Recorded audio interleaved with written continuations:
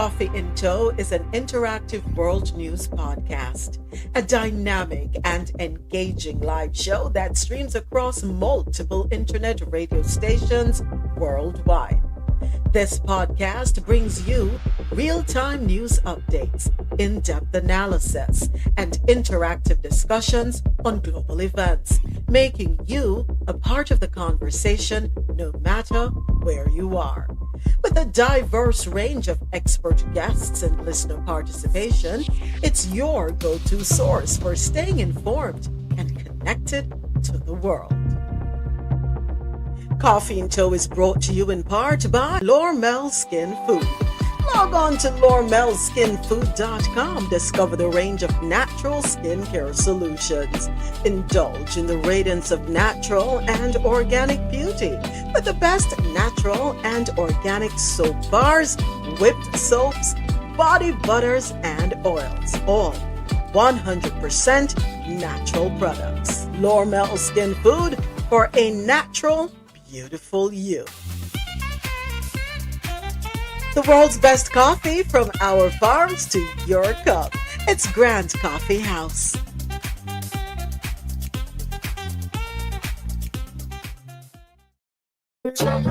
You don't need no purpose. All right, we have to cut the music. No copyright infringement issues going on. Rosolo, what's good? What's poppin'? How you doing this morning? Good morning, good morning, good morning. Happy Tuesday, everyone. Happy Tuesday. Happy Tuesday. Why am I Happy laughing Tuesday. this morning? I don't know. Why You're am I giggly this morning? Yeah, too much No, extra stuffage in your no, coffee? nothing in my coffee this morning. I'm Mhm. sober this morning. Well, maybe you're laughing because you're happy. That's a good thing. That's a good, No, yeah, yeah. no problem with that. Laugh on, my cousins. Yeah. No funny moments. Laugh. Whatever. Just Whatever laugh. it is. Just laugh and Just have a laugh. good time. Yes. Yes, laugh. Absolutely, Because my absolutely. morning is off to a challenge. I've been cursed out by people's clients and blamed for things I have no control over. So, You know, yeah, Sasha, man. girl.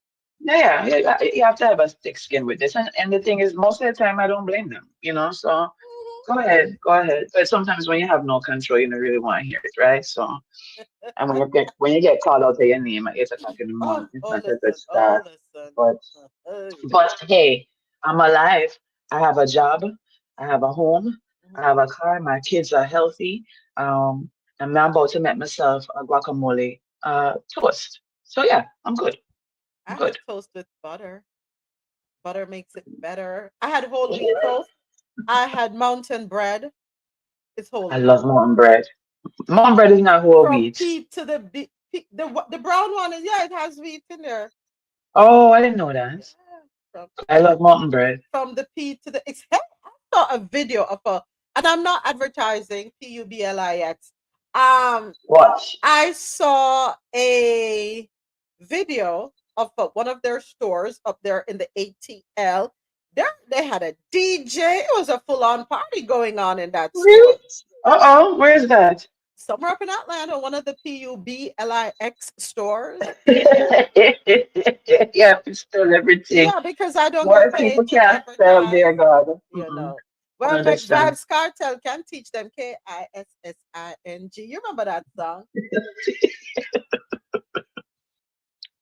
I'm done. How it go again? How that song go again? Under the tree.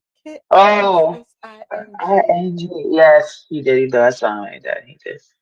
But yes, morning, James. Morning, James. Good morning, James from We the North. Morning, morning. All right, so I could go ahead and everybody good, everybody good. Thank you to everyone listening online. Thank you to everyone on YouTube. Thank you everyone on TikTok. Let's go ahead and get the show on the road, right? I keep forgetting this, and I have to remind myself. Let's go.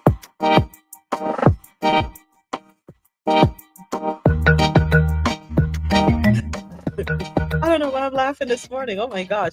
It is Tuesday, March 25, 2025. Thank you for joining me for Coffee and Joe, World News on the Go. 4 hours filled with news from around the world. Always great conversation and music. Coffee and Toast streams live weekdays starting at 9 a.m. to 1 p.m. Eastern on QMZRadio.com for quality music while you work or play, JanoRadio.com, your non-stop party vibe station, and MadMusicHouse.com for any genre, anytime. And we go live on YouTube starting at 9:30 a.m. Eastern. Don't forget to subscribe. To everyone listening online, I challenge you. You can multitask. You can go to YouTube, look for Coffee and Toe, hit the subscribe button, turn on your notification. Thank you in advance. Everyone on TikTok, the link to the YouTube channel is in the bio for Coffee and Toe. Just click the link and then come on right back. That easy. Of course, welcome to my studio audience, courtesy of TikTok. I invite everyone to check out our website, coffeeinto.com. You can follow us on our social media platforms. The links are there. Also, want to say thank you to our co-sponsors, Lormel Skin Food. Head on over to lormelskinfood.com for a natural, beautiful you. And thank you to grantcoffeehouse.com.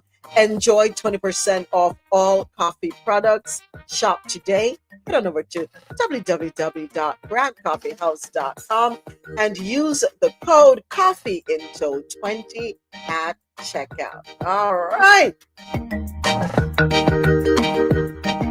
Under the tree. Picture you and me under the tree. Yes, Mad Libran.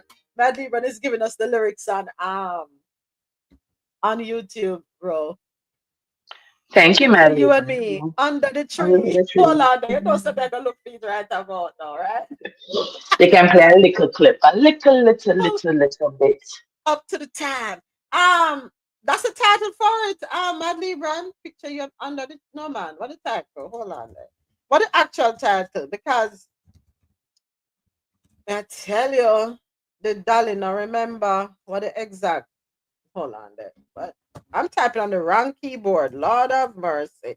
When you have too many keyboards in front of you, Vibes Cartel. Rosolo, we're supposed to know them song yeah, after the I know. And I'm sitting, you should see me sitting here and I'm just looking at you like, kind of quick because my brain not working. Um, no, I was gonna say your skin glowing with your Laura Meldo. Lord, girl.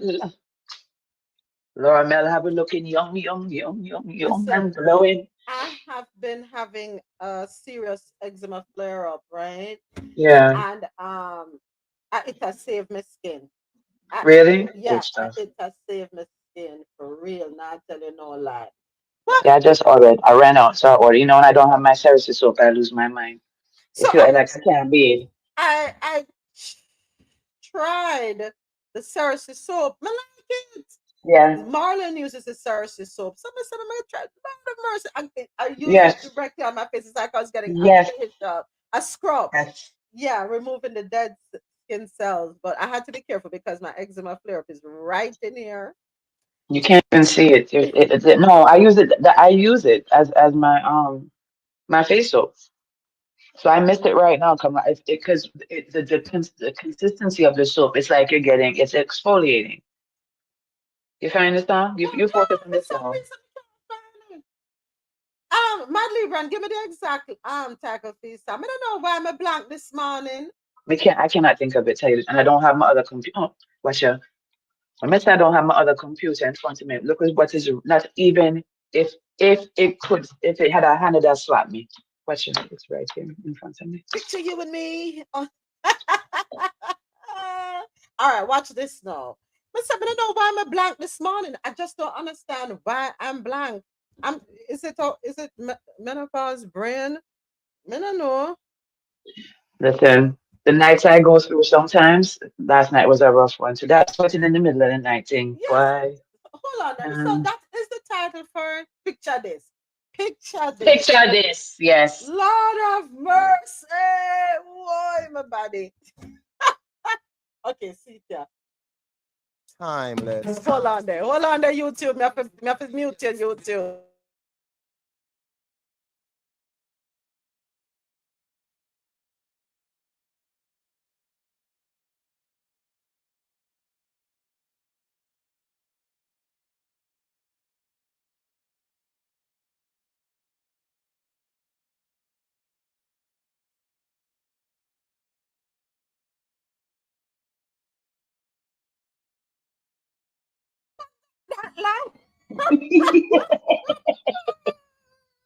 Welcome to Coffee and Toe, everyone. Happy Tuesday.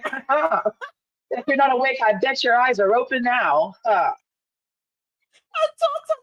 Picture you and me under the tree. Kissing. What is next? The other part, too. Yes, sir. I forgot the next line. But one thing I can tell, it's amazing how songs can bring back memories, right?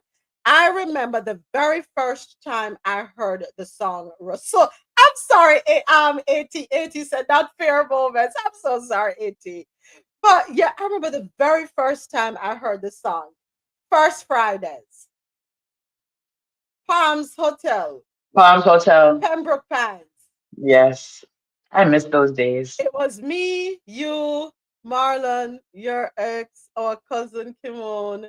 Yeah. Um, Another friend was there. One of Marlon's friends was there. Yes. It Jovan was a was group there. of us. The It was a place group of us. spark, and the first Yes. time I hear the song, I said, hold on YouTube, hold it.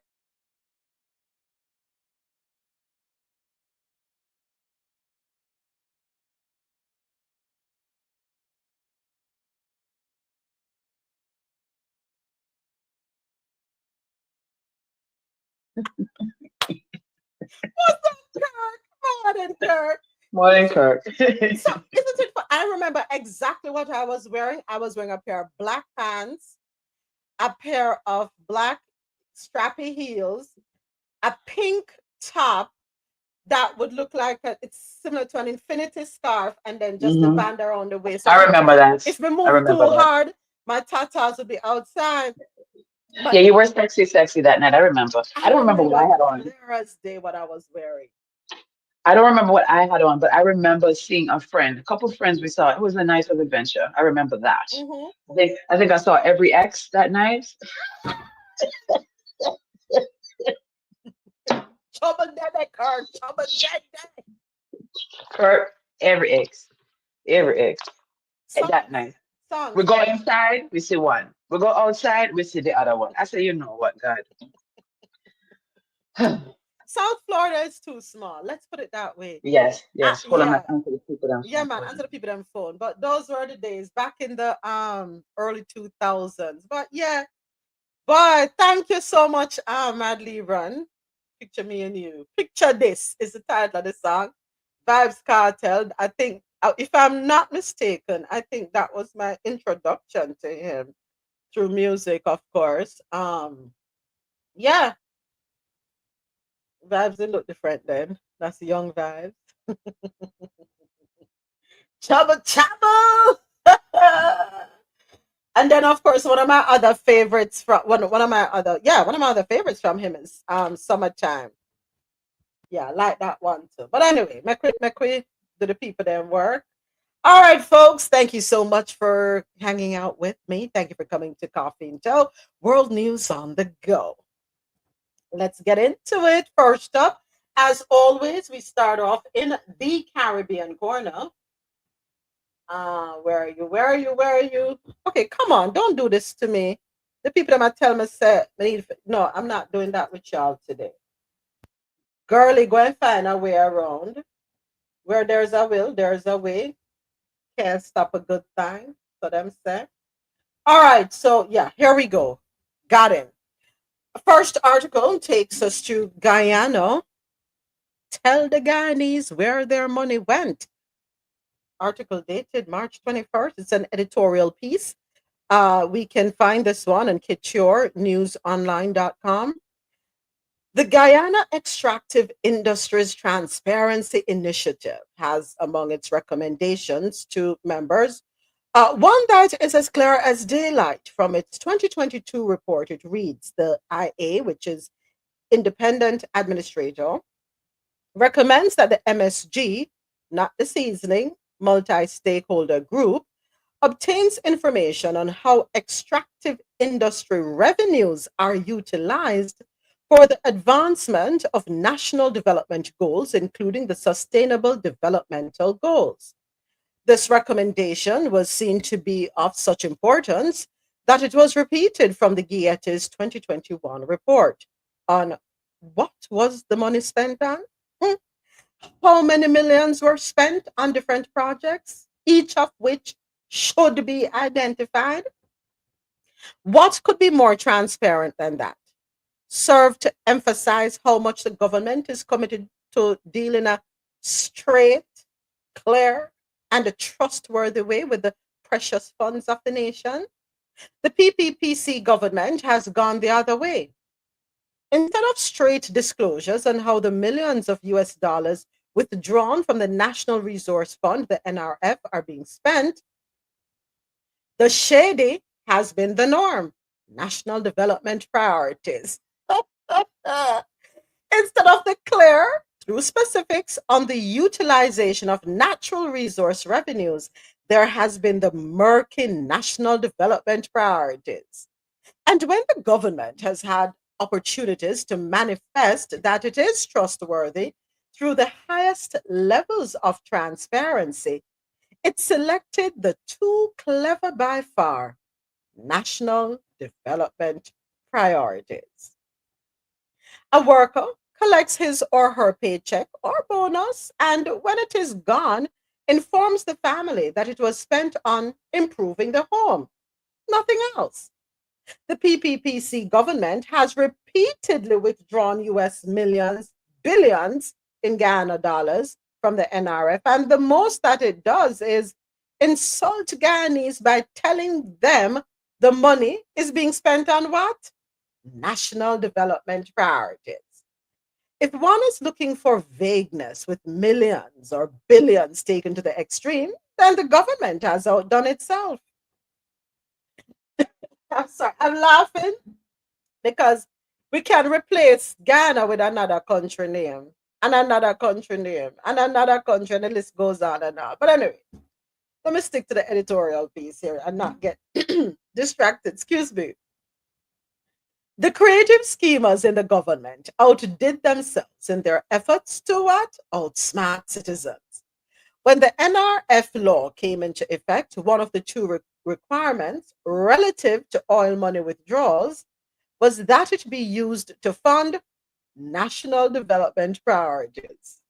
We think that government planners and arrangers had already premeditated on how they were going to withdraw, spend, and pull the wool over the eyes of Guyanese. We think that the vagueness of national development priorities provided the best cover for the PPPC government, which explains why leading spokespeople for it are so pleased with themselves. They get to reassure the people that their money is being spent on the country, while countless possible skullduggeries go on with the hundreds of US millions withdrawn at steady intervals. For emphasis, national development priorities represent the best camouflage possible. Now, with reason, it could be said that some tricky thinking was at work in the drafting of the NRF bill that is now the law. Now, if government leaders were genuinely committed to transparency with oil money, there was a choice. Every effort would have been made to take the NRF law and its national development priorities provision and use that to generate standards, specifics, and practices that deliver openness before the Guyanese people. This is what the law states. This is how much more the government has done. Accordingly, there are no thoughts of underhandedness, no sense that there are any financial con games at work. The other choice was for the government to stick stubbornly to the exact letter of this thoughtful concoction of national development priorities and do no more. To the detriment of the people, the government decided that its own interests are served with the tightness of national development priorities, and not a word more. Nobody outside of senior government insiders knows the real truths and the likely real shenanigans that operate beneath that slippery provision in the NRF law. While there should be no difficulty with accounting for how oil money is spent, The government has erected imaginary roadblocks. It can't be done, is the cry. This is deviousness and foolishness taken to levels not seen before. Meanwhile, the PPPC government congratulates itself on taking Ghanis for yet another ride and being allowed to get away with its nifty footwork. Guyanese have a right to know what their money is being spent on, how much of it, and when that was done. So tell the Guyanese where their money went. Hey, morning, morning, morning. Hold on there, hold on there, hold on there. So that's a question. Morning, Ja. Hold on, where Ja? I thought I just saw her there.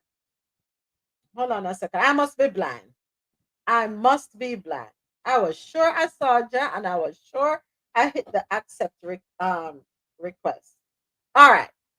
Morning, everybody. So let me ask a question. Is that thing every government? That's how many times have you heard me say? Is there a school that all government officials go to? There has to be an institute somewhere where once you become a government official or once you are desirous of becoming a government official, you are mandated to attend the school because every single one of them operate the same way. Same rule, same playbook, just a different country. And you know something? Let me say this. As citizens of any nation, we should be demanding more transparency, right?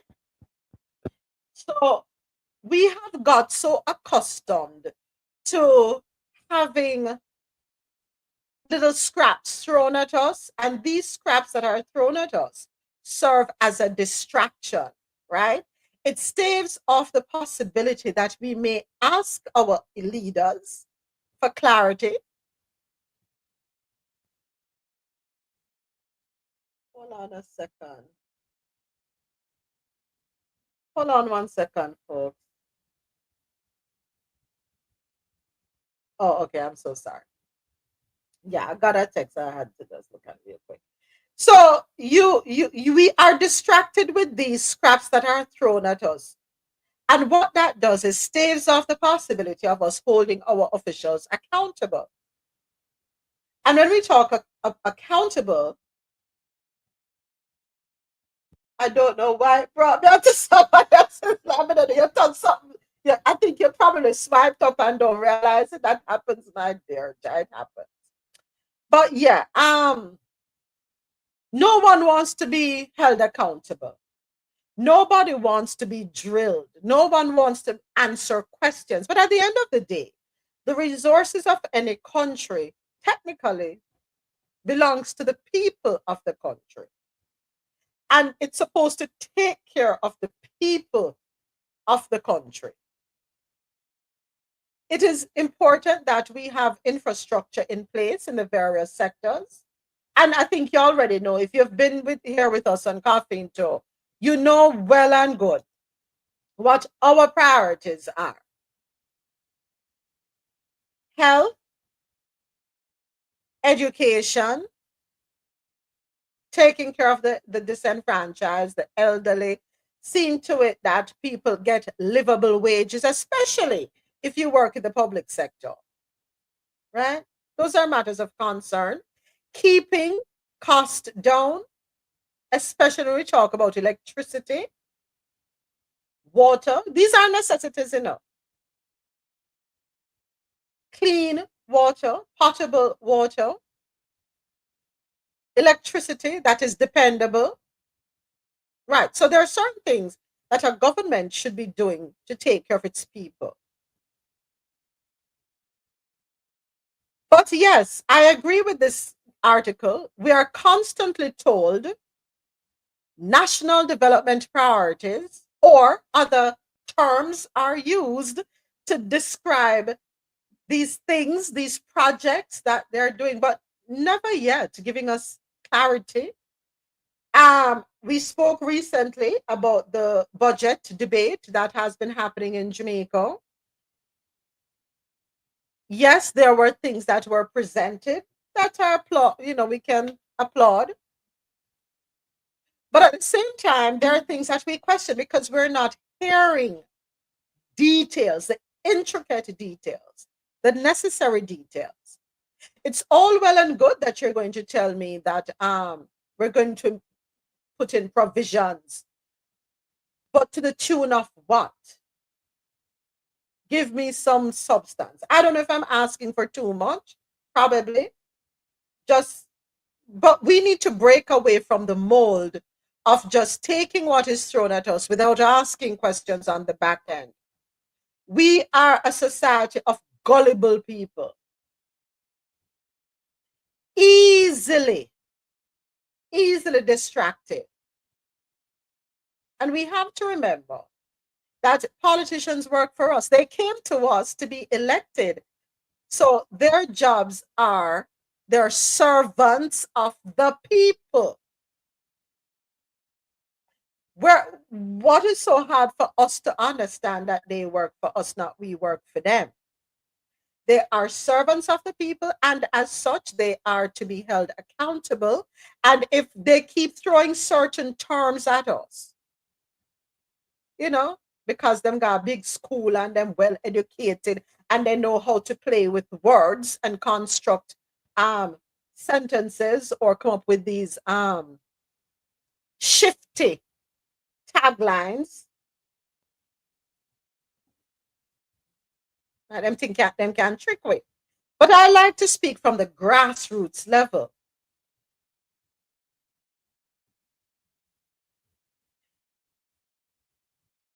Gano, what I will say to you is if the folks are asking how the money is being spent, down to the penny, stop telling them on national development priorities. And what are these national development priorities?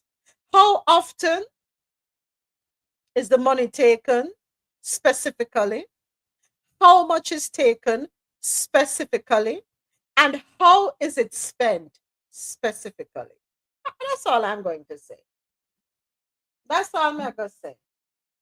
They don't work for us anymore. I agree with you, James. You always like to talk about the trickle down effect. We're tired of this trickle down effect foolishness.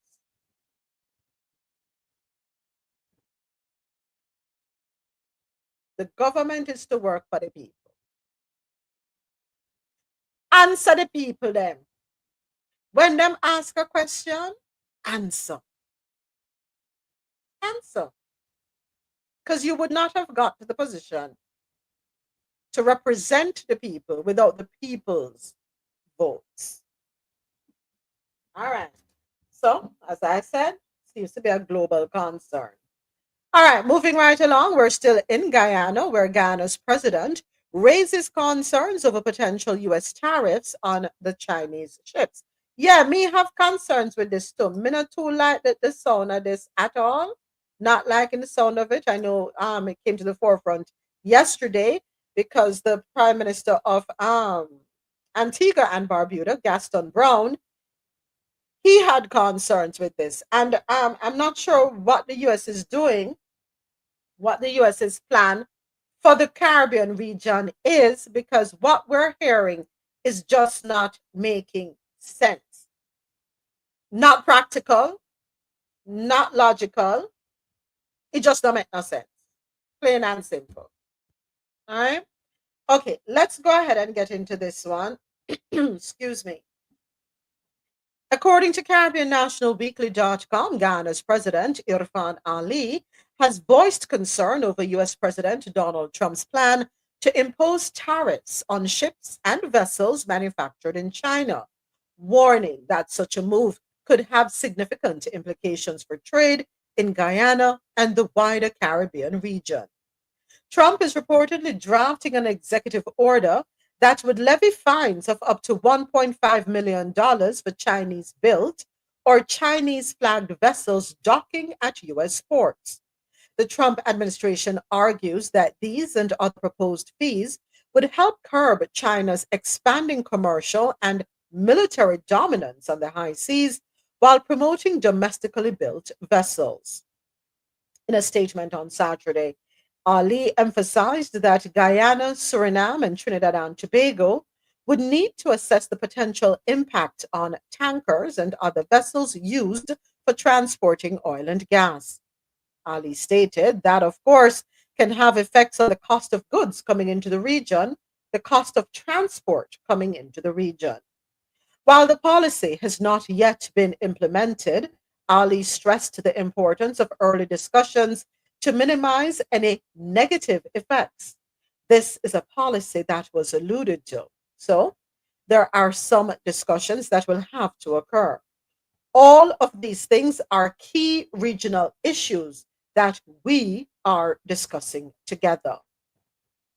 The concerns were also raised by the regional private sector during an emergency meeting held by CARICOM heads.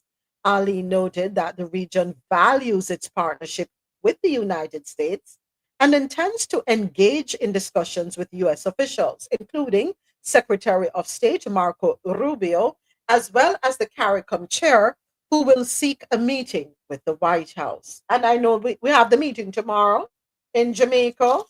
And then from Jamaica, he heads on over to Guyana and Suriname. That's Marco Rubio, that is.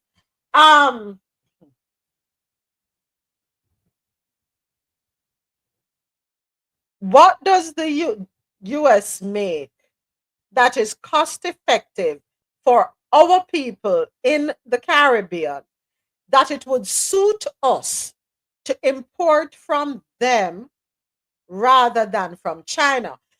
Now, Chinese ships or ships built in China. How long does it take to build a ship, US? How long does it take to build a ship, a cargo ship, a tanker ship, and a tanker ship is one for transporting oil and so on. How long it going to take us to build a ship in the US? Where's my Google?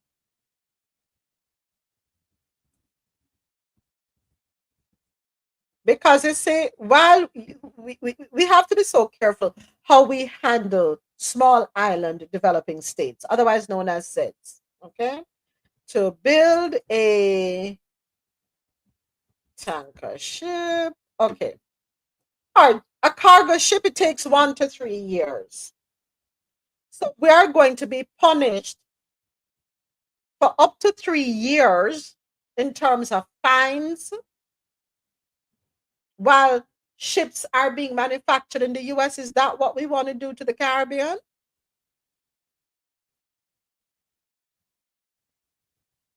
Is that what we want to do? Are these ships already in place? Will these US made ships be going to China to pick up the goods that are needed in the Caribbean? Or no? I just see a lot. It's like what I'm seeing is spaghetti being thrown at the wall here. We're just going to throw things out, throw things out, throw things out there. Whatever sticks, sticks. Without logical, you know what? Where am I expecting logic, really? No, it's just punishing everybody. Punishing China. I mean, yeah, punishing China, punishing the EU, punishing Greenland, punishing Canada, punishing Mexico, punishing everybody. What's the end game? Huh?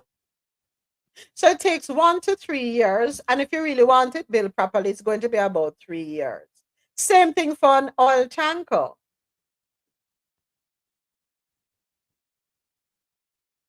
So you're saying to the Caribbean region that we're going to penalize you, we're going to impose tariffs on you because ships made in China are bringing goods to your port? How does that make sense? Hey, Sula, how does that make sense? Morning. Jack, good morning. Make it make sense to me there, because me not understand the sense in all of this. You know that saying, to understand crazy, you have to become crazy. So if you don't want to become crazy, you just got to let it go. The sense is they just want control. They just want to be the puppet masters, not the puppets. They want to be the puppet master, and the world, they will be able to pull the strings however. That's it. There's no other thought process to it. I don't feel. So you really want to do this? Okay, for example, Ja, we just had the article where yes, the minimum wage in Jamaica is going up to $16,000, right? And even though there's $1,000 addition to the minimum wage, I think it's currently, is it 15 and going to 16? It's still not sufficient to meet the cost of living. Now, when you put tariffs, additional tariffs on us, all because the ships that are bringing the goods into the Caribbean region are made in China. Do you understand the constraints you're putting on our people in the region? Don't care, right? Are we trying to turn everybody in the Caribbean into servants?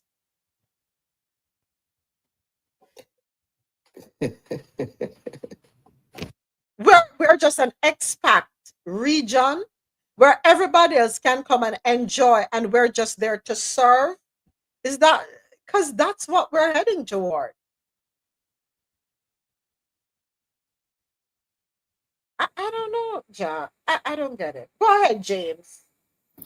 Yeah, I think with this move, Jamaica is going to suffer the most out of everywhere else, because the thing with the relationship with Jamaica and the Chinese, the only reason why people barely even survive on minimum wage is because of the Chinese goods that comes in. When you go downtown Kingston, you can't get things cheap.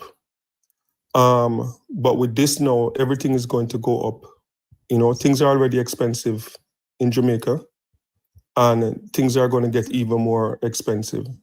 Because like I'm here in Jamaica now, and like 15,000, like I don't know how, because I as I get off the plane, I spend 15,000, and I'm like, how do people survive on that for 1 week? You know, so I just hope the meeting tomorrow, I hope they don't sit down and allow thing to come in and bully them. Like I hope, it's probably, I hope if they could record the meeting, that would be good. Mm-hmm. The same way they did they were comfortable doing it with Valinsky. Mm-hmm. Have the media there. And yeah, don't sit down, because the BlackRock taking over the parts of the canal, that was already concerning. And as I said, the Caribbean is going to suffer the most, because Canada start exercising their alternative with Australia, with the European Union. The Caribbean, we don't have that leverage like Canada. And when they're trying to stop the Chinese business from coming into the region, but they don't have a plan. They don't even have the labor, the expertise in America to scale whatever business they're trying to cut off from China. They can't scale to replace those. They can't replace the ships. It's not like you can order what you can order from China again. You can't order from America, because they don't have the expertise, and they can't scale at a fast enough level to replace all of those business from China, right? And with Donald Trump coming out the other day saying that he's going to make inferior products for other countries, who would want to buy stuff from them, right? Like when you come up blatantly and say, yes, I'm going to make stuff for America, this quality, but whatever else I'm going to send to other countries, it have to be like a lesser quality. But aren't they I wouldn't already want to buy doing stuff that, from them. James? They're already doing that to us. Look at the food that we get in the Caribbean region. It's subpar. It's the scraps we get in the Caribbean, James. We're a dumping ground for what is not wanted. That is what happens to us in the Caribbean. And we have become so complacent. I don't know if it's because we don't care, we can't bother, or if it's because of political. I should know, don't use that term. Is it because of control that we have to take this cheap meat? I don't know. The Caribbean region, we talk about this here, James, and I still hand the mic back to you. We talk about this here regularly. The importance of intra-regional trade amongst ourselves first. Let us see how we can sustain ourselves before we look outside. And when we're looking outside, we need to look to other countries whose standards and quality of products, food, whatever, is good. Go ahead, James. I don't know. Go ahead. And the thing is, Jamaica is even worse than I thought because we went to the supermarket a couple of days ago, me and my daughter, and pick up some stuff. Mm-hmm. And we'll pick up, Jamaican brand stuff. And we're looking at the label after. And Jamaican brand stuff is not made in Jamaica. We'll pick up a few. I'm not going to call any name of stuff, but we'll pick up a few stuff. And it says, the name of the company, the address in Jamaica, and in the fine print it said package in Jamaica, product of, Ecuador, product of Colombia, product of. So we're not even making the stuff in Jamaica anymore. So I don't know. I think the only thing, one of the few things you go and pick up in the supermarket is like bread or bulla that they make here. So I don't know what's And going on. where the flour come from, Jim? Well, the flour, but it's kind of crazy though. Like because if we can't guarantee our own food, the basic stuff on the supermarket, the shelf for people selling the street, then what are we doing? It's crazy. Yeah. So let us see how this conversation will go. I am anxious for it because Marco Rubio, who is the U.S. Secretary of State, is scheduled to be in Jamaica tomorrow. And then he heads on to Guyana. And we know why that meeting is going to happen as far as Guyana is concerned. The oil, that gold, which is oil. And then Suriname, which also has oil. So it's a very strategic move, and I know other CARICOM leaders are scheduled to head on over to Jamaica. I did say it is my hope that the entire region will stand as one voice, one Caribbean, one goal, right? We have to have each other's back. We have to look out for each other. We have to present a united front. And we also have to think about what is best for our region. Because what is happening is that, and we see it in the various articles, and when you stitch all the articles together, what you're seeing is that the US is losing its grip, so to speak, on the world.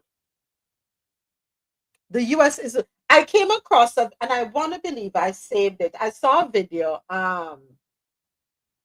yesterday on TikTok with regard to Marco Rubio. I don't want to try to even put it in my own words because I don't want to say the wrong We thing. have some massive breaking news right now. Hold on a second. Oh, by the way, when I see the foolishness with the text message, them what get leaked. You know what I said? We're going to talk about it later on. But you know what I said? Look at God. Look at God. I don't think it was a mistake that that reporter was included in the text message, the group chat. Look at God. That's all I must say.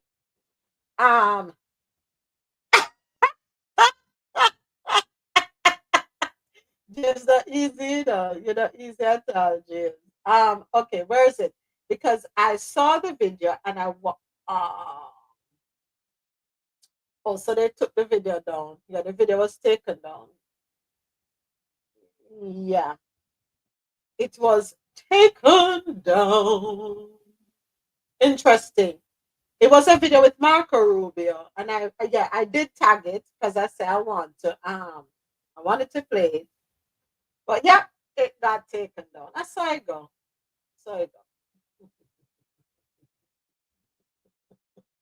Yep, it's gone for sure. Anyway, that's how I go. So, yes, James, let's see how this plays out. Let's see how it plays out. You know, hold on there. Uh, what's this one about Brazil? No, it wasn't about Brazil. It was with regard to, you know, something. Brazil is in it. Yes, niece. It has to do with BRICS.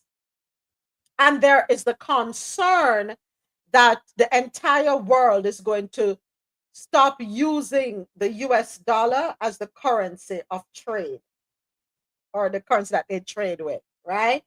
And it's as though they're tearing their hair out trying to understand how they're going to maintain their position. They are aware that countries are trading in different currencies and they don't like it. Let me look. Okay, yeah. Yeah, so that's the concern. They are aware that the world is moving in a different direction. They are afraid that the respect is gone, their power is going, and all of that. And they don't know what to do. And I have been saying that the way for the US to maintain their position globally, stay at the top of the pedestal, is that it is time to look at the handbook, the playbook. We're going to have to change how we interact. We need to be more diplomatic in our approach. We have to learn to listen. We have to understand that it is not the, I have to be so careful with the words I use. I'm gonna get flagged. We have to be careful not to come across as overbearing, and you know what overbearing mean in this case. We cannot come across as it's my way or the highway. If you don't do what I say, I am going to inflict, and you can finish the rest, right? We have to change how we negotiate. We have to.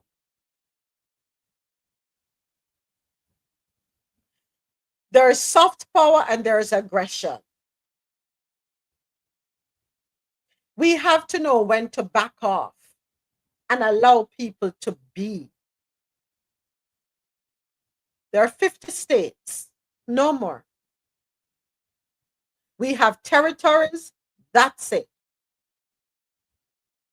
But to tell another country that you have to operate XYZ or else, the idea that comes across as a THREAT is not, nobody likes to feel that being put up on them. Yeah. All right. Yeah, see if you can find it there, niece, and let me know because it was pretty interesting. All right, next up, France to open embassy in Guyana in September. I'm gonna tell you something now. So France are gonna leave Africa and come to South America. All right, let's go ahead and get into this one. According to CaribbeanNationalWeekly.com, France is set to open its embassy in Guyana this September, a move aimed at deepening economic cooperation and strengthening diplomatic ties between the two nations. One of the goals of opening this embassy is to enhance economic cooperation. That's according to French ambassador to Guyana, Nicolas de Lacoste.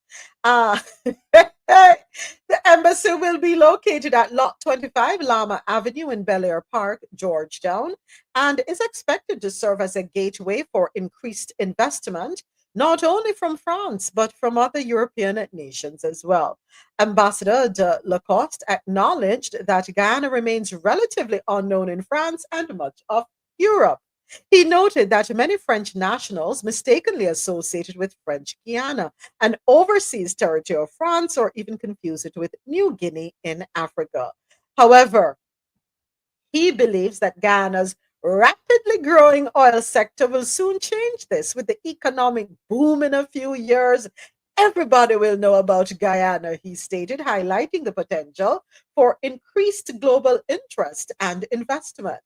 The ambassador emphasized France's commitment to ensuring Guyana becomes a priority for French companies. We have to make sure that Guyana is on the radar as a go-to for French businesses.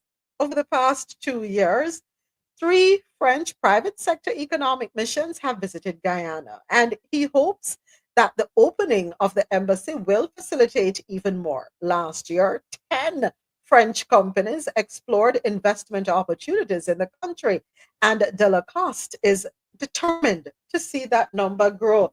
Lord of mercy, let me tell us, thank you, niece, thank you. Let me tell us something, man.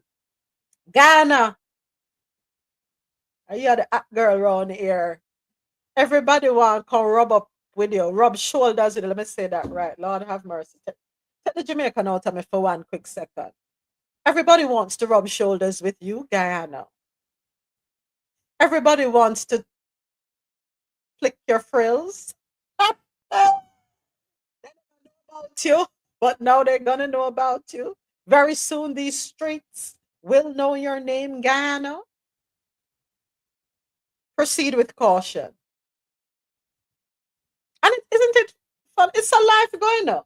Nobody wants to associate with you unless you are at a particular standard, unless you have some kind of clout, or unless you have something that is of benefit to them. We live in a user's paradise. Everybody using somebody. It's unfortunate, isn't it? But countries do show that in full effect. Then put that on display. Ghana, I hope you're taking check. Pay attention. Go on through, James. Yeah, I'm surprised with this one. I didn't think Ali would, President Ali would, because what's the benefit for Guyana, right? Because the thing Investments into is, the private sector. yeah, I don't think that's needed. I don't think that's needed. Trust me. I think there's enough investment.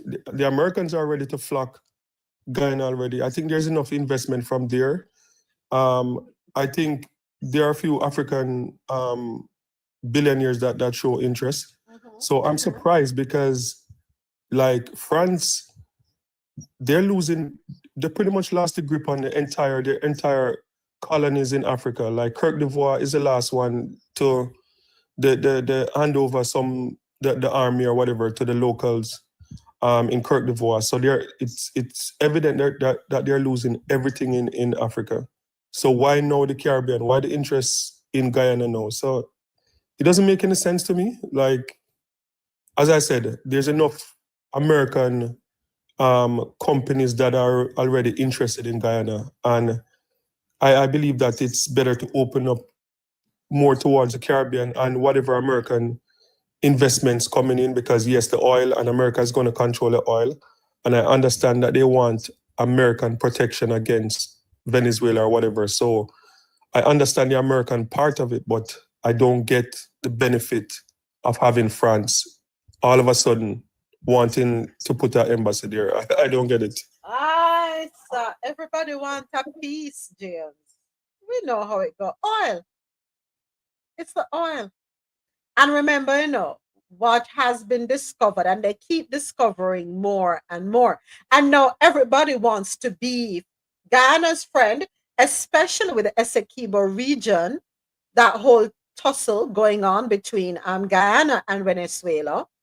Everybody wants to stand on the side of Ghana to support Ghana. Yes, we're here for you. We're your ally. You can count on me. How the song go by Dion Warwick? Hmm? Hmm? That's what it is. Strip away the oil and you see everybody pack up and gone. Make somebody come up and say, ooh, this was a mistake. It's not oil. We thought it was oil. It's just dredging.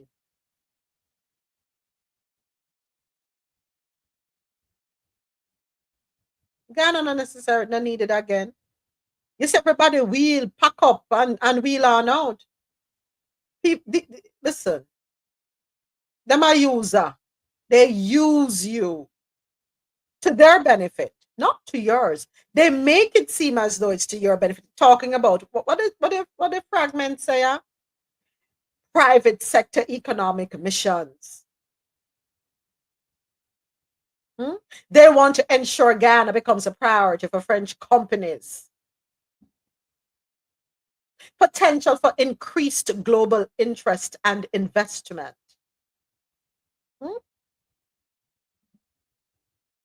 France, don't have money? No, bro. Yeah, what I'm telling them travel advisory that used to come from those places about Ghana being a dangerous place. Not dangerous no more. Tapi nice, what do you? As long as there is oil, they're not dangerous anymore. It's a great place. Economic cooperation and strengthening diplomatic ties. All of a sudden, all because of this thing called oil. So what should Guyana do to make sure that they don't get taken advantage of? They need to tighten up. Make sure that whatever agreements they go into benefit them. They need to be the ones who have a majority stake ownership in whatever entity it is that's coming there. The ball is in their court, pretty much. They are the ones holding the handle. They're the ones holding the handle. You want to come into my country under the guise of enhancing economic cooperation. All right. How are you going to help us? What is it that you have there? How are my people going to benefit? After me, of course.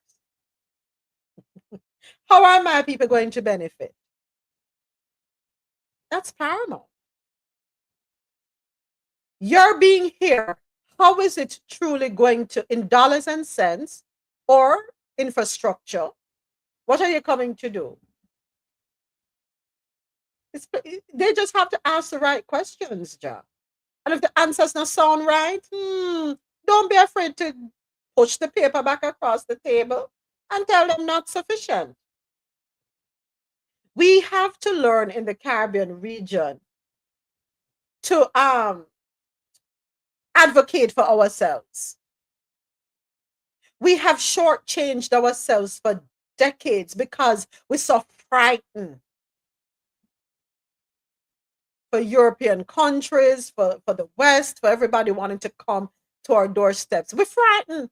The reason them show up is because we have something them want. And it's the same issue we have with the hotels. These international brands across the Caribbean. And when you see that the employees are not being well paid, being taken advantage of, that is concerning, and we don't want to see the furtherance of that, the furthering of that.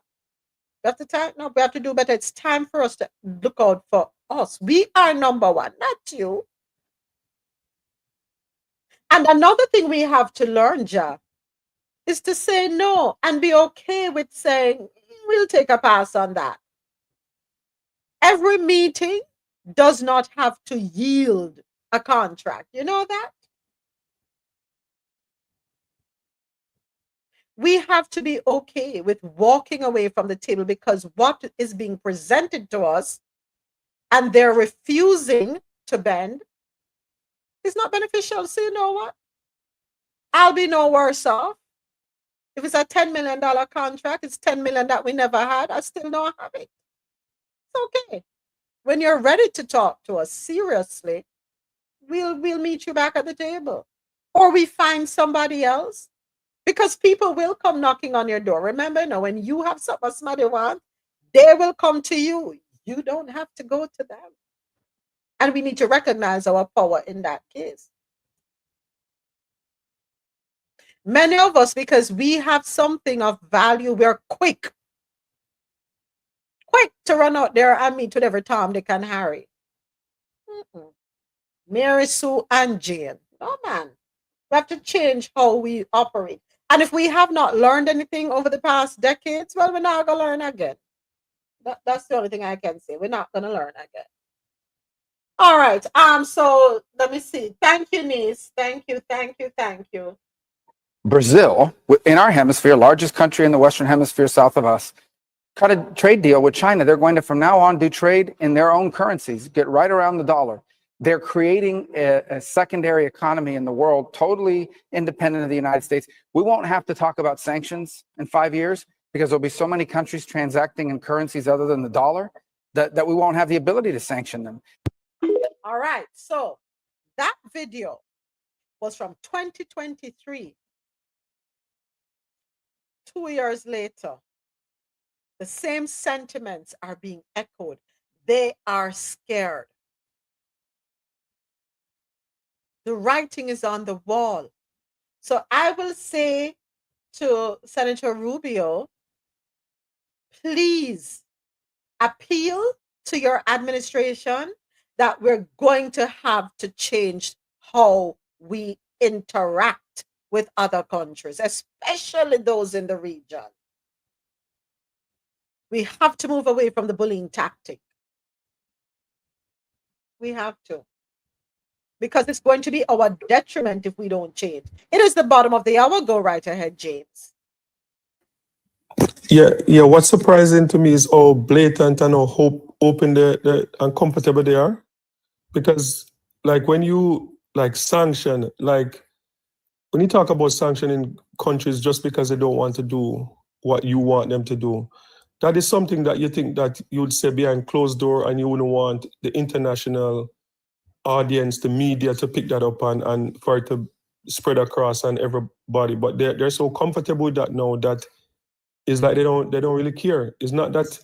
So it shows, like even with the Cuba thing, it's not about human rights. It's about not doing the things that we wanted to do. So that statement from him, you put that beside anything else that comes out of the meeting with the Caribbean leaders about the Cuban doctors, and you can clearly see that this is nothing to do with caring about the rights of the Cuban doctors, caring about the rights of people in Cuba. It's about not doing the things that we want you to do. And I hope those 5 million or so Cuban that probably face deportation, when they go back to Cuba, they have food to eat, because they're the one that sell out the Cuban people, and now they're going to end up, some of them is going to end up going back. James you're absolutely right. Our president did say that we don't need them, they need us. And the truth of the matter is, we need each other. I keep echoing this poem that I learned from we were in young times. No man is an island. No man stands alone. There's a saying we have in Jamaica: one hand can't clap. One hand cannot clap. There's also another saying: scratch my back, I scratch yours.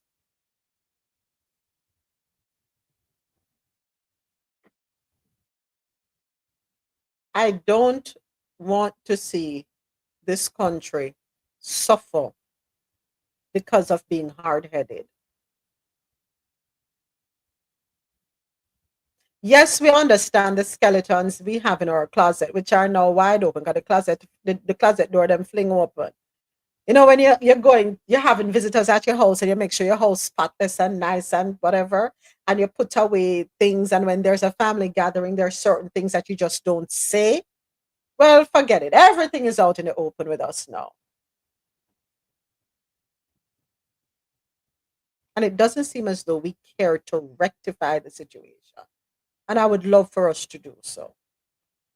We can exist. We can coexist. There can be harmony. We can be amicable. We can be diplomatic. We all stand to benefit from each other. We all stand to benefit. But hey, what can I say? Next up, we head on over to Jamaica. Unalivings are down 34%, and this article comes to us courtesy of Nationwide Radio, JM. The country's unaliving rate continues to decline, with the latest police statistics showing a 34% drop in homicides since the start of the year. Mahira Stewart has been tracking the data.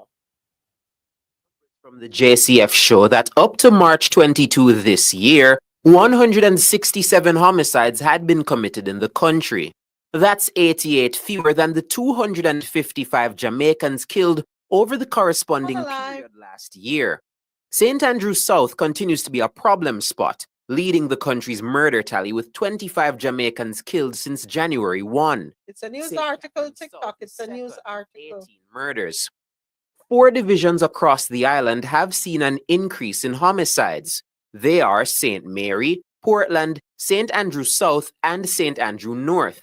Meanwhile, shootings have declined by 24%, coming in at 177 up to March 22. You know, I'm not gonna risk it with them, because it's so funny. When the same article is played on another live, there's no flagging, no violations, no nothing. But is it true? Puss and dog don't have the same luck. I'll read the rest of the article. So St. Andrew South continues to be a problem spot, leading the country's unaliving tally with 25 Jamaicans unalived since January 1. St. Catharines South is second with 18 unalivings. 4 divisions across the island have seen an increase in homicides. They are St. Mary, Portland, St. Andrew South, and St. Andrew North. Meanwhile, shootings have pewings have declined by 24%, coming in at 177 up to March 22. The essays are down by 61%, while robberies declined by 15%. But the JCF says break-ins have increased by 25%. During his contribution to the budget debate last Thursday, Prime Minister Dr. Andrew Holness highlighted the significant reduction in unalivings and other serious crimes. He attributed the downward trend to his administration's significant investment in the security forces. He says law enforcement agencies have significantly stepped up their efforts to reduce the number of gangs operating in the country. According to the Prime Minister, up to 2019, the national security capital expenditure had surged to $16 billion. We are confident that this downward trajectory will persist as these results stem from our deliberate planning, strategic investments, and targeted efforts to dismantle organized criminal gangs. In 2015, before my administration took office, capital expenditure for national security was $2.67 billion. By 2018, we increased the spending on security to $12.7 billion. And in 2019, we made a record $19.5 billion investment to modernize our security apparatus. That was Prime Minister Dr. Andrew Holness. So if these numbers are in fact accurate, yes, they're commendable. We look forward to more positive results being yielded. I would love to see it go down to nothing, right? 167 up until March 22nd is still astronomical in my opinion. And I think it's because of the size of the country. We're such a small country. We're only 2 point something million. Shy, a few 100,000 shy of 3 million. Which is small. The grand scheme of things. We are a small country. Where almost everybody know everybody. So I think 167, though 88 fewer than 255, still a matter of concern. May they continue to double down and do what they have to do to drop it down wallop more. Now the break-ins. How do people that are broken and people in place when everybody house at Jamaica have grill? What am I doing? Hey, am I lying? Every house in Jamaica have grill work. Window grill up, your door them grill up. So how them I get in? That sound to me like something internal.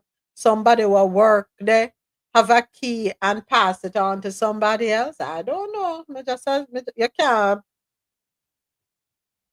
You cannot ignore everything.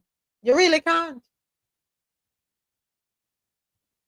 Somebody have access and know how to get in.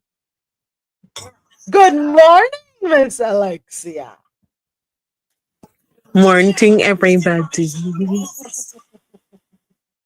You know, so me not come back yesterday. You know the what? Say that again. I didn't come back yesterday. Why? What happened to you? Girl, I went on the road and I came back. Me no know something kicked me in my back and me just go sleep. I slept like I never been slept before. And I mid-side me I say, I wonder if I'm pregnant. I mean, I said, no, can't not go and fear for about 3 years now. I'm not the father. Alexia, you're not the father, James? Oh, James, you come out that mic real quick. Quick. You're giving us a new niece or nephew, Alexia. Thank you. Rosolo, listen to me. Listen. If you hear me come on here and say I am pregunta, listen. You have to go get dry ice and tie it on my head. You're going to have to tie me to a pimento tree for 9 months. Yeah? A child in this weather? You must be joking. You must be joking. You didn't help out the population because they say we need babies in Jamaica. No, that is okay. My uterus has given up its life force. It's okay. I needed you this morning. Oh, you always give me a good laugh. I love you. Oh, I needed you this morning. James, no, but we don't understand James. James, you know, we don't know which hole you're in. But you're very vocal because the people them throw their stone. No, yeah, no. I said I don't want Rosola to say like, you know, James in a Jamaica and she go put 1 and 2 together. Yes. 1 and 2 make 11 and she go think say I might pick me. I am not the father. James, you there? Yes, James, they're there. He's in Jamaica. Yes, he's there. He's there. James, DM me. DM me, James. DM me. Don't be afraid. You won't get in trouble. You won't get in trouble, James. James, you no, can James. James, you can because DM her. I'm a part of my family. life. That part of my life, give up the ghost already, James. No, see what James drop off. James run away. That was his significant other doing. No, you know what? That was internet or electricity. Because remember me tell you, hold on, I come back. See me. Hold on there, James. Come on, James, what happened a while ago? What happened to you a while ago? Don't run, James. Don't run. You're not Get into the wrong hole. You know what?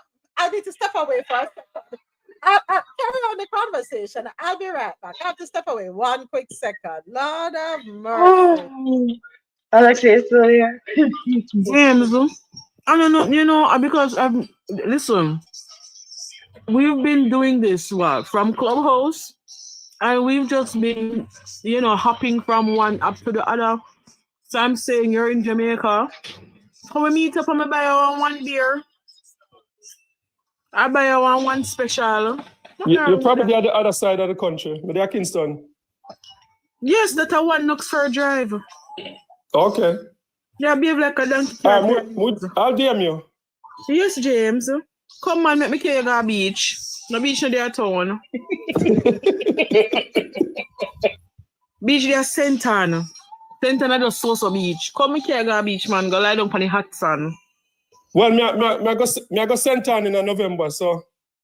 And tie you out a little bit. No, me get sunburn already.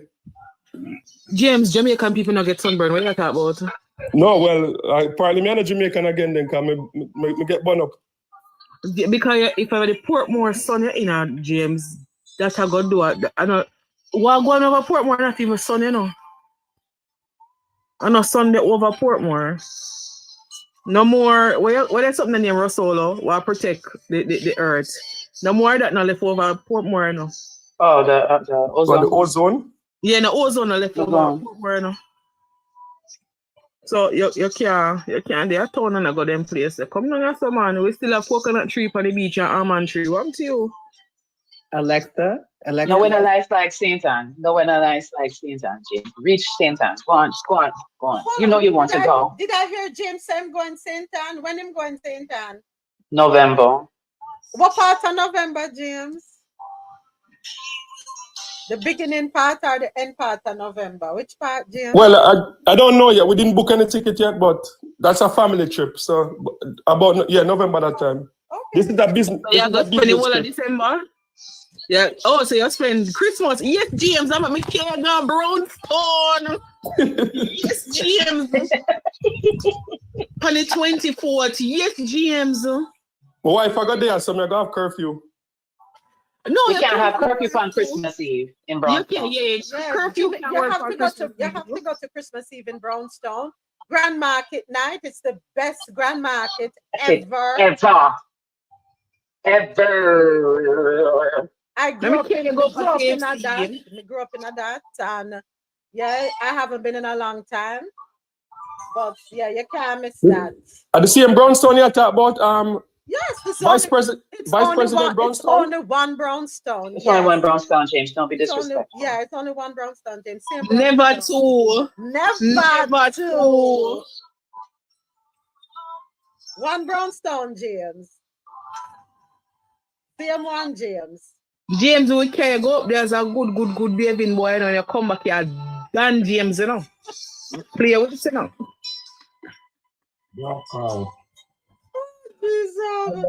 Stop enticing James with that music in the background. Yes, James. Same Brownstone. Yeah, no, try get me in a trouble in Jamaica, no, because I go in a pharmacy and I say baby formula for $10,000.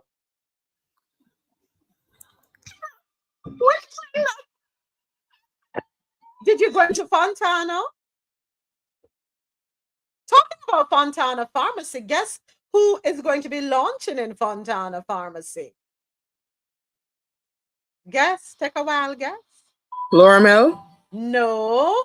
That Loramel. The first thing I said, so. Loramel so rich, but guess who is launching in April? Fenty. Fenty is heading to Jamaica. Jamaican beauty lovers, the wait is over. Fenty Beauty is officially coming to the island. Rihanna's globally acclaimed beauty brand announced yesterday that its products will be available in Jamaica starting April 10 with an exclusive rollout at Fontana Pharmacy locations in Waterloo and Fairview.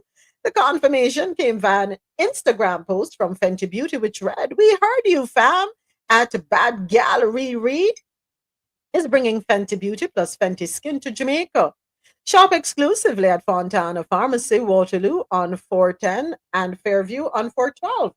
The brand also posted a video featuring Rihanna holding a Fenty Beauty product, her nails painted with the Jamaican flag, a nod to the island's highly anticipated addition to the Fenty family.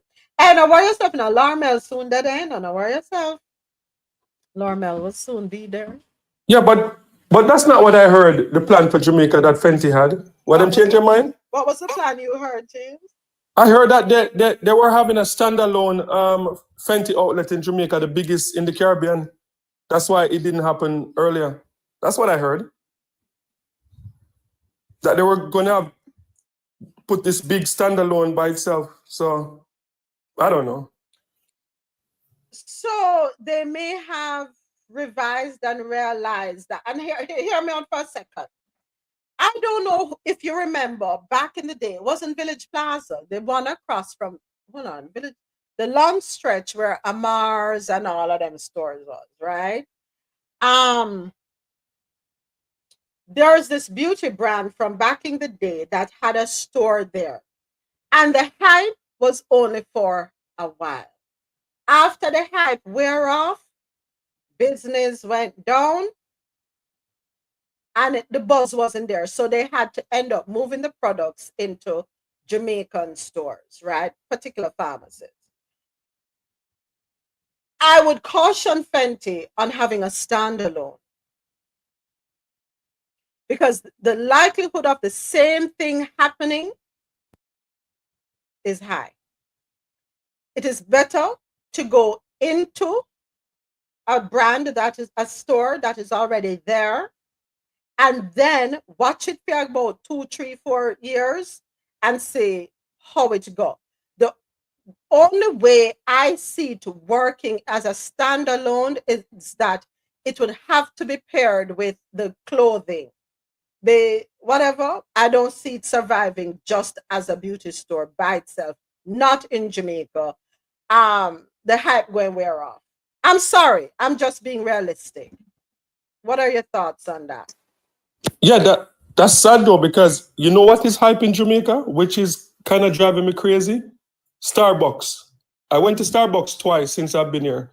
I went to one yesterday that is on Lady Musgrave Road. I must say it's like the fanciest Starbucks that I've ever seen, the one on Lady Musgrave Road at the AC Hotel. And every Starbucks that I passed, New Kingston, wherever, the lineup is long, very long. So I would think that, and it's expensive. I pay more for a grande here than I pay in Canada, way more. And the lines, they're long. People sitting down on their computer, the line is very long. So if people have the money to buy Starbucks, Rihanna brand is a Caribbean brand, is a black, woman business and stuff like that. Starbucks is Starbucks is something else. But Starbucks is a big deal in Jamaica, which kind of drives me crazy because, we have our local Jamaican and Blue Mountain Coffee. But yeah, Starbucks is the thing in Jamaica, driving me crazy. So James, go ahead.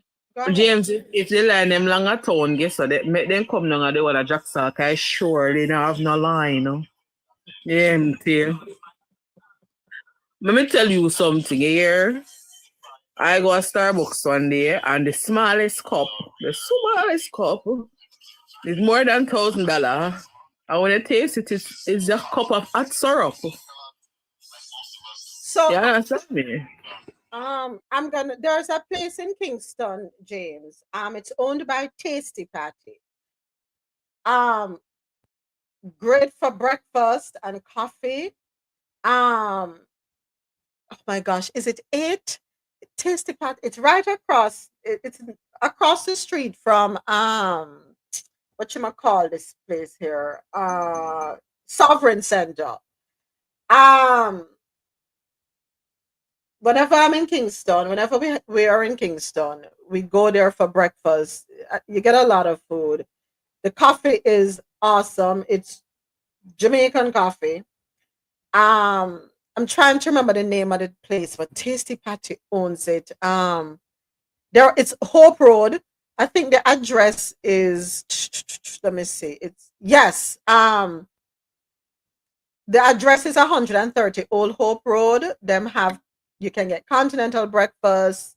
You can get, pancakes, waffles, egg wraps, a whole lot of stuff. Check them out while you're there, James. Brewed. That's the name of it. BREW apostrophe D. And I'm not advertising for tasty people. The tasting our PM, but when something good. And I'd love for you to support our local entities. The name of it is Brewed, BREW apostrophe D Awakenings. Yeah, if you're leaving Papine and you're going down towards halfway tree side, it's on the left-hand side across the street from Sovereign Center. In that plaza there, you'll find it. Brewed. It was Marlon's cousin who took us to that place first, and that was it. Fell in love with that place. And every time we go to Kingston, we stop there. That's where we go for breakfast. And Javed, to answer your question, it's the hype. It's the As hype. you said, it's the hype. We are the biggest sellouts, Mm-hmm. unfortunately. Mm-hmm. We are the biggest sellout. That's why KFC is so popular. That's why you hear them talking about churches. They know how to get our money, Mm-hmm. Mm-hmm. right? And we will go. There would be a Jamaican owned facility, just as nice and beautiful as James mentioned that the Starbucks was, and they will go to Starbucks because of the hype. To say them I drink Starbucks. Again, my Starbucks this morning, Mm-hmm. and you say what Alexa said, it don't taste good. Mm-hmm. Mm-hmm. We're all about hype. Hey, Ozzy, good Hype. morning. It's all about the Morning, hype. morning, morning. Morning, Ozzy, morning. Yeah, it's definitely hype. One thing I would say though is we, especially as a culture, maybe not even just Caribbean people, but as Black people on a whole, like, we have to learn how to cherish the things that we do have and not necessarily look at the stuff that come from outside as better. One of the major things is when these franchises come in, they have millions of dollars in advertisement and promotion behind them. So then there's a hype for that. But silently, what happens is local businesses end up getting shutted out or end up having to shut down. And then later on, you see some of these same corporations or the same brands trying to incorporate some of the same cultural practices that they shut out. I yield. You ain't lying. You are not lying at all. Where's this thing? James, I just send you the thing for TikTok. That's DMing you on TikTok. Mommy, students have lunch? Yes, they do. Okay, nice, because I'm supposed to meet up with my sister for lunch today. So Yep, they do. I said brood I expectations. just brood awakenings. Brood awakening. I Okay. just check your arm thing. I just sent Okay, it to thanks. you on TikTok. Yeah, check them out. Brood Awakenings, Jamaica, 130 Old Hope Road, Kingston. Yeah, check them. There's another spot. Also in Ligoni, James. Broken Plate. I had a good experience there. That's another spot.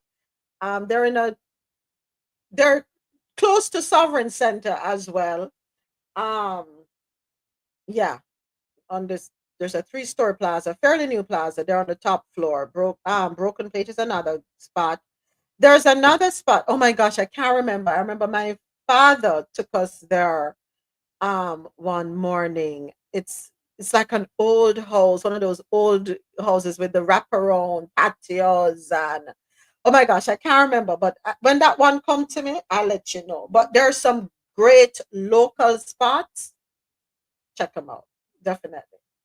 Check them out. All right. So yeah, so that's it. Beauty, Fenty Beauty heading to Jamaica. Next up, let's head on over to St. Lucia for our next article.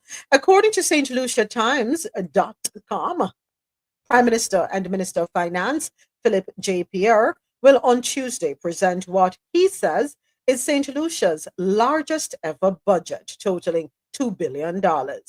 Making the announcement at Monday's pre-cabinet press briefing, he expressed excitement about delivering the 2025 to 2026 estimates of revenue and expenditure. He said the presentation in the House of Assembly, his third since taking office in 2021, will reflect the country's economic growth and government's fiscal prudence. He said, I'm very excited to present it to the people of St. Lucia. The budget will show the level of economic or fiscal prudence and growth in the economy. It will show that we are running surpluses that are necessary for the continuation of the economic development of St. Lucia. It is just going to be about figures, but really where the government's policy comes out, how the government will guide the country for the next year, will come at the passing or the reading of the appropriations bill, which will happen on the last Tuesday in April.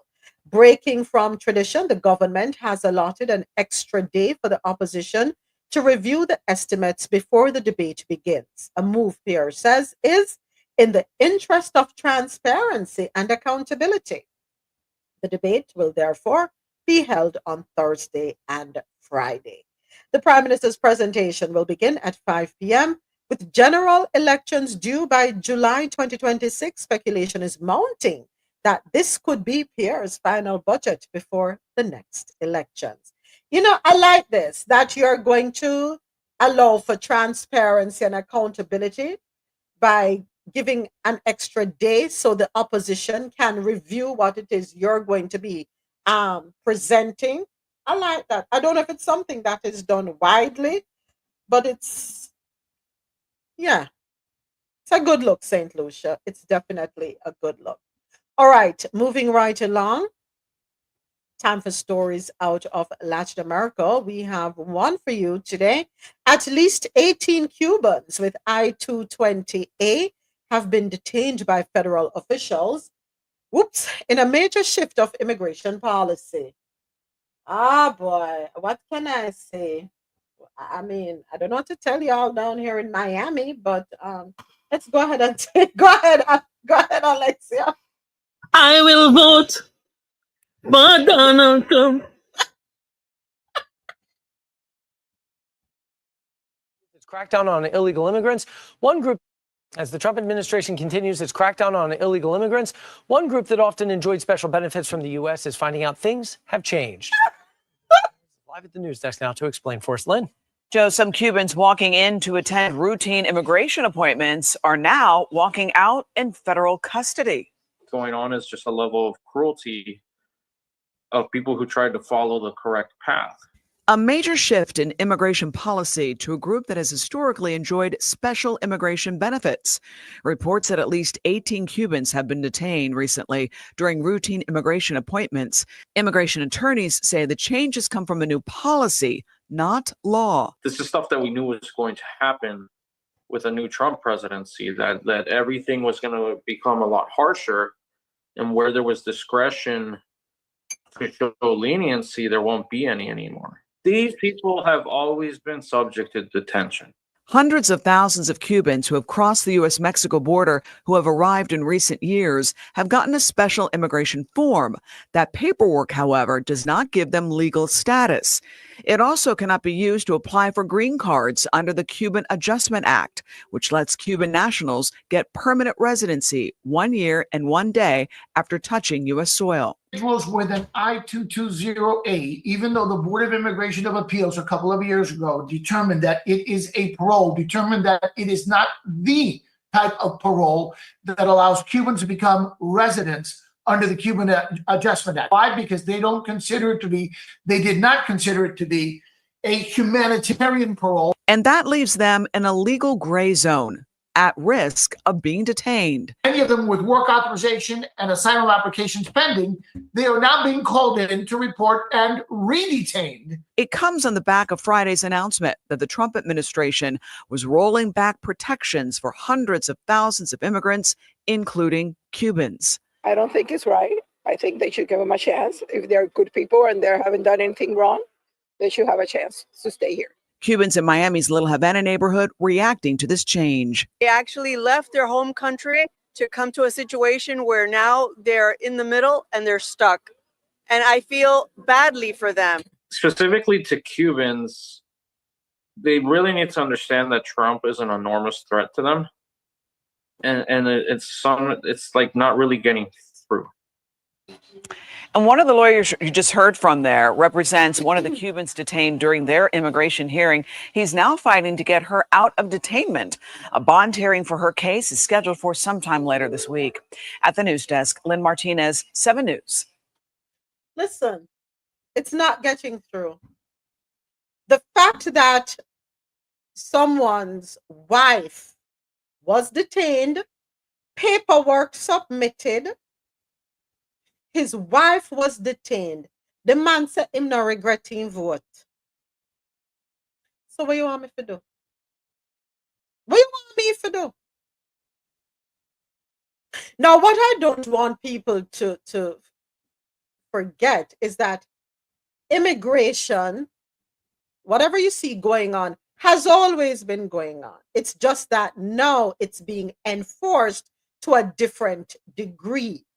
It's like you go to the stove and you go from low or medium, medium, and you put it on high. That is what is happening. This administration has turned up the heat. It's nothing new. It has been turned up before. It was turned up when Reagan was in.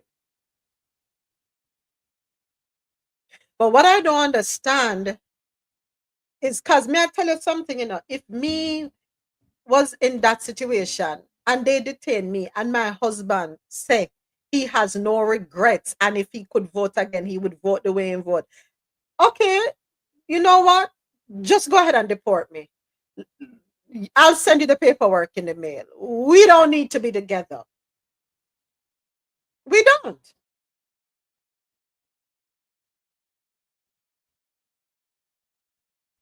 Because even if you ignored what was being said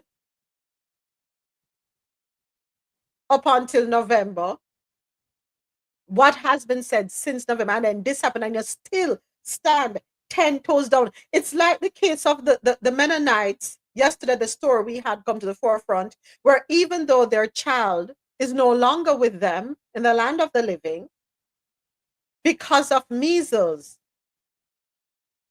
they're still gonna stand 10 toes down. I don't know. That's what they said yesterday. They were okay. Let the children out.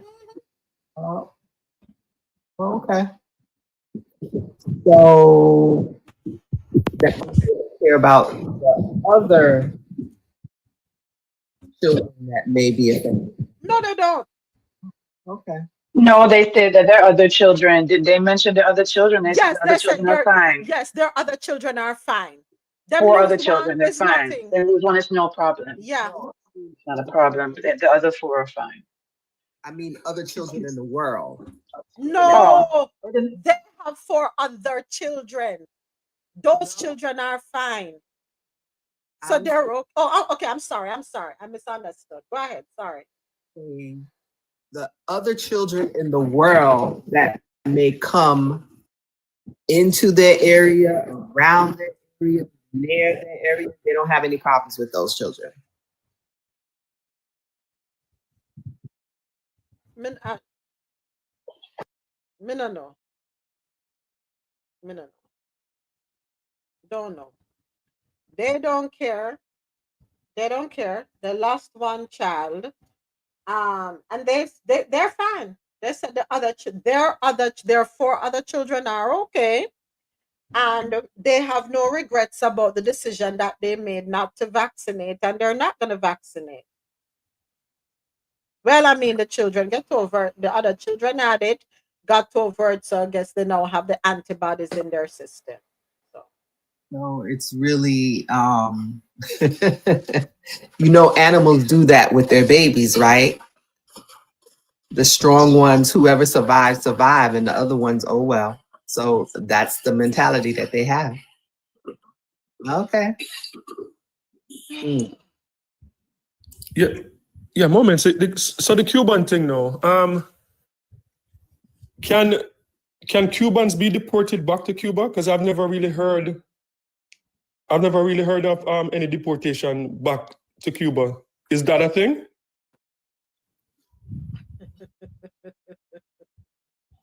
Because the thing is, I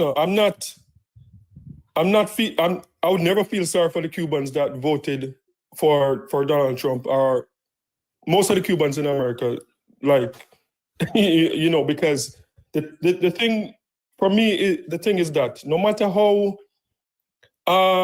hurt you are or whatever about whatever happened with the government, and some people say they lost land to the Castro government and stuff like that, to advocate for a country to squeeze everything out of your native land, out of where you're from, and to have people back home that can't put meal on the table just because of the embargo. Like, I can't sit through that. I'm not Cuban, and I've been trying to understand it for like decades, over 30 years since I've been communicating with Cubans. Like, I've tried to understand it. The Cubans that feel that the embargo is justified, and like, you think that they would have like a political movement in America to stand as like a mediator between the American government and the Cuban government and say like, okay, what is the expectation? Is it that we want America to take over Cuba, or we just want a free and fair election? We want 2 parties going at each other, and the party that wins the election form the next government. And if you did this, then the American government will be willing to start lifting the restrictions. But over the past since I've been following Cuba, I've not heard anything about if you do this, we do that. These are the rules. These are what the American government is setting out, that if you do A, we will lift the restrictions. I've not heard anything. So what is the end game? Is it that America take over Cuba and kick out the government? Because Castro is no longer there, right? So what is the end game? That I don't understand. So I'm not going to feel sorry for them, but if they get deported back to Cuba, they are like third-class citizen in Cuba. Like, they're not going to live a good life if they go back to Cuba. So I don't know what's going to happen to them. Well, Dre said I get deported all the time, James. So they say, I don't know. Because me there in Florida, I never hear about none of them I get deported, but I don't know if it's Cuba them end up in or somewhere else. Go ahead, Jam. My apologies. You go right ahead. Why would they be third-class citizens when what's his name parent went back 3 or 4 times? No, I yield.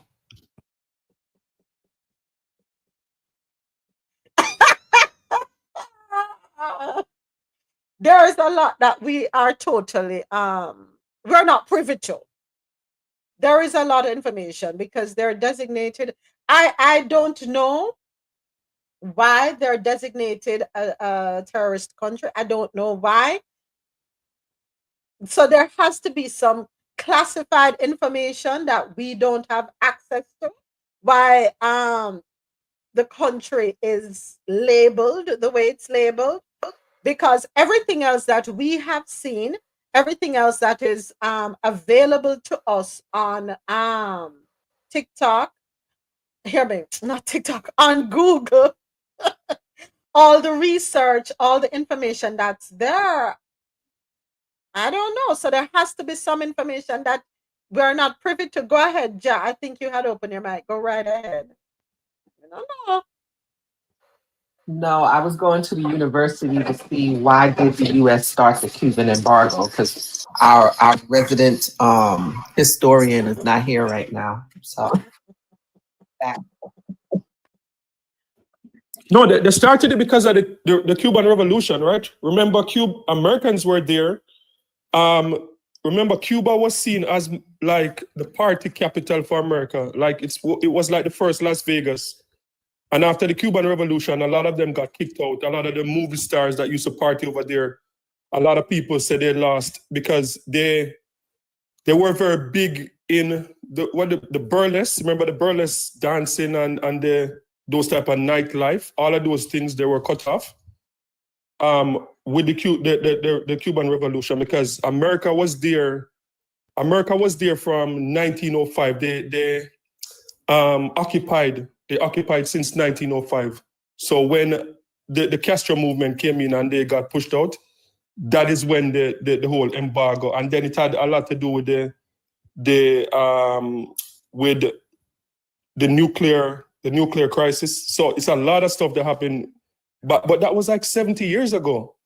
And I'm like, since that time, the Berlin Wall fell. Since that time, America have turned China into like a superpower, and America has dealt with a lot of countries that they claim are not good countries. So how can you justify dealing with China, talking about big deals with like Saudi Arabia, even with Iran and Pakistan and those countries, but still you can't form a relationship with Cuba? That just don't make any sense to me. So Dre put in the chat, James, that hold on, let me go back. Where is it? What did I? Okay, hold on 1 second. Also because of the Cold War.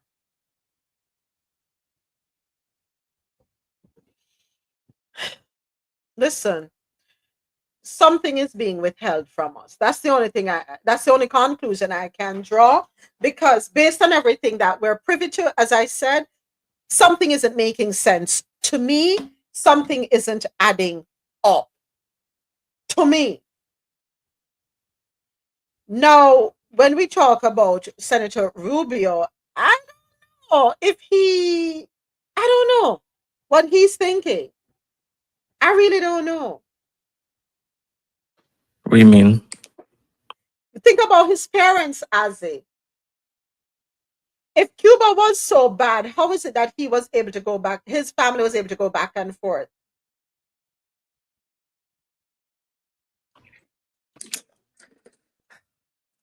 You know, how should I say this? There's a classist epidemic with a lot of Cubans that affects a lot of things. So that's all I would say. I know exactly what you're talking about. I know what you're talking about. Yeah, but Marco family would be in that top class in Cuba. That's the thing. Like they would be in that elite class in Cuba. So I don't know. I think a lot of people, they're not really understanding Cuba, because I challenge anyone to name one country in modern civilization that undergo like embargo, trade restrictions and stuff like that without falling apart, without having chaos in the streets, gang violence or whatever across. Cuba is the only country I can call that in my lifetime that I've seen. we see what happened we see it in Zimbabwe, we see what's going on in Haiti now. Those are results of like embargo, trade restrictions and stuff like that. Cuba is the only country that I know that right now there's a travel restriction from Canada for other Caribbean countries. Bahamas, they're saying Bahamas because of violence and stuff like that. The travel restriction on Cuba, why they say Canadians should not go to Cuba, is because power outage, shortage of food, and petty crimes like pickpocket. Just imagine that. The one country that's been under embargo the longest, the people are not worried about being kidnapped in the street and stuff like that. So I don't know. They need to find a way to free up Cuba. Need to find a way to free it up. It just don't make sense. Doesn't make any sense at all. Thank you, Green Eyed Girl. Thank you for coming in. I appreciate the gifts. Thank you for gifting the team. Appreciate you, and I hope he feels better soon. All right. Okay, so there's a lot we don't understand. Eh? Go ahead, Ja. Go right ahead. So Wikipedia speaks a whole lot about this embargo with Cuba. But the main thing that got me is it says it's the only active embargo within the United States, which prevents U.S. businesses from conducting trade. And it goes into a lot of things about wars in the past. I put in the chat that they have something called Trading with the Enemy Act, right? So at that time, certain countries was seen as enemies of the United States. It goes into like what James said, the embargo with guns, pew pews. Sorry, pew pews. Even brown sugar. It's just very interesting, but it still doesn't give you a real reason why it started. So what we're saying here is because of the hue of the people, or actually, what is this guy's name? Batista. I guess the United States backed Batista, and then when your other guy that you just mentioned, Castro, overtook that, they got upset. So you want me to sum it up, Ja? This is my this is what I get out of everything. You see, because capitalism is not the order of the day in Cuba, that's a huge problem. Me don't talk. Bam, bam, bam, bam, bam. And it reminds me of what we're seeing in Haiti right now as well. If the U.S. does not back a specific person, then you're considered an enemy of the United States. And then to add to that, Judd, and yes, Drake, because I'm glad you said that, because I was going to get to that. if you notice the Cubans that make it to Miami and the Cubans that are in Cuba, pay attention. The Cubans that make it to Miami are those of the lighter hue, of a lighter complexion. The ones who are more aligned with European features, right? The features of the Spaniards. Those are the ones who are really here in Miami. Their proximity. The ones who are more on the Afro side don't leave as much. Celia Cruz used to, when you follow her story, it gives you a highlight into how they treat the ones that have that beautiful chocolate hue like I have. Yes. I'll say this as well too. Like it's all a system of buttons and levels and all that stuff to create a certain economic imbalance that works for this country. Such as the same for Puerto Rico. They made Puerto Rico dependent on the United States, and therefore, poverty increased tenfold because of that. If Puerto Rico wasn't as reliant on the US, then, trade between the Caribbean and other countries would increase. And then what does that mean? You're not using as many products that come from the mainland, and then you have to regulate some of the tariffs and all that stuff. It's a whole system of things. I'm coming from an American territory. I'm telling you, we're made to become reliant on the country that colonized us. The same like what they do in India. India had a huge booming textile trade. And then what happened? The British come in and they increase their taxes and their tariffs, make them very reliant on them, make it so that the same things that they're exporting have to go back to the UK and then back to them before they get it. And then what? Desperation and poverty. And then they come back to the people and then them say what? So we just abolish slavery and we have these colonies that we need work. So, let's send y'all on ships to go out there. That's all I'll say. Why. Sometimes you have to laugh, yeah? Go through, James. The moments. Remember, Anthony Bourdain. Anthony Bourdain was, I think, one of the few Americans that really went to Cuba to do like an in-depth interview. Because Cubans, they don't really allow media houses to go there. You can't go and shoot anything you want in Cuba. You'll get arrested, right? You can't shoot government buildings. You can't shoot police vehicles. Use another take video. Take video. Sorry, yeah, take video. Yeah, you can't video. You can't video anything. You can video like you enjoying your vacation or whatever, but you can't video anything you want there.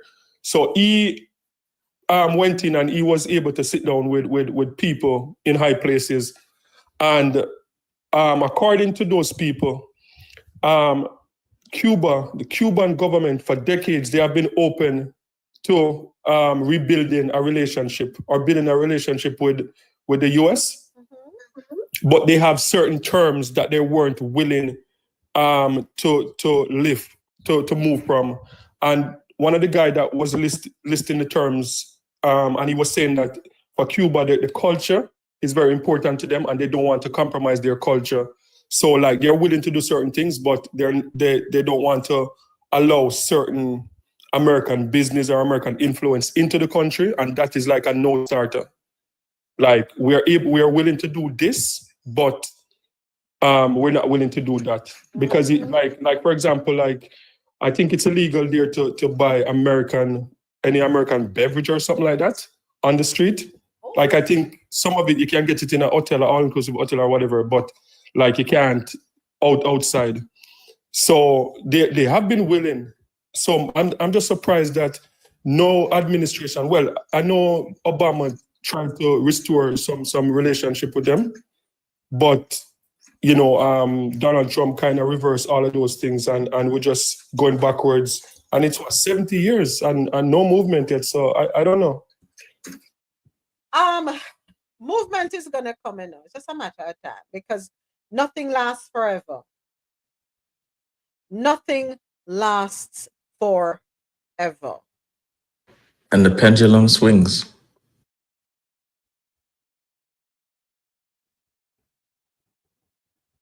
That part. That part. That part. All right. Oh, there was one article I forgot. How could I have forgot this one? We'll be talking about one of my favorite beverages and talking about my country. According to CaribbeanNationalWeekly.com, rum is more than just a drink in Jamaica. And for this one, we go down in the islands. Our features travel and lifestyle segment. And yes, I had to go back to the Caribbean corner because we couldn't put this off to tomorrow. It was on the runner show and I completely overlooked it. And I do apologize, Jamaica and Jamaican rum. Please accept my humble apologies. Rum is more than just a drink in Jamaica. It's a deep part of the island's culture and identity, with a history dating back to the 17th century. Introduced by European colonists and perfected by enslaved Africans, Jamaican rum became known for its rich, complex flavors, thanks to traditional pot still distillation and unique aging techniques. Today, it remains a symbol of national pride and craftsmanship. But a heated dispute is brewing over what qualifies as authentic Jamaican rum, as reported by the BBC.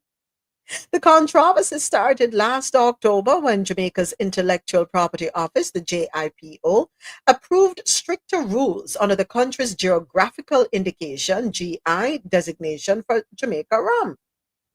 This GI, first established in 2016, ensures that only rum meeting specific standards can use the label Jamaican rum. The major change? Rum aged outside of Jamaica can no longer be called Jamaican. Rightly so. The rule change was pushed by the Spirits Pool Association, the SPA, a trade group representing Jamaica's 6 major distilleries, including Appleton, Hamden Estate, and Worthy Park. Their goal is to get official recognition for Jamaican rum in key export markets like the US and the EU, which they believe will boost its reputation and prevent copycats. However, not everyone is on board. National Rums of Jamaica, NRJ, which owns Long Pond and most of Clarendon Distillery, is challenging the decision. The issue? NRJ's business model depends on exporting rum in bulk and aging it overseas, a practice now banned under the new rule. NRJ argues that Jamaica has been exporting and aging rum abroad for centuries, and the new restrictions could cripple its operations. The disagreement has led NRJ to appeal JIPO's ruling, with a hearing scheduled for April 28. Christopher Gentles, general manager of the SPA, sees it differently. What we're saying is, if you truly believe in Jamaican rum, age it in Jamaica. That's what he told the BBC. He argues that aging the rum overseas weakens its authenticity and takes away, and I agree, economic benefits from the island, including jobs in refining, bottling, and rum tourism. Why this matters? The debate boils down to how strict Jamaica should be about defining its signature spirit. If the GI rules are upheld, Jamaican rum would join the ranks of Scotch whiskey and champagne, products protected by strong geographical regulations that add prestige and economic value. According to Professor Devgan G. from the University of Oxford, products with a GI can command prices up to 2.7 times higher than unprotected versions. Beyond price, Strong GI protections keep a product from becoming generic, like cheddar cheese, which was once tied to a specific place in the UK, but is now a generic term worldwide.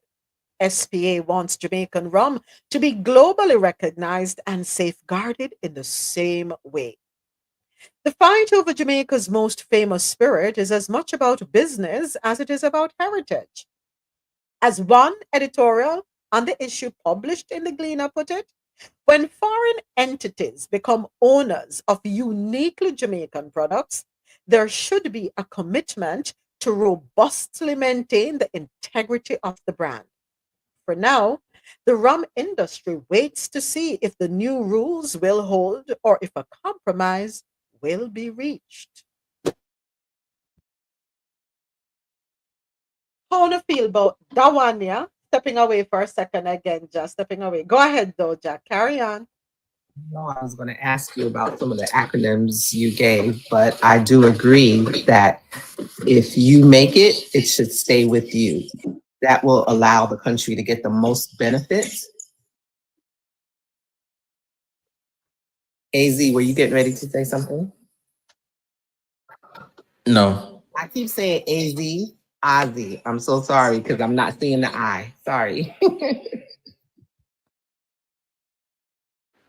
No, I wasn't going to say anything, but if I were to, I would say,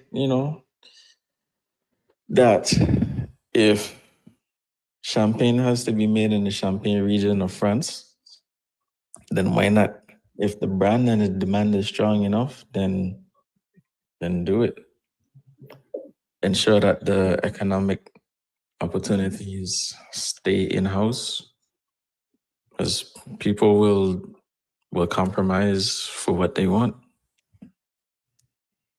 I don't understand why, especially we as Caribbean people, give our stuff away, but yet still want to keep the hype behind it. If you give it away, it's not yours anymore.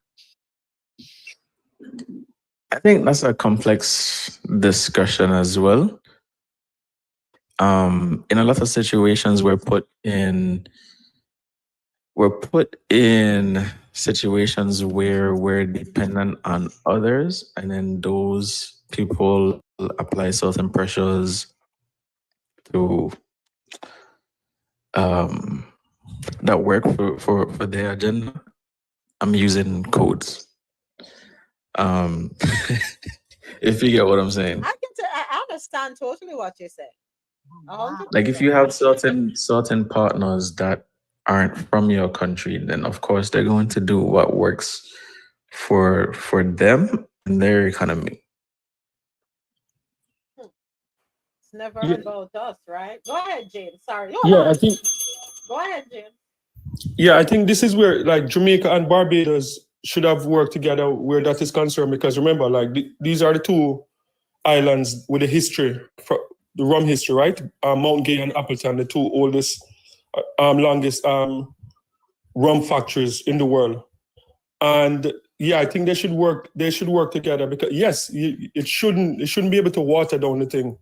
Like everything in the Caribbean now is taken from us and is watered down, and only our flag and the name of our country is used to sell these products. And if it's not authentically from there, it don't make any sense. So it should be 100%, in Barbados, in Jamaica, like the Mount Gay rum, because when you go to Barbados and you pick up a bottle of Mount Gay, like 18 and that's the name of a rum, TikTok. It's not a woke term. It's a name of it's the name of a rum. Yeah. When you pick up a bottle for like $100, that's a lot of money, right? $100 US. And you want to know that, a lot of these rum, they're like sipping rum. They're like prestigious like stuff. Like people have these bottles in their house for years. And you take a little sip and you put it back and stuff like that. You don't want to know that your thing watered down. You want to know that your thing is like authentic. So I think that it's just a pity that a lot of these companies now are owned by foreign companies and not locally. But yeah, they should stay. It should be authentically Jamaican. And another thing I wanted to make, the Europeans should not take any credit for rum. Like it's all African. Like the only thing the European did was turn the rum into white. So that, no, seriously, like it started in Barbados, and it was, how it started was enslaved people in Barbados, after crop, the whole history with crop over in Barbados, and you get the extract from the sugar, the molasses, and they used to make a drink with the molasses, and crop over the dancing and realize that someone, they're getting intoxicated from this thing, and that's how the whole rum came about. The only thing that Europeans did was, because it was, the original rum is like Appleton, red, and they figure out a way to get it white. That's it. Nothing else. They didn't create or invent. It was done in Barbados, so they can't take any credit for it. Good old rum. Go ahead, Jack. Go right ahead. So this narrative is, it has been taken from us. Was it taken from us in totality? Did we sell it because we wanted to follow the capitalist mindset? I'm feeling some way. I mean, I know there are times where things are, okay, I won't use that word, taken from us, like literally taken from us. But then there are times that we're just giving it away. That's true. A lot of times we give away our things. We don't see the value in it the way other businesses and other countries will see the value in our things. And it's a shame. But isn't that part of business though? Sometimes, I mean, we have it here in the United States. Unfortunately, some people will make this great business and then you may sell a percentage of that business away. Why is that? Maybe they're tired, maybe they need more money. There's a lot of things that go along with it. Sorry, Moment, go ahead. No, don't need to apologize, Joe. A lot of times people will open up themselves to getting investors, right? Because they want to scale, and they're not able to do it on their own. So, but at the same time, if you're going to open yourself up to that, I strongly believe in the creator, whoever originated the idea or conceptualized, whatever you want to say. I think it should be them maintaining at least 51% ownership, never be on the flip side.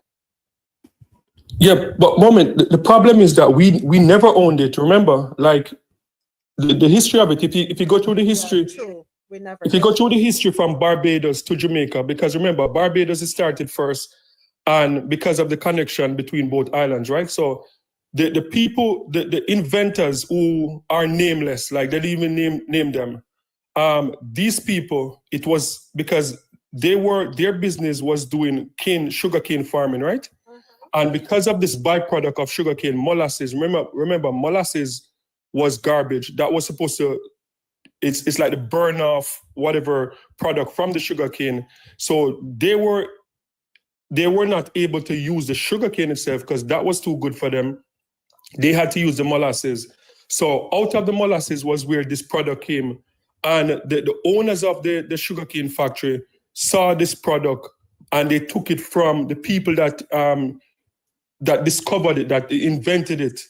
And that's how Mount Gay started in Barbados. And because of the connection between the same people, Barbados and Jamaica. And remember, Appleton was given as a gift to someone. I think he's from Ireland.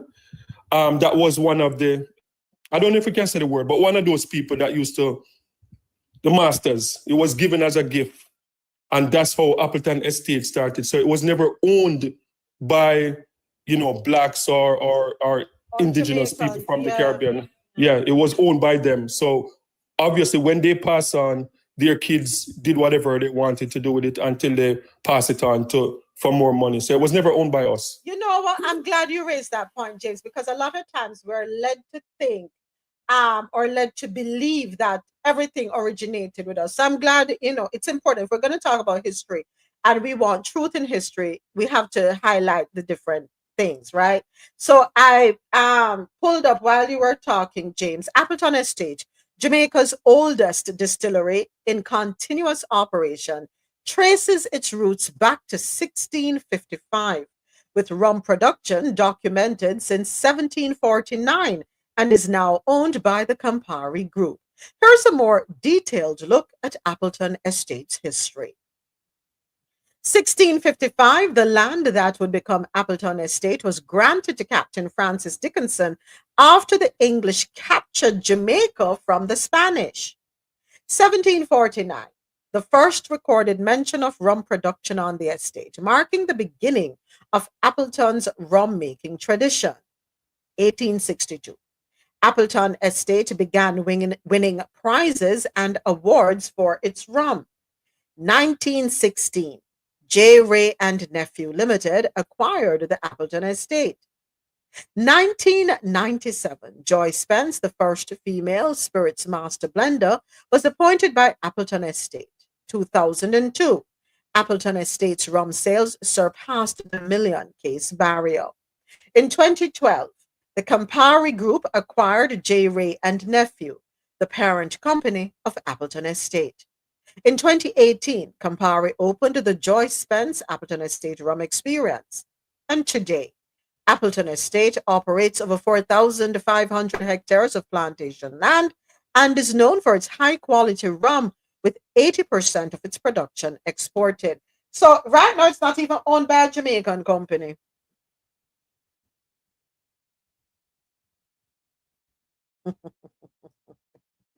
So that's why, and that's another reason why I say we can't always say that it was taken from us.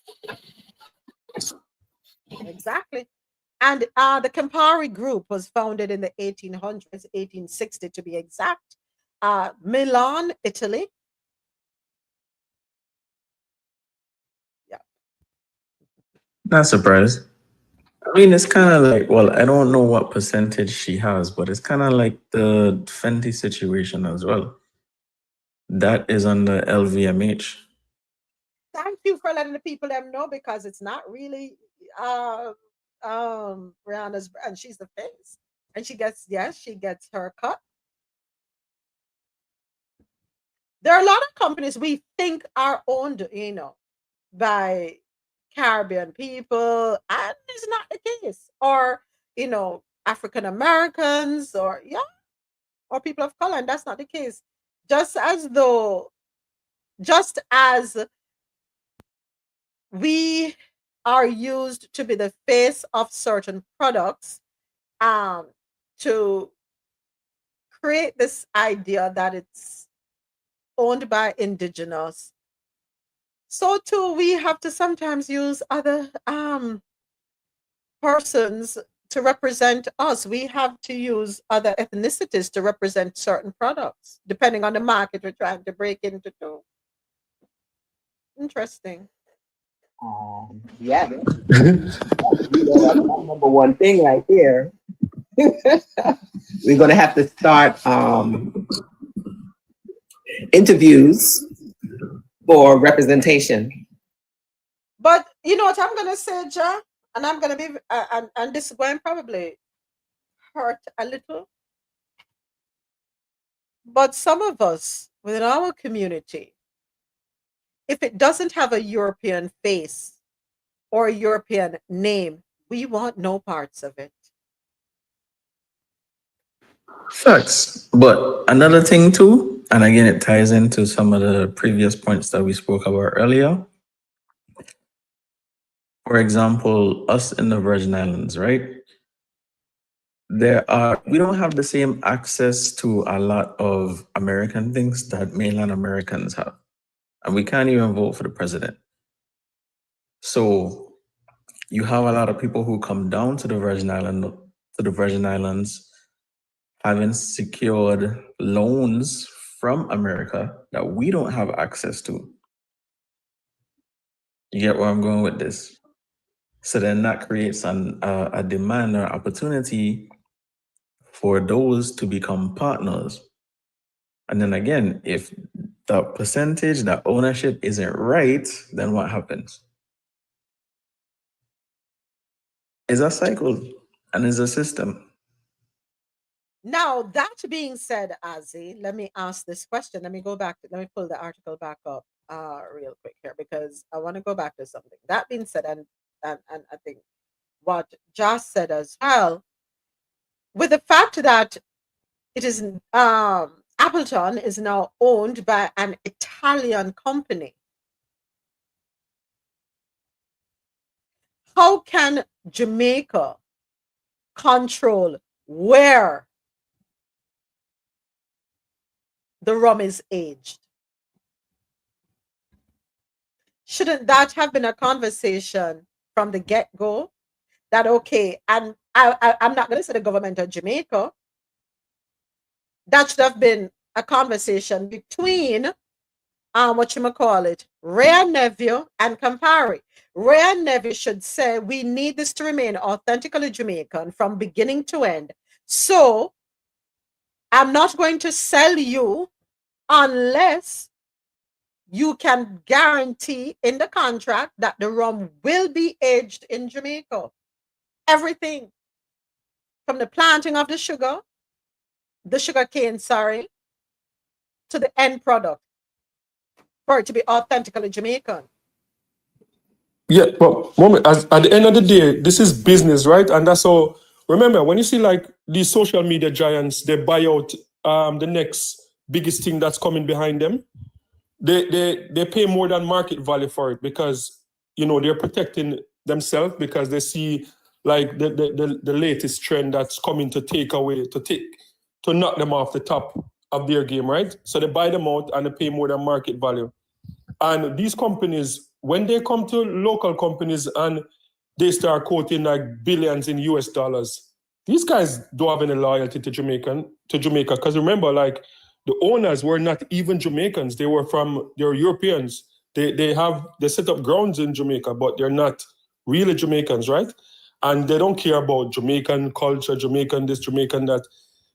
So they're not going to turn away billions of dollars. I think the only thing that can save it is that the consumers, the same way a consumer, I'm not going to want to buy a bottle of champagne that I know that came from some valley in America, because then I'm saying this is sparkling wine, this is not champagne. So if I'm going to buy something that comes from America, I'm not going to pay champagne money for sparkling wine. So that's the only thing that if they insist on brewing it outside or aging it outside, then the value, they should not be able to charge premium value for something that is not brewed there. So yeah, that's the only thing that can save it and make it authentically Jamaican. But everything that we have in Jamaica now is not like, even when you go to the supermarket, 99% of the chance the ackee that you get in the can in the supermarket is not coming from Jamaica. It's coming from Honduras or Guatemala or somewhere, because they don't eat it. Them use it as stone dog over there. So you go over there, you can get it cheaper than in Jamaica. So the ackee that you get in Canada, America, is not Jamaican anyway. So the Jamaican mango, they might not even Jamaican mango. If you don't know Jamaican mango, you go and you see the Jamaican flag on the mango in the supermarkets, not Jamaican. So, but James, even down to the yam, the white yam is not coming from Jamaica. When you go in the supermarkets here and they put it in the Jamaican section, it's not coming from Jamaica. It's coming from Central America. The yam. So why would you want it to represent Jamaica then? What do you mean, Joe? Why would we want it to? Because we're Jamaican and these are the things we grew up on. We want it to be authentically Jamaican, grown in Jamaica, made in Jamaica, not grown in Honduras, but with a Jamaican sticker. That's not authentic. I'm saying if whomever owned it in Jamaica at the time now sold it to someone else, and that someone else is not Jamaican, they're just using Jamaica in order to increase their sales, right? You already know it's not really Jamaica, so why represent it now that it is sold to, say, Italy or somewhere else? I think most people, most of the population don't really care about all of that. There's only a few of us, like us on this feed, that like really look into things like that. But the average person doesn't really care about all those things. All they care about is just buying stuff and eating. True. Yeah.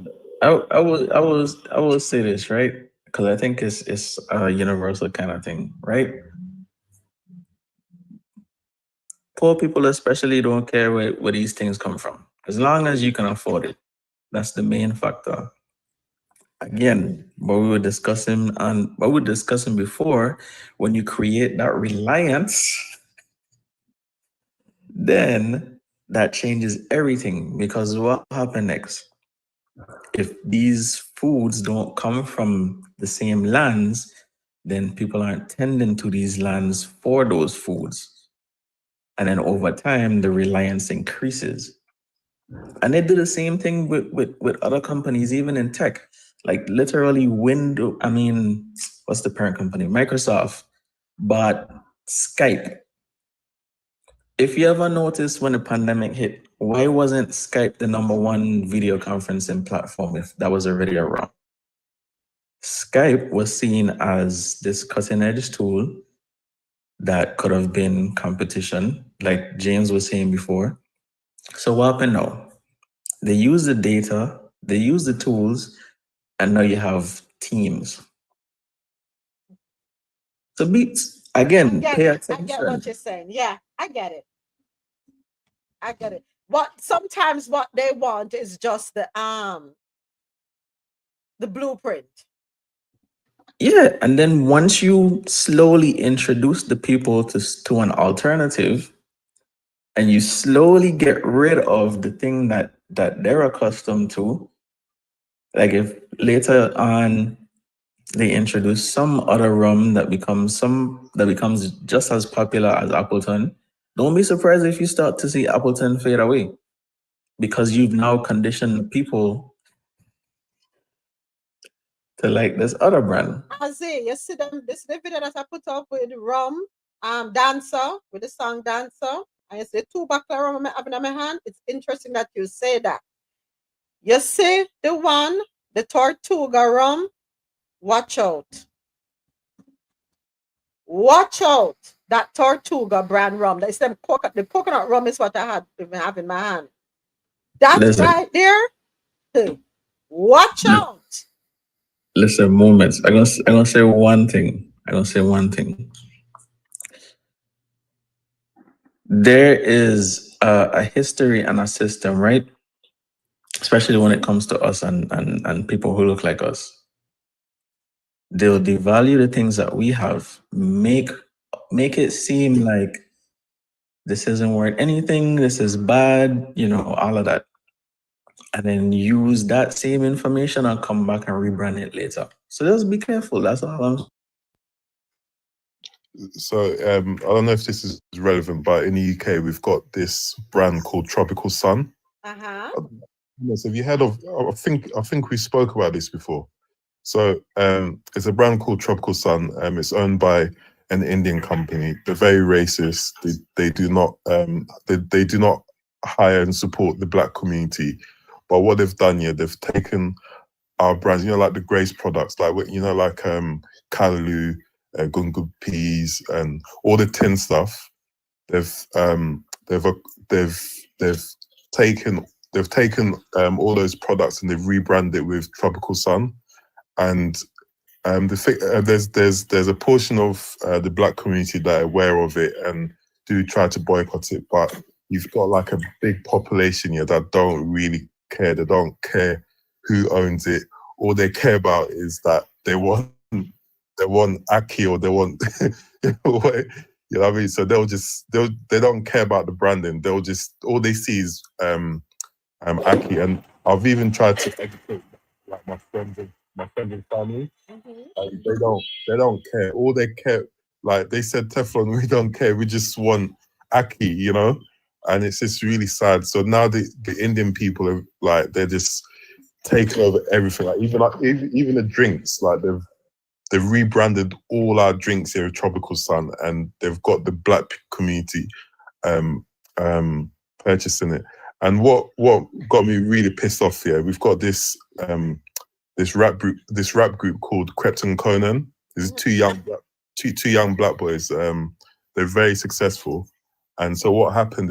An Indian, he created this this supermarket. I can't remember the name of the supermarket, but what they did, they sold Krypton Conan a tiny percentage. I think they gave them 2%, and they used them to be the front of the supermarket. So everyone in the black community says, "Oh, Krypton Conan, they've got a black-owned supermarket." And when you go in the supermarket, I'll say 90% of the products has got tropical sun, and people weren't aware of it. It's only in the end, people got to realize that it was owned by this Indian guy, and they're using these two black kings, to represent this supermarket. They're trying to get the black community to come and support them, and it's just really sad. Man. I hate to see it. It's relative, Teflon. Thank you so much for that. Oh, interestingly, I saw an article. I don't know how true it is, Teflon. You can probably confirm for me that most of the real estate in the UK is now owned by Indians. Prime real estate. Is that true? I wasn't sure if they were like the main people behind it. I know it's between them and the Jews. I think the Jews own most of it, and yes, the Indians do own a lot of it as well. Like all the big buildings, like like all the nightclubs, all the shops. It's all owned by the Indians, and they sublet it to the black people. So when a black person says, "Oh, I own a nightclub," no, you don't own a nightclub. It's Indian. You're renting it from the Indian guy, and then you're just a subletter. So, yeah. Wow. So an example of that too, Teflon, is here in the States. I was of the opinion that Popeye's chicken was owned by an African American. No, it's not. They just used an African American woman to be the face of this brand to get the dollars from the African American community. So too, a lot of the hair products that are used within the African American community, not owned by African Americans. If you see the faces of the folks that own the companies, not African American. And again, the regular consumer of Popeyes, they don't. Have you noticed the people that support Popeyes, especially in the hood, they do not care who owns it. All they want is chicken. Yep, and this is where the owner has the upper hand, and they know that. Let me tell you something. Communities are studied. Every community is studied. Every ethnicity is studied. Behavioral patterns. Thank you, Kurt. Thank you, thank you, thank you. Behavioral patterns are studied. Cultural behaviors are studied. It's a part of the whole marketing business. It's all a part of business, the business plan. You have to know your demographics. And based on the study that is done, you know how to package, promote, present. So some things are better left unsaid. Let me stop right there. But you're right. You're right. You're right. That's how it goes. Like, even if you ever noticed too, right? After the George Floyd, trying to use my words correctly, but you know what I'm talking about. Basically after that, like Aunt Jemima rebranded themselves. Uncle Ben's Rice rebranded themselves. Is a system. It's very carefully studied and analyzed. Like even Teflon, if you're in London, right? They're not going to market to like Croydon or Peckham the same way that they would with like Kensington, you know? Because they know the demographics, they know the areas. Yeah, very true. Yeah, and again, you know, when people going through, when people poor and they need certain resources, they don't necessarily care where it comes from. It's just, can I feed myself today? Hold on. Thank you for that, Azzy. Thank you for that. Hold on. Ja, what you just put in the chat? I learned something new. I didn't know Fenty was a Rihanna. Oh, with Louis Vuitton? That was her company. I don't think it's, I think in some aspects, it's not, we don't care who own it. It's more so like what you just said, what we can afford. And what we have access to. We have access to it. Just a correction. So Fenty was started by Rihanna, but then she sold a certain market share to LVMH. We don't know what that market share is. You know, send me a go on Google, right? No way. Oh my God. I hope she still owns most of it. Because I've noticed that happens a lot. These big names, they set up a really good brand and then they sell it away. Like what Dr. Dre did with Dre Beats. He had a really good product and then he just sold it. He sold everything. 50-50. Oh, 50-50. Okay. Would you think that, would you say that's good? But it should have been 51-49. 51 to her. No, I'm serious about this thing. What out of principle? So Yes. she owns more. Exactly. That one makes a. It makes a huge difference. Yeah. Okay. It makes a big difference, and that's how that's how I would negotiate. Because you know that the other thing too, and another reason that they do it is that some of these companies that have been around for hundreds of years, they have certain relationships, they have certain real estate, they have access to certain things. And so if you're the new player on the market, a lot of them will team up together, have a meeting and be like, yeah, so we see what's going on over here. We need to talk to our supplier, so that they make sure that this is in our favor. That's what happens.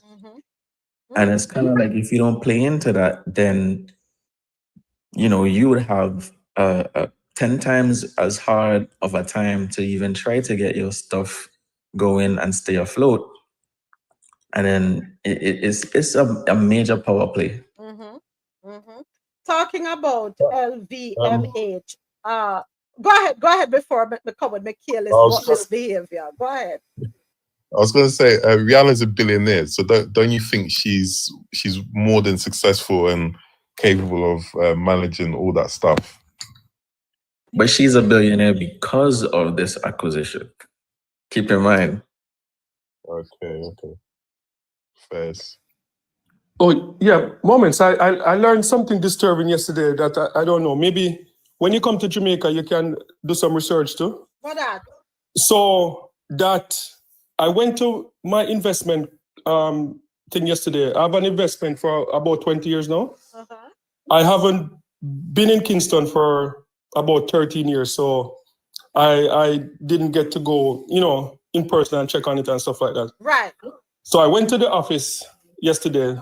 So good news, my investment was there. It's not like that other company that your stuff disappear. It is there. So I was in the office with the lady and I'm like, yeah, I'm excited because it is still there, Right.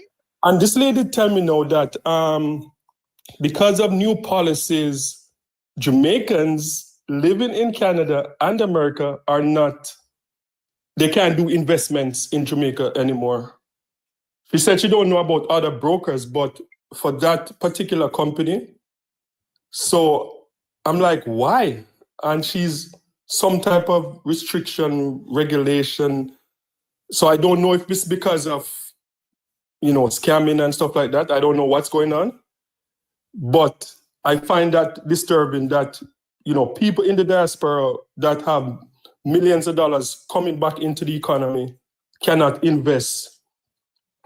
Like if you want to invest like in the Trans-Jamaican Highway and stuff like that, which is something that I was interested in. And I'm like, that's a good deal. You have a TRN? Yeah, you have a TRN, but she's saying no, that I can't add any more money to my investment. The only thing I can do is leave it, cash it out, but I can't add any more investment. So I don't know if it's just that particular company. That just sounds weird to me. That sounds very weird to me. Let me ask you a question, James. Are people who residing outside of Jamaica still allowed to have a fixed deposit in Jamaica? I'm not sure, because this is not a fixed deposit. But a fixed deposit is still a form of an investment. Yeah. That's why I'm asking. Yeah, I'm not sure. She said it's something new that took effect last year. She said in order for me to invest, to continue to invest, I would have to spend 100 and something like 60 days in Jamaica. So I don't know. That was a bit, like, I'm still shocked. So I don't know. Jamaican passport, James? Yeah, no, I gave her my Jamaican passport. You have a Jamaican address, James? Yes, but she said no. She said for if we try and if you present any information that's incorrect, the company can be fined. So she said transparency and stuff is very important. So if I'm not in Jamaica for 100 or something days, I can't say that I'm here for something isn't right, because I just pulled up here. Yes, Jamaicans residing outside of Jamaica can invest in the country, and the Jamaican government actively encourages this, particularly in sectors like real estate, agriculture, and business, with no restrictions on foreign ownership or control. So the Jamaican government does not restrict foreign ownership or control, and there are no formal screening mechanisms for foreign investments. Jamaicans overseas can access mortgages from local financial institutions to purchase property in Jamaica. The government encourages diaspora investment in various sectors, including real estate, banking, the stock exchange, local businesses, land, gastronomy, agriculture, and other sectors. The Jamaican government offers incentives such as tax relief, relief from income tax and customs duties, and zero-rated general consumption tax status for imports to encourage investment. Jamaicans in the diaspora are encouraged to invest in agribusiness and logistics sector with specific focus on orchard farming and scaling up production. Interested investors are engaged by relevant support and facilitation teams to guide the investment process. The National Diaspora Policy reflects the commitment of the government of Jamaica to pursue diaspora-related strategies and initiatives that are mutually beneficial to the national development process and the well-being of its diaspora population. There are no legal or other restrictions on the purchase of land in Jamaica by foreign concerns, but permission from the Exchange Control Department of the Bank of Jamaica is required, especially when such purchase involves the remittance of foreign exchange to Jamaica. Yeah, that's what I'm saying. That sounds weird to me, because it's like it's a multiple investment where like government bonds and other thing that they put in one, so that it's not high risk. So I was surprised. I'll send the name of the company, because I'm not going to put it over. No, don't put it out. Yeah. Send it to me on the back end. Yeah, I'll do that. And Yeah, because I was surprised. Yeah, I'll have to ask something, because this must, unless this just happened yesterday or recently, because as far as I know, there is no issue with investing, and a lot of the real estate that is going up in Jamaica, a lot of people outside of Jamaica are investing in the real estate industry there. So yeah, I'm iffy about that. Definitely iffy about that. Yes, James, we have to check it out. I forget to the bottom of that. And as far as I know, as long as you have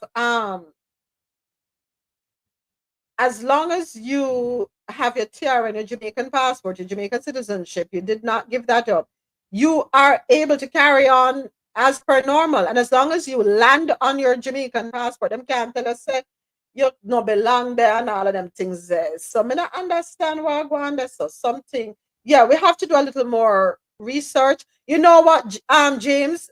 Ja put an interesting as a recommendation.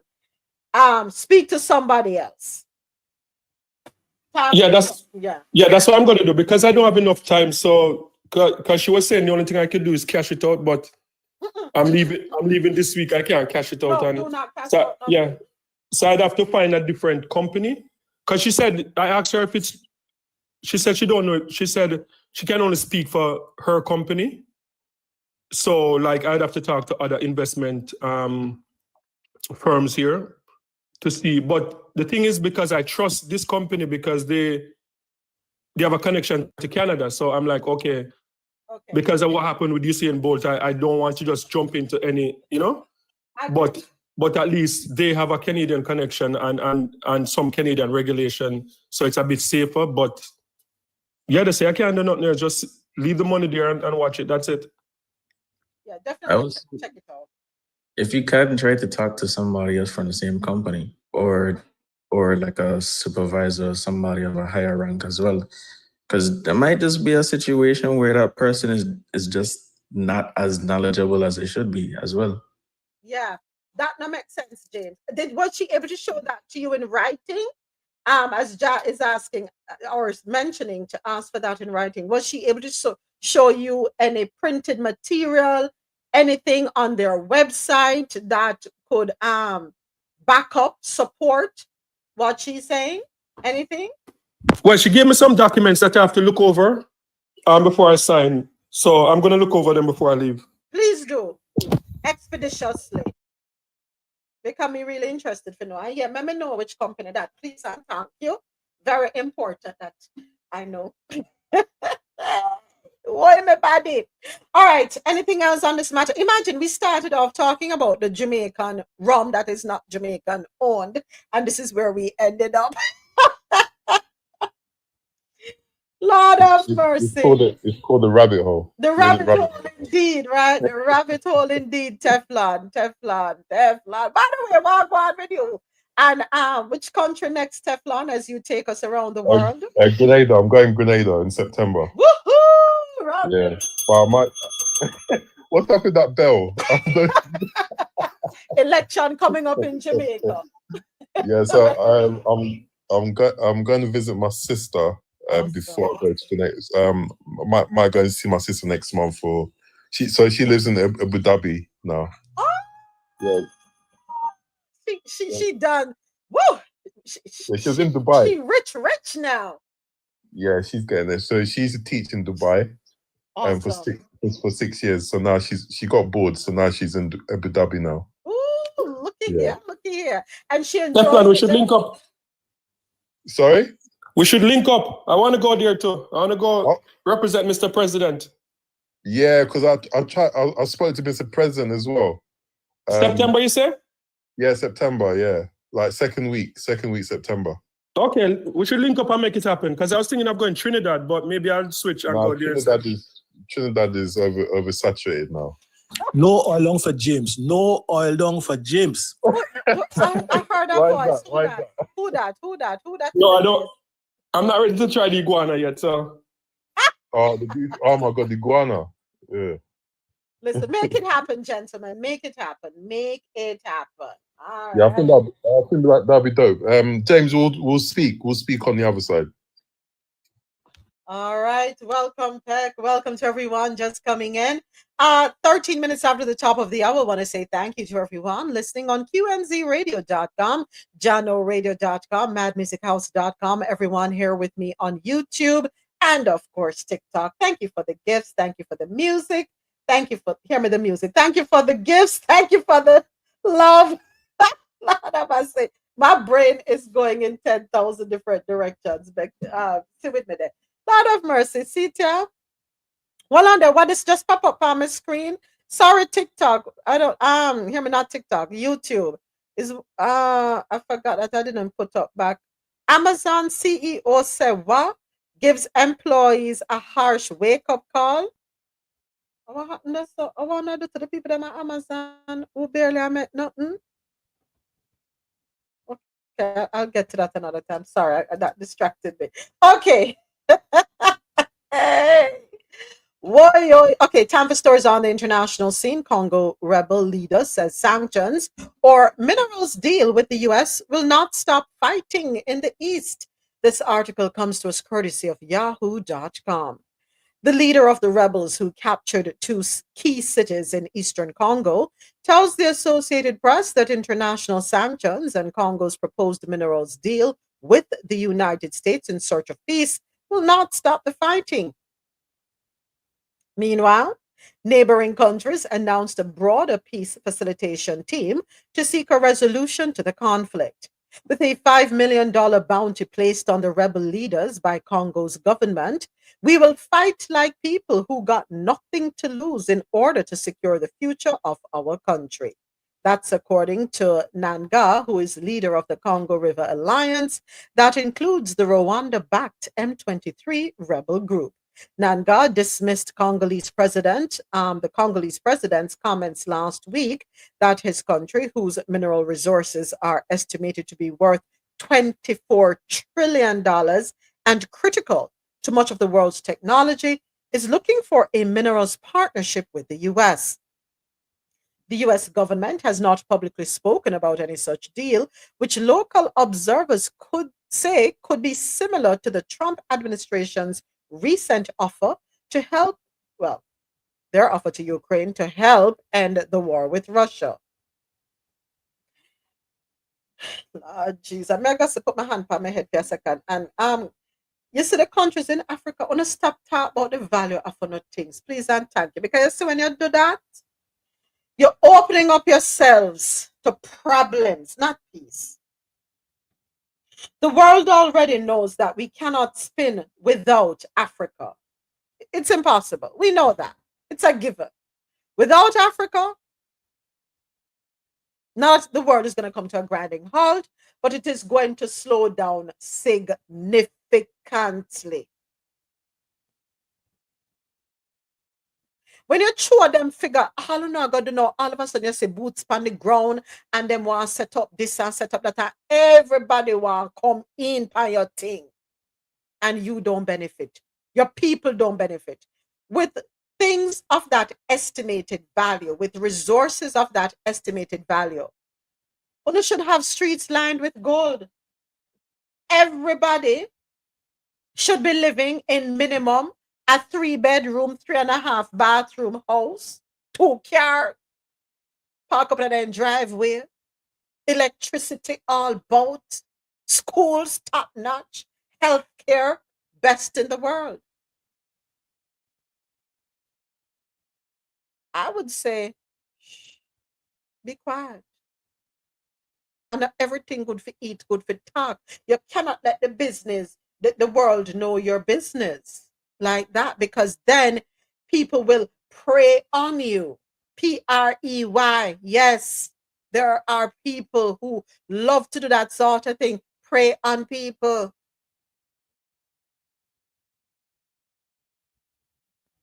But it's interesting that you're going to say that the sanctions or minerals deal with the US won't stop fighting in the East. What's the subliminal message that's being sent here?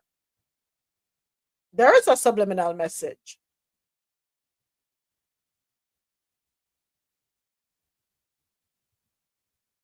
It's interesting that in the article it says the US government has not publicly spoken about any such deal. Wasn't it last week or the week before where the article came out in the news that Trump's daughter-in-law's father was going to be sent to this region as a special envoy?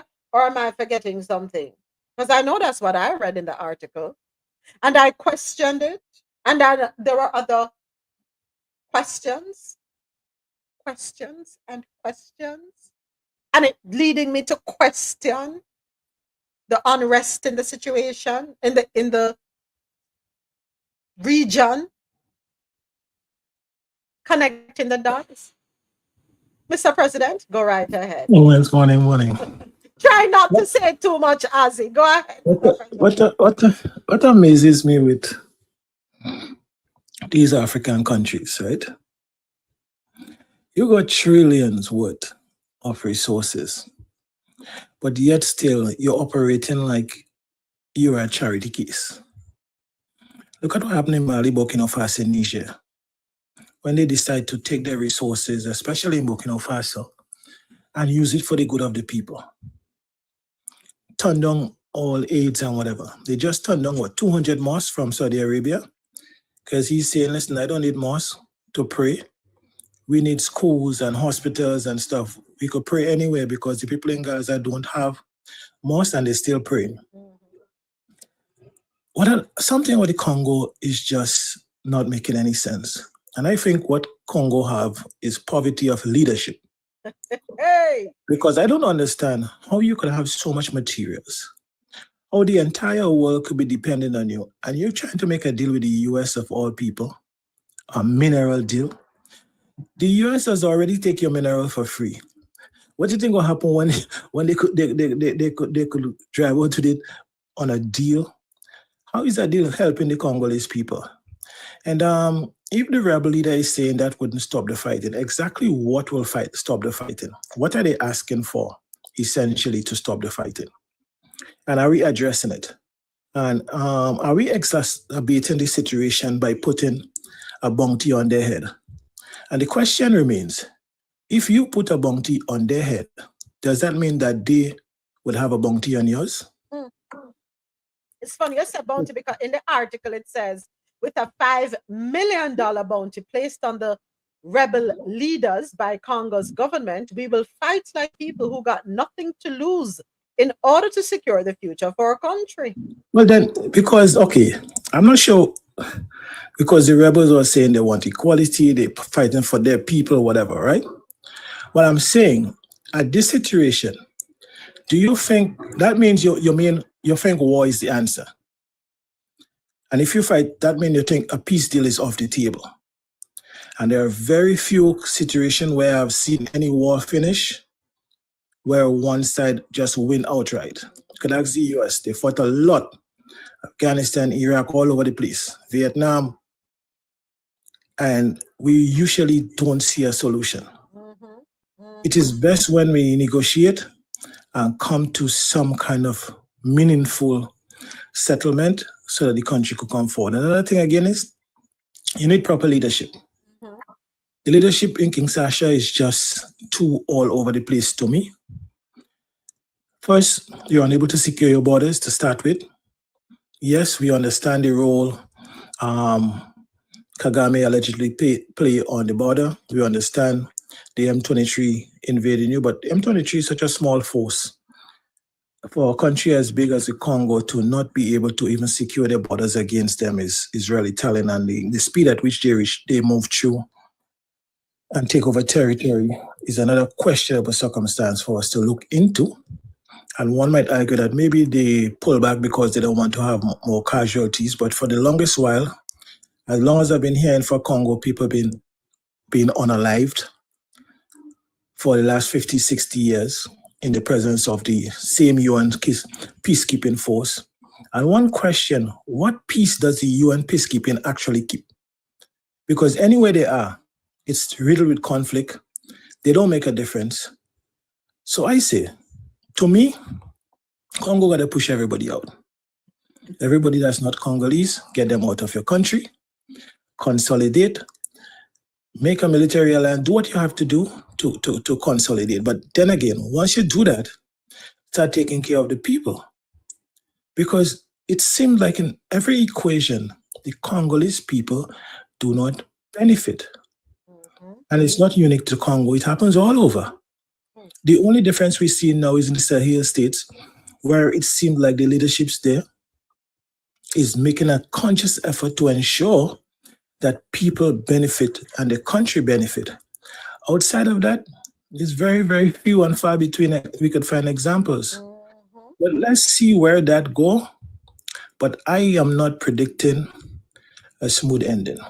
And there are those who think that the US will just go in there and annihilate M23 or all the rebel groups that's there, and it will be business as usual. I'm not saying the US would not probably create some kind of balance, but as the leaders say, I don't think that would end the war. And killing the leadership, Like before, more leaders will spring up. Unaliving the leadership. Sorry, unaliving. Unaliving. But I yield. That's just my opinion from the outside looking in. I think they have to start to do better. And they have to get the people around them. Mm-hmm. Because there are some people in the East even now that is saying they like the peace that they're experiencing right now. Mm-hmm. You understand? And maybe that's a small section of people. I'm not on the ground. I'm not sure. But I don't see how you would find a military solution, given the territory, given the size of the territory, unless you could have a very strong Congolese army, which seems far-fetched. I yield. Yeah. Moments, in terms of intelligence, is it still America or is it Israel, the number one in the world? America? Because the thing that I can't understand with, because when you look at Congo, it's been a problem for decades, right? And when you look at equipping rebels, because the logistic in Africa in general, much less in Congo, how, in terms of borders and stuff like that, how the rebels, how are they able to stay equipped? They have never been out of equipment. How do they get stuff in? Who's the one that's supplying? Because you'd have to believe that there's only a handful of countries that can supply. Who are the suppliers? Where are they getting the funding to pay for these supplies? Or do they get it on concession? You know, exactly. Are they giving them the equipments for free and said like, okay, when you do this, it just don't make sense. In a poor country, well, rich country that's poor with poor people, how are they able to afford these, these equipments? Because this is not like bone and arrows, right? These are our military stuff. So how are they getting it? The logistic, who is shipping it across? Which border is it coming from? Is it coming through the legal ports of the country? Is it coming across the border in African nations?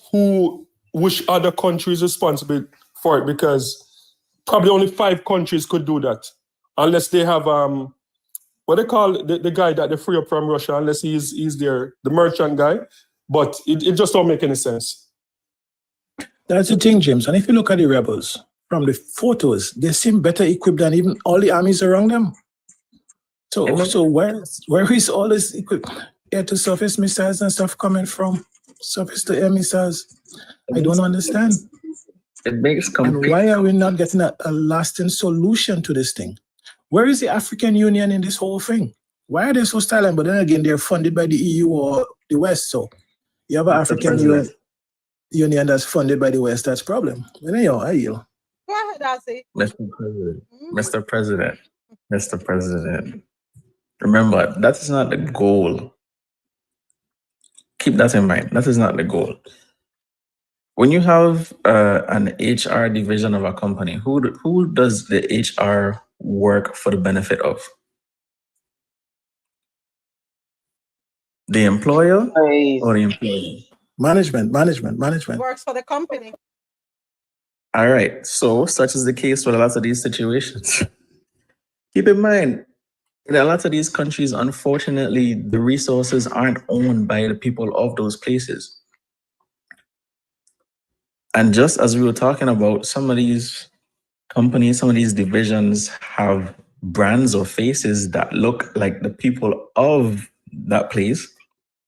The people of that place don't necessarily own it.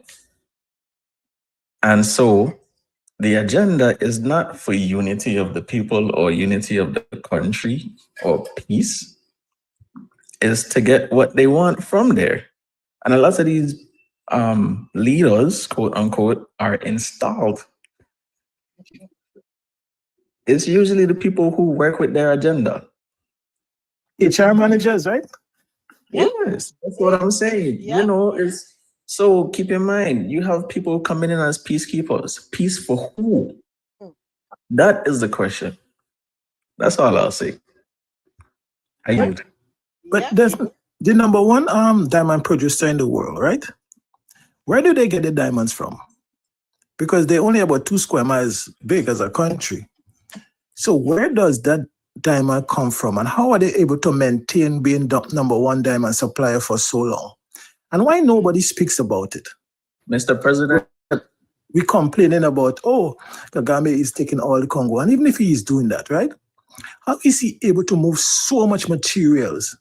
I mean, you're talking about this kind of materials is not, these are heavy materials that has to be processed. Where are all these truckloads of stuff passing? How are they able to move through your country's border so freely? Other things don't make sense to me. Too many questions, Mr. President. Mr. President, Some of them questions are offline. Mr. President, and moments, I'll just ask you to look up one thing. Look up where Elon, what you call him, Black Hat Man? Look up where his father gained his wealth. That's all I'll say. We know that. Here's the thing. We know the answers to everything, you know. We know the answer. We have connected the dots. We're able to see through the smoking mirrors. We know that everything is not as it seems. We are able to recognize the truth. We know. We know the truth. Why? Because we're able to think. We're able to make sense out of nonsense. We recognize that 1 + 1 don't equal 2.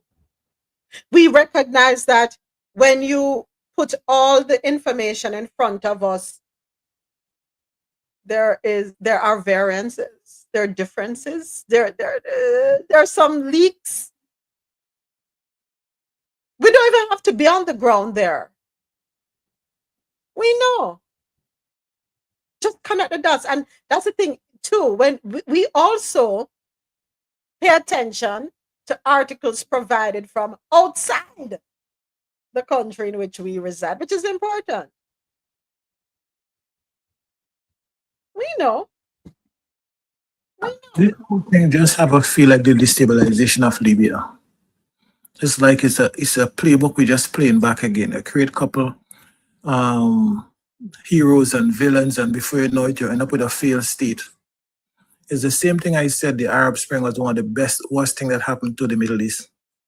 And everybody thought I was a crazy man at the time.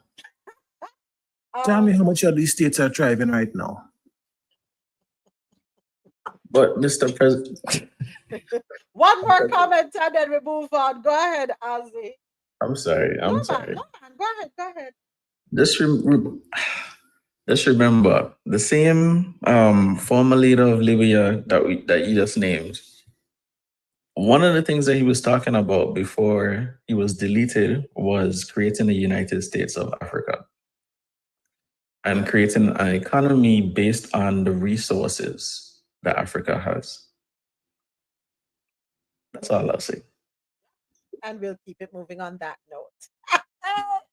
According to APnews.com, Israeli settlers beat up one of the Palestinian co-directors of the Oscar-winning documentary film No Other Land on Monday in the occupied West Bank before he was detained by the Israeli military, according to 2 of his fellow directors and other witnesses. The filmmaker Hamdan Balal was one of 3 Palestinians detained in the village of Susiya, according to attorney Leah Tissemel, who is representing them. Police told her they were being held at a military base for medical treatment. But she said Tuesday morning that she had not been able to reach them and had no further information on their whereabouts.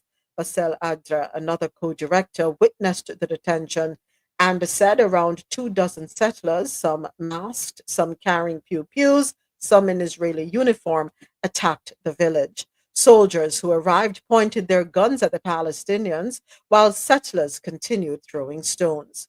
We came back from the Oscars, and every day since there is an attack on us, Adra told the Associated Press. This might be their revenge on us for making the movie. It feels like punishment. Next up, South African Ambassador expelled from US welcomed home by supporters. TheGuardian.com is reporting that the South African ambassador, who was expelled from the US and declared persona non grata by the Trump administration, was welcomed home on Sunday by hundreds of supporters who sang songs praising him. Crowds at Cape Town International Airport surrounded Ibrahim Rasool and his wife Rosida as they emerged in the arrivals terminal in their hometown, and they needed a police escort to help them navigate their way through the building. A declaration of persona non grata is meant to humiliate you, Rasul told the supporters as he addressed them with a megaphone. But when you return to crowds like this and with warmth like this, then I will wear my persona non grata as a badge of dignity. It was not our choice to come home, but we come home with no regrets, he said. Rasul was expelled for comments he made on a webinar that included him saying the MAGA movement was partly a response to a supremacist instinct. Rasul said on his return home that it was important for South Africa to fix its relationship with the US after Donald Trump punished the country and accused it of taking an anti American stance even before the decision to expel him. And the US president had issued an executive last month, an executive order that is last month, cutting all funding to South Africa, alleging its government is supporting the Palestinian militant group Hamas and Iran and pursuing anti white policies at home. Courtesy of the AssociatedPress.com, South Korea's Constitutional Court overturned the impeachment of Prime Minister Han Duck-soo, reinstating the nation's number 2 official as acting leader Monday, while not yet ruling on the separate impeachment of President Yoon Suk-yeol over his shocking imposition of martial law in December. Many observers said the 7-1 ruling in Han's case did not signal much about the upcoming verdict on Yoon, as Han wasn't a key figure in imposing martial law. But the ruling could still embolden Yoon's staunch supporters and ramp up their political offensive on the opposition. And our final story on the international scene, Putin will weaponize the ECHR against British troops in Ukraine, Starmer has warned. This article courtesy of uk.news.yahoo. British troops sent to Ukraine as part of a planned peacekeeping force could face vexatious human rights prosecutions, according to Sir Starmer. The Prime Minister is facing calls to authorize a blanket exemption from the European Convention on Human Rights for soldiers sent to deter Russia. It comes amid fears that Moscow could look to exploit Britain's adherence to the ECHR to pursue soldiers through the courts and undermine military morale. James Cartledge, the Shadow Defense Secretary, has written to ministers urging them to maximize protection for our forces against human rights claims. In a letter to John Healey, the Defense Secretary, he wrote, "You will be aware that British troops who served in Iraq faced a large number of vexatious claims about their conduct." And that article wraps up stories on the international scene. Next up, it's Women's History Month. And I'm sorry, I'm looking at something and chuckling. My apologies. Today, we're going to be talking about Zelda Fitzgerald, Nellie Bly, and Hillary Clinton in our Women's History Month segment here. Oh boy, and this is the last in the series of the women who we're featuring, um, 38 inspiring women who changed the world. All right, so Zelda Fitzgerald, 1900 to 1948. Zelda Fitzgerald was married to beloved writer F. Scott Fitzgerald, who wrote the classic novel The Great Gatsby. But what literary fans may not know is that the author Fitzgerald was a talented dancer and writer in her own right. It's been long speculated that she served as his muse. But in a piece she wrote for the New York Tribune, Fitzgerald also accused her husband of stealing from her journal entries. Oops. intimating that he seems to believe that plagiarism begins at home. Can you imagine sleeping with the enemy? Read the National Book Award nominated Zelda, a biography, to learn more about her. Next up, we have, hold on 1 second. Let me grab the next one. Nellie Bly. Where are you, Nellie? Give me 1 second while I pull her up. Nellie. Okay, they rearranged her on my thing here. They're gonna bear with me 1 second. 1 second, folks. They rearranged my business. So now I can't find Nellie. All right. Nellie, I don't know where you have disappeared to. Okay, let's go on to Hillary Clinton and then I'll go back and find Nellie. Hillary Clinton, 1947 to present. Hillary Clinton has accomplished many goals for women in politics, from becoming the first woman to win a major party's nomination for president to being the first lady to win elected office, a seat in the U.S. Senate. Clinton also was U.S. Secretary of State under President Obama. Throughout it all, Clinton has fought for women's rights. My hope for young women coming up is to develop that confidence and that commitment about what you want to make of your own life and to support other women as they pursue their own ambitions and dreams. She made that statement in a Time interview. Learn more about Clinton in her memoirs, What Happened, Living History, and Hard Choices. And I know some people are on the fence where she's concerned. All right, Nellie Bly, 1864 to 1922. Born Elizabeth Cochran, she adopted the pen name Nellie Bly so that she could go undercover as an investigative journalist in the 1880s. Bly eventually moved to New York City and by feigning mental illness got herself committed to a notorious asylum on Blackwell's Island.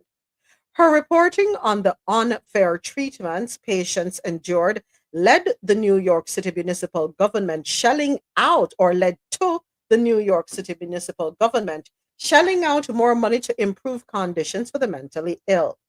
Bly achieved another great feat. In 1889, she traveled around the world in 72 days, setting a world record for circumnavigating the globe.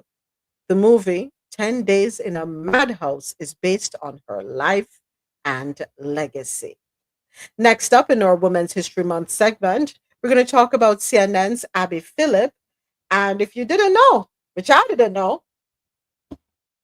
she has Trinidadian roots. Yes, she does. So this one we can find on CaribbeanNationalWeekly.com. And we'll go ahead and take a read. CNN anchor Abby Phillip will headline the 23rd Eric E. Williams Memorial Lecture, delivering a keynote on journalism in challenging times. The lecture takes place on Friday, March 28, 2025 at 7:15 p.m. And that is this Friday, the 28th, yep, at the AT&T Conference Center at the University of Texas in Austin. With a reception at 6:15 p.m., the event is free and open to the public with a live stream available. Phillip, who anchors Newsnight with Abby Phillip on CNN, is a respected journalist known for her sharp analysis of current affairs, in-depth political reporting, and hard-hitting interviews. Of Trinidadian heritage, she has covered some of the most pivotal moments in recent history, including the 2020 U.S. presidential election, the Trump administration, and the Supreme Court. Before joining CNN, Phillip worked at The Washington Post, Politico, and ABC News, where she developed a reputation for her incisive political coverage and ability to break down complex issues for a broad audience. As a renowned journalist, Abby Phillip was a natural choice to give the Eric Williams Memorial Lecture. That's according to Dr. Jennifer Wilkes, who is director of UT's John L. Warfield Center for African and African American Studies. Phillips's commitment to keeping audiences informed is a testament to the public engagement tradition that Williams championed. Established in 1999, the Eric Williams Memorial Lecture honors the late Dr. Eric E. Williams, historian, author of Capitalism and Slavery, the first Prime Minister of Trinidad and Tobago. The lecture series, previously held at Florida International University for 19 years, now resides at UT in Austin. Past speakers have included notable figures such as historian John Hope Franklin, Prime Ministers Mia Mottley of Barbados and Ralph Gonsalves of St. Vincent and the Grenadines, as well as civil rights activist Dr. Angela Davis. The Eric Williams Memorial Collection at the University of the West Indies, UWI, Trinidad and Tobago, was named the UNESCO's Memory of the World Register in 1999. So congratulations to you, Abby Phillip, CNN anchor, in the one who will be delivering the keynote on journalism in challenging times. And remember, it will be streamed live. It's going to happen Friday, the 28th of March. That is this Friday, 7:15 p.m. Eastern, at the AT&T Conference Center, University of Texas in Austin. Let me see the link. Okay, there is a link for it. I am going to put the link on the Coffee and Toe website for anyone who may want to check it out. And you can just go to the Coffee and Toe website, head on over to our resources page. And after the show, I'll be doing that. I'll be pinning the link there. And I will remind you tomorrow as well. Go right ahead. Did I hear the mic open? Someone's mic open? Or am I hearing doubles? No, that was just me coming back. Okay, Rosolo. Yes. So I did not know. Did anybody else know about her Trinidadian roots? No, I didn't know, but I like her a lot. And I think we need to put our hands over her because she's been checking a lot of people these past couple of months. And they already got rid of one of my girls that was there, one of my women ladies that was there before that I liked. So, yeah. But I absolutely, yeah. No, I didn't know. And just the other day I learned that Joyanne Reid has a Guyanese. Yeah. Look at that. I was gonna say something, but I will seal. I won't say anything as a lot of influential people in this country do have Caribbean roots. A lot of significant people in this country, what they call significant people, have Caribbean roots. Go ahead, Mr. President. Yes, I would like to see us in the Caribbean utilize some of the expertise in the diaspora more. We have to come together more as a unit. Singapore did a very, very good job of that, exploiting the external Singaporeans who were qualified and specialized in different areas, and they created an avenue not only for them to come home, but for collaboration. Don't use exploit. Exploits on our way. Well, they took advantage. They took advantage of it, right? Yeah, they took advantage of it, and a lot of them went back home and helped build the Singapore we know today. And we like to boast about the Singapore model. We read about it, we make case study about it, we study it in our universities, but we don't implement it. The diaspora, the Caribbean diaspora is bigger than the Caribbean. There is more Grenadians in the diaspora than in Grenada. There is more Jamaicans and people of Jamaican descent in the diaspora than in Jamaica, Antigua, name it, right? Mm-hmm.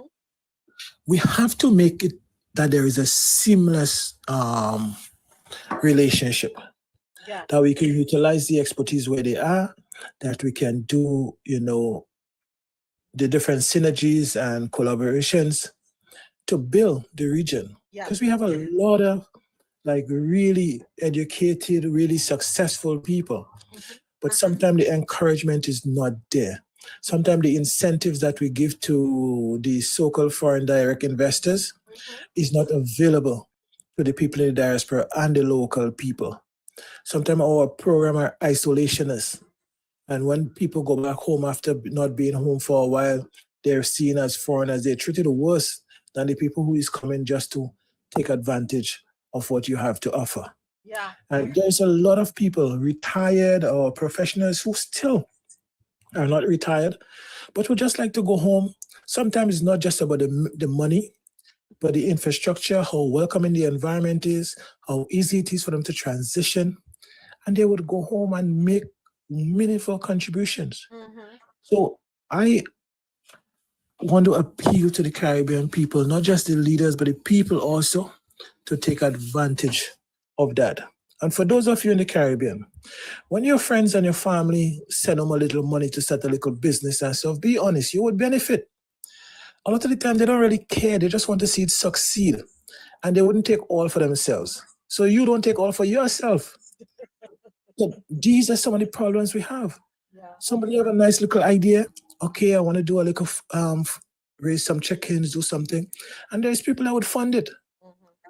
And you go a little partnership, and when you go home, you have nothing. There are people that want to build little houses, want to do certain stuff. You send them money, they abuse it. But guess what? If they allow you to build yours, besides providing the jobs and other things, you will help them to build theirs. But we're so short-sighted sometimes in our outlook that we miss out on the opportunity of the diaspora. And there's an appeal I want to put out there. I yield. I agree. Thank you.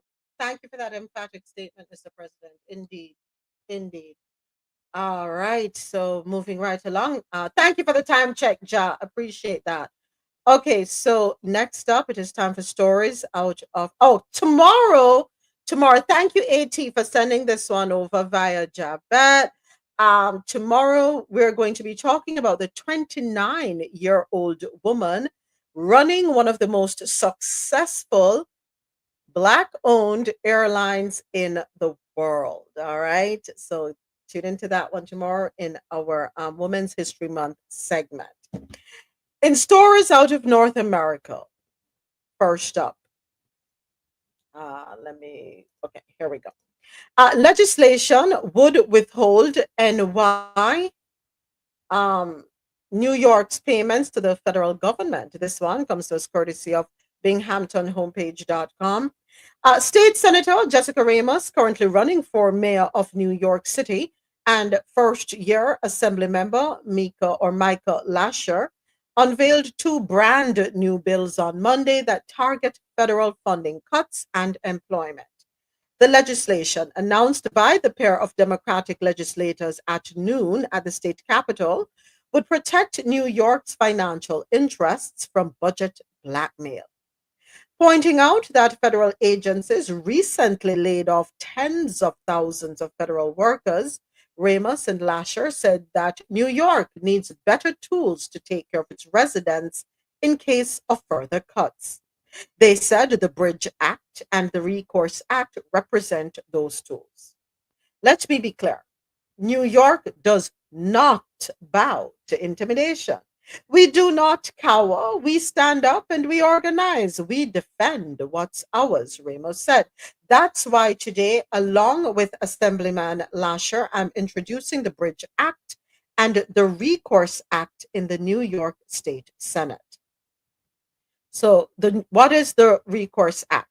Reciprocal enforcement of claims on unpaid or reduced state entitlements would create a system for the state comptroller to report on the amount of money that the federal government owes New York, as determined by court rulings.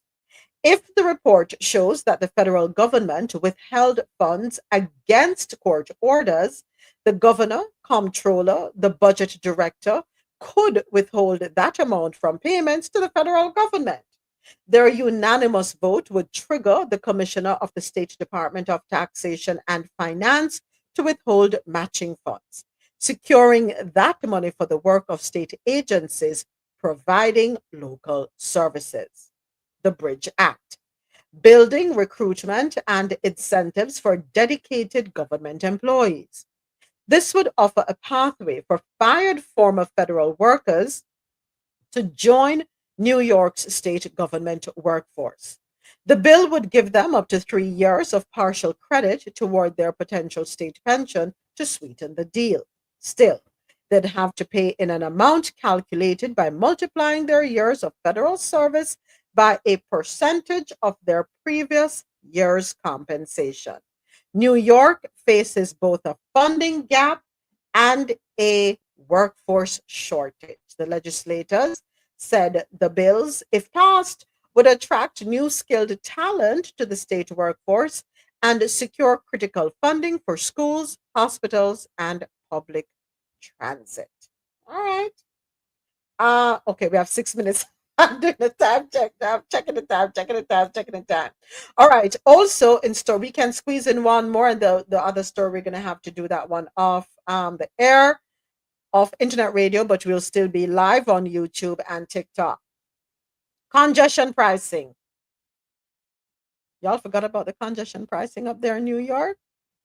According to AMNY.com, the MTA made an announcement yesterday. Yes, that was Monday night. Yeah, yesterday. Who wants to take a wild guess as to how much money in revenue was raked in during the month of February up there in New York? Who wants to take a wild guess? Well, I could tell you, it's congestion pricing is here to stay. No matter how much you complain, but because it bringing in a lot into the coffers. I couldn't believe the figures. No, Ja, you're way off, Ja. Way off, way off. Come way down, Ja. Way, way, way, way down. But still a significant amount. So according to this article, the MTA made an announcement. Come down, Ozzy. Come down, come down. I'll spare you all the details. The stress. The MTA announced on Monday that it collected $51.9 million in revenue from congestion pricing. And this was just for the shortest month of the year, February. This is the second month of revenue data since the agency launched the Manhattan Toll Program on January 5. 1 month. 51.9 million. Run the numbers. How much we expect to, at that rate, how much can we expect to rake in by the end of the year? Call it 50 million a year. That's what? $500 million gonna come in? Is my math right? Where are my accountants? Yeah, about 624 billion on average. 600 million roughly. 624 million on average is what New York is gonna rake in. Why not do with the money? But remember that that's not even a busy. February is a slow month, so it is. You can arguably say that it will go up when you're talking about the busier months. This is not even summer yet, so in summer the city will be busier. So that to me would be a low ball point. I wouldn't even take that as an average. Mr. President, me have one question phone up there in New York. What am I going to do with the money? What is the money going to be earmarked for? Well, the MTA forever bringing up the prices, and I don't know if the service is going up, But I think they're facing a very, very challenging situation because the trains are old, the tracks are old, they don't have space. It's in the city, they have a good train network, but I don't know how they would upgrade. Then even when you have to make infrastructural changes and different changes, you have to go through so much organization. By the time it gets approved, it's obsolete. So I don't know. I really don't know. As long as the money is going to go toward maintaining, improving, upgrading the infrastructure that's there, the transportation infrastructure, fine. I just don't want to know that anything is going to waste. And with that being said, it is time for me to go ahead and wrap up the internet radio stream. Let me hold my tongue. I want to say a big thank you to everyone who tuned in to QMZRadio.com. Quality music while you work or play. Keep it logged on to www.qmzradio.com for that good music to get you through your day. To our listeners on JanoRadio.com, the nonstop party vibe station, thank you so much for tuning in. And don't forget to download the Jano Radio app, JAHKNO. It's available in your Apple and Google Play stores. Jano Radio, take us on the go. To our listeners on madmusichouse.com, any genre, anytime, thank you for tuning in. We will be back with you tomorrow morning, God willing, 9 a.m. Eastern. We look forward to another wonderful episode and to have you listening. We invite you to join us either on our YouTube channel or on TikTok for the remainder of the show. And this is where we say goodbye. Take care. See you tomorrow.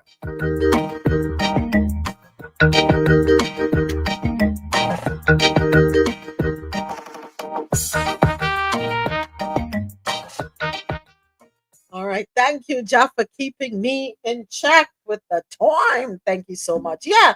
As long as they're not going to be wasting the money and it is going to be put to good use, the replacement of tracks, the train tracks, the maintenance of the improving the ambiance of the trains and the train stations.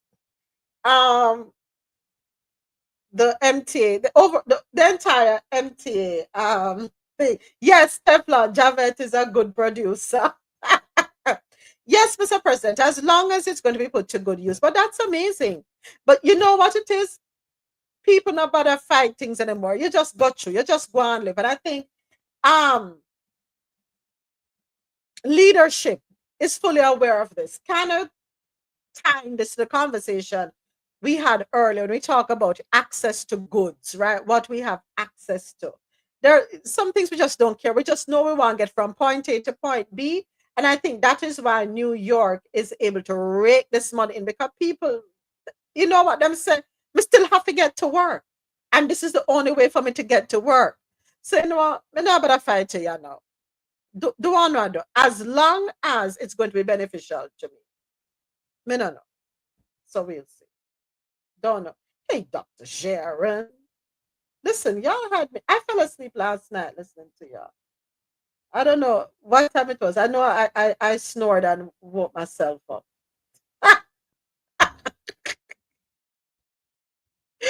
Oh my gosh. All right. So now, Lord have mercy. What do we do with Hexet? What are we going to do with Hexet? Tell me. What are we to do with Hexet? Y'all are aware of what happened, right? But I said, look at God. God works in mysterious ways, you know. That accident of having the journalist included in that text message, I believe was deliberate. It was no accident. He was meant to be a part of that message. Mm-hmm.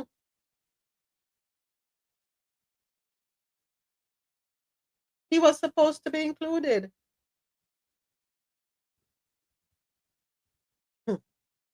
Let me see if I can find my article here, because you want to hear Dr. Sharon's thoughts? Hey, Dr. Sharon is off the chain in Azzy. You need to check in at nighttime when she's on with Doctors Keisha and Leslie. Let me tell you something. Dr. Sharon needs to take up comedy as hers. I think her. No, not me. No. You, Rosolo, one can go on the road, and Dr. Leslie, on need on her own comedy tour. No, Dr. Leslie. No, Dr. Leslie is the comedian. I don't think you hear yourself. I don't think you can hear yourself. I need to tape you that you hear yourself. No, for real. Oh my gosh. So we're talking about this mess. So whether it was deliberate or an accident, it's wrong. Right? And he shouldn't be in that position to begin with. So to me, that just confirms this. Right? They probably was gonna include the journalist. They probably just didn't expect him to leak it. What the problem, to me, probably the issue is.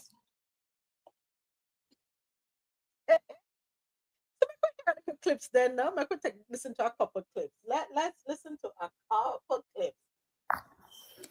breaking news. The Department of Defense, well, they like to talk about diversity, equity, and inclusion and how it is just ruining everything. Well, the Defense Secretary himself, Pete Hegseth, is in a little hot water right now because he apparently included a reporter on some top secret information on a text chain. The reporter didn't think it was real. He got the information hours earlier until the bombs started falling in Yemen. This text chain reportedly included some top secret information, including weapons packages, timing, and location. What's going to happen? Will there be any repercussions? This is still breaking. Details to come. Stand by. Breaking news. The Department of Defense. Hold on, we have another one. The Trump administration may have just engaged in one of the biggest national security blunders of the modern 21st century. This is the list of individuals that was in a signal chat along with a reporter. The signal chat discussed attacks on Yemen. You had everyone from J.D. Vance, the vice president, to Pete Hegseth, to Marco Rubio, to Tulsi Gabbard, Susie Wiles, and more. Now, experts are saying that by including a journalist who does not have a security clearance in this top secret, highly classified chat could be one of the biggest military and national security blunders in modern day history. And there are even now people calling for Pete Hegseth's resignation. A lot of Republicans and a lot of those in the Trump administration right now lambasted Hillary Clinton for her emails. Remember the email saga? Well, experts are saying that this is exponentially worse because not only did you have a journalist in that chat, but you now have the signal chat public and people. Oops, sorry. The Trump administration may have just Hillary Clinton for her emails. Remember the email saga? Well, experts are saying that this is exponentially worse because not only did you have a journalist in that chat, but you now have the signal chat public and people can see deliberations within the Trump administration. I'm going to do a full breakdown of everything you missed on my Substack, so be sure to subscribe for free at the link in my bio. Follow along, stay up to date on all the news. All right, one more. Share how your. No, hold on. Before we get to that one, this one. Did you know the federal government is apparently organizing highly classified, top secret war plans on Signal? Well, Jeffrey Goldberg, the editor at The Atlantic, knows that they're doing it that way because he was accidentally included on a text chain planning the entire March 15th Houthi attack. Now, Jeffrey Goldberg didn't publish this until today. The attack took place on March 15th, and these text messages are from March 11th. J.D. Vance says, Pete Hegseth, if you think we should do it, let's go. I just hate bailing Europe out again. Let's make sure our messaging is tight here. And if there are things. So she's reading the actual screenshot, the screenshots of the back and forth. We can do upfront to minimize risk to Saudi oil facilities, we should do it. Hegseth saying, I fully share your loathing of European freeloading. It's pathetic. But Mike Walls, is correct. We are the only ones on the planet on our side of the ledger who can do this. Nobody else even close. Question is timing. I feel now is a good time as any, given POTUS directive to reopen shipping lanes. And I think we should go, but POTUS still retains 24 hours of decision space. Now, the next person to answer is SM, which I think is probably Stephen Miller, just based on how it's written here. You can pause to read. Okay, I'll pause to read. Come here, go read it. As I heard it, the president was clear, green light. But we soon make clear to Egypt and Europe what we expect in return. We also need to figure out how to enforce such a requirement, e.g., if Europe doesn't remunerate, then what? If the U.S. successfully restores freedom of Navi, something is blotted out there. Hold on, let me see. He says, though, if they do, hold on, secure the shipping lane, then the United States needs some kind of like economic gain for that. And then after the attack takes place, Mike Waltz texts, fist emoji, American flag, flame. MAR is probably Marco Rubio. And of course, we also got. No, we're not going to scan over that so fast. Hold on. Marco Rubio, MAR, good job, Pete and your team. Michael Waltz responds, the team in MAL did a great job as well. And then SM says, great job. Flame. MAR is probably Marco Rubio. And of course, we also got this photo from March 15th when the Houthi attacks were taking place. Nothing says strength like holding your belt while wearing a hat that has your own autograph on it.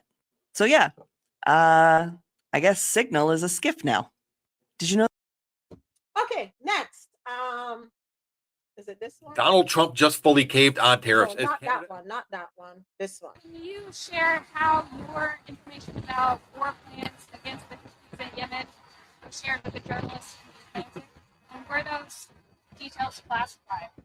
So you're talking about a deceitful and highly discredited so-called journalist who's made a profession of peddling hoaxes time and time again, to include the hoaxes of Russia, or the fine people on both sides hoax, or suckers and losers hoax. So this is a guy that peddles in garbage. This is what he does.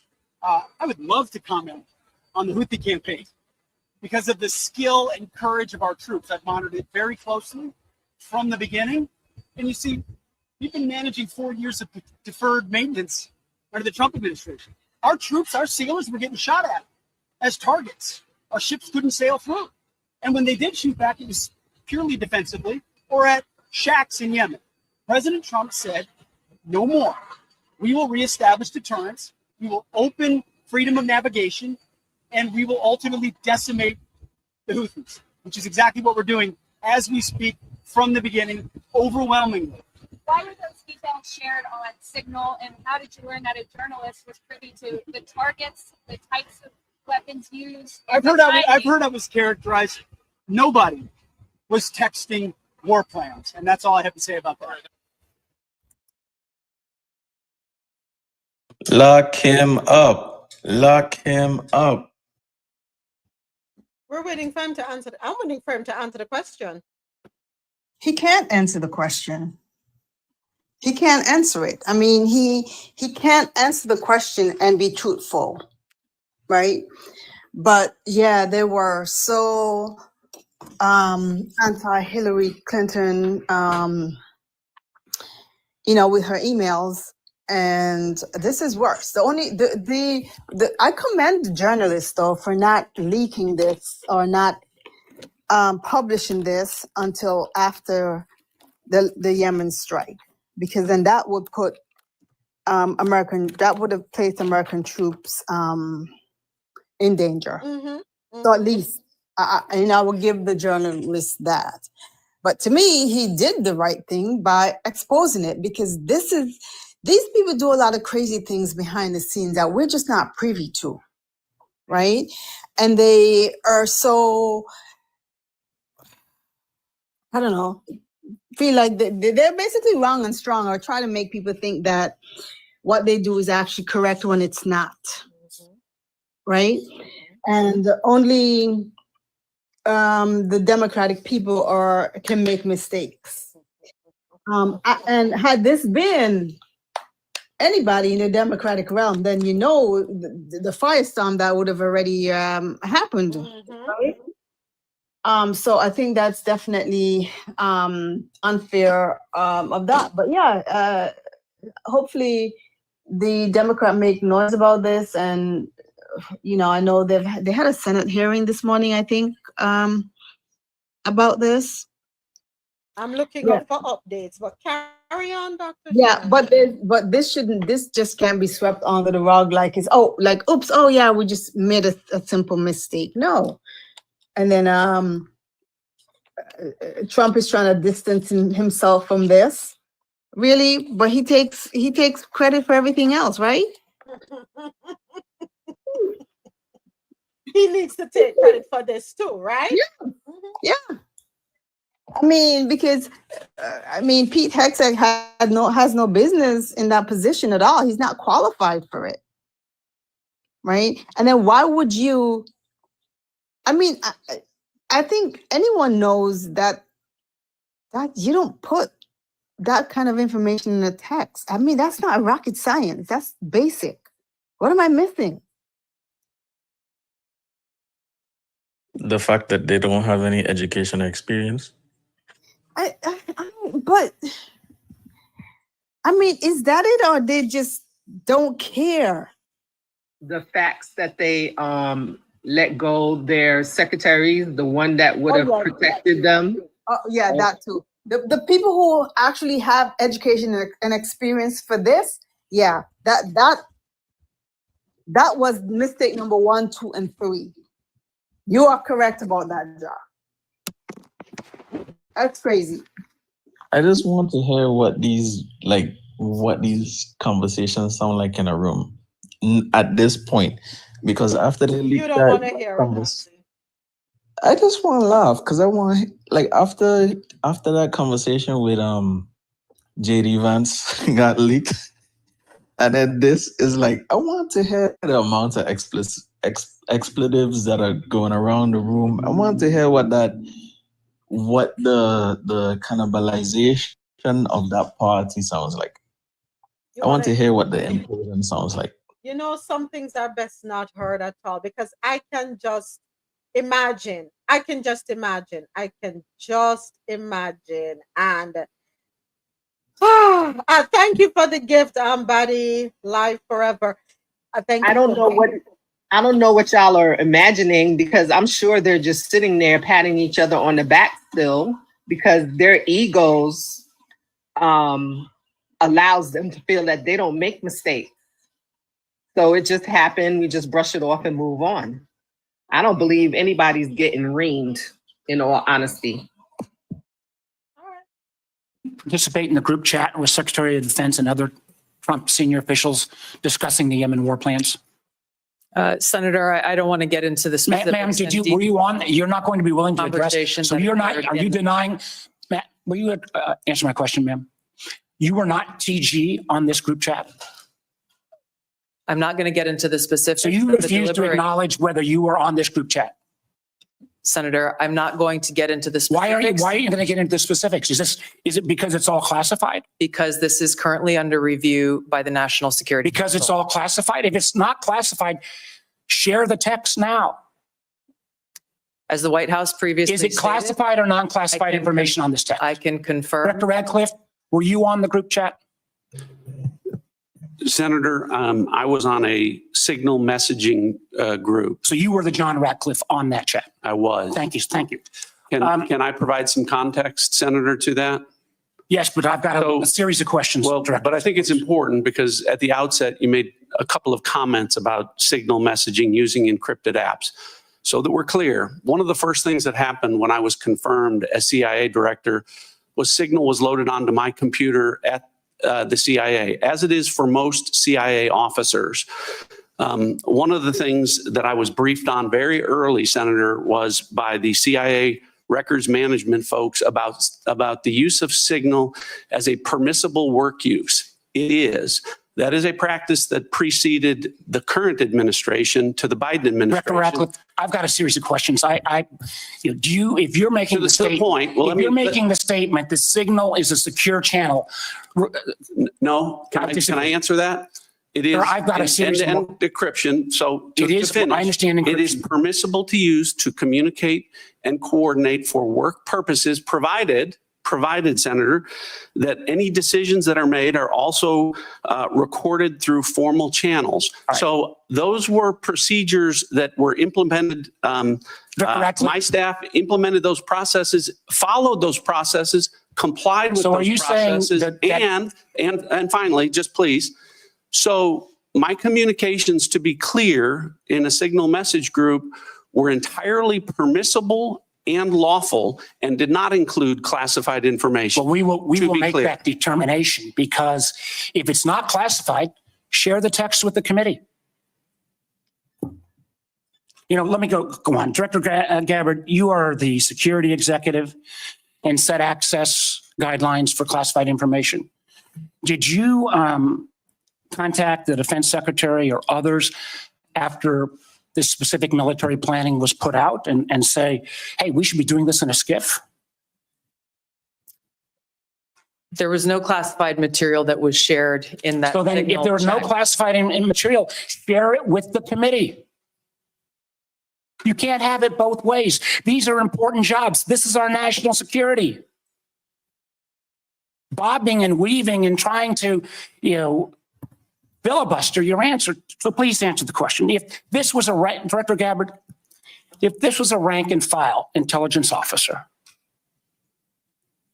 who did this kind of careless behavior, what would you do with them? Senator, I'll reiterate that there was no classified material that was shared in that. Ma'am, if there's no classified materials, share. And then if there's no classified materials, then you can't even answer the question.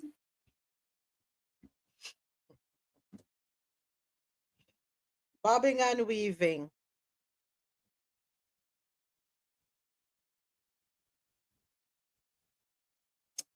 Ah, boy. Is that what happens when you get rid of DEI? I don't know.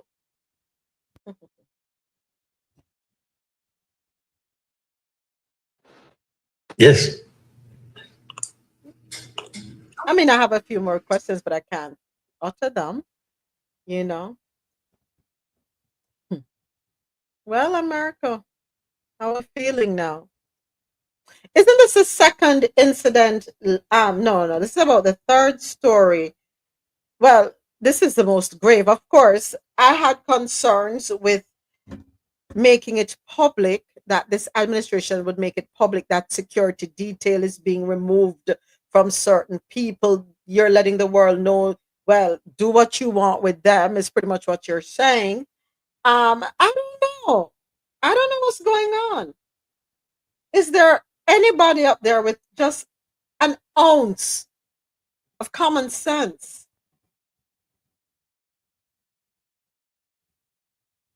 You're going to discuss those things on an app?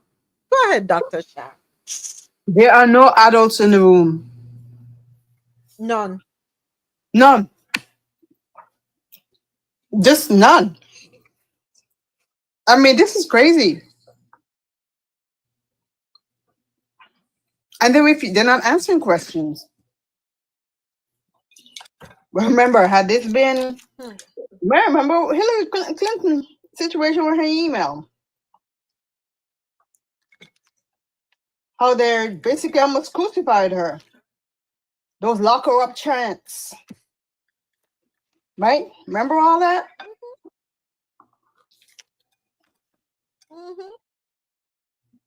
And don't these people have a protocol to discuss things that are classified and not on a phone? Don't they have secure channels? I mean,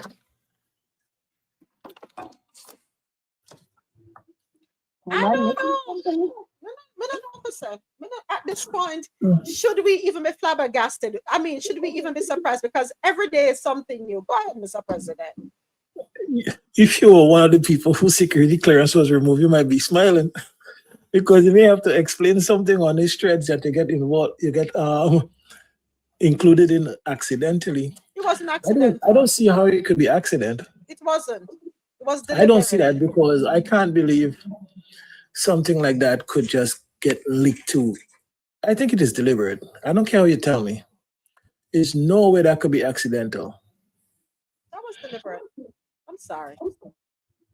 Or maybe these people that we think are so sophisticated in protecting the country and all this stuff is just a bunch of novice making it up as they go.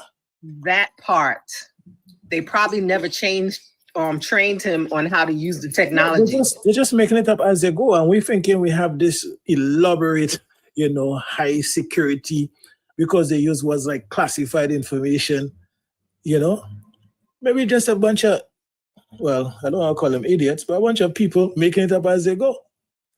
And we're thinking that we have some sophisticated mechanism in place. You know how many admins that I know that control what goes in and out of their bosses' offices and catches gatekeeping? You know how many nurses double check, nothing against you, Dr. Sharon, but you know how many nurses double check medication? they're supposed to. Okay. Yep. I think it was all planned. I think so too.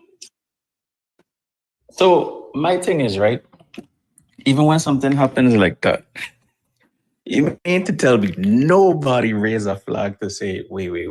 We don't recognize this other name that just got added here.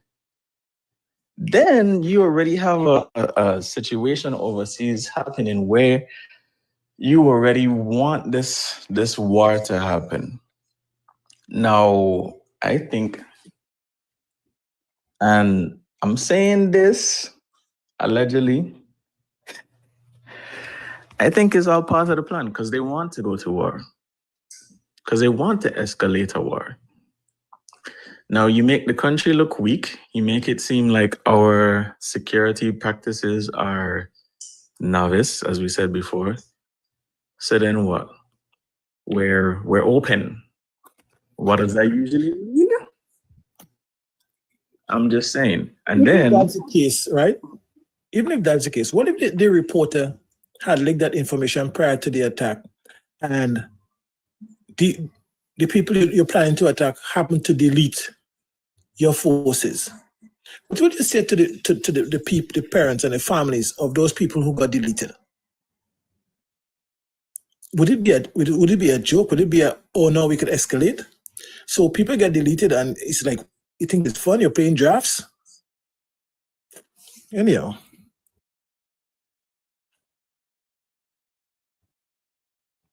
I don't think they understand the seriousness of what's at play right now. I honestly don't think they understand.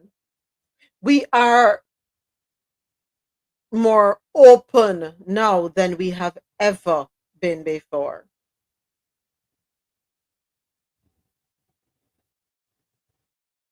And there seems to be no repercussion for the act. I know if it was us within the yes, Miss Casey, I agree. They're children playing games. And was he a DEI hire? Just checking for the record. no, DUI hire.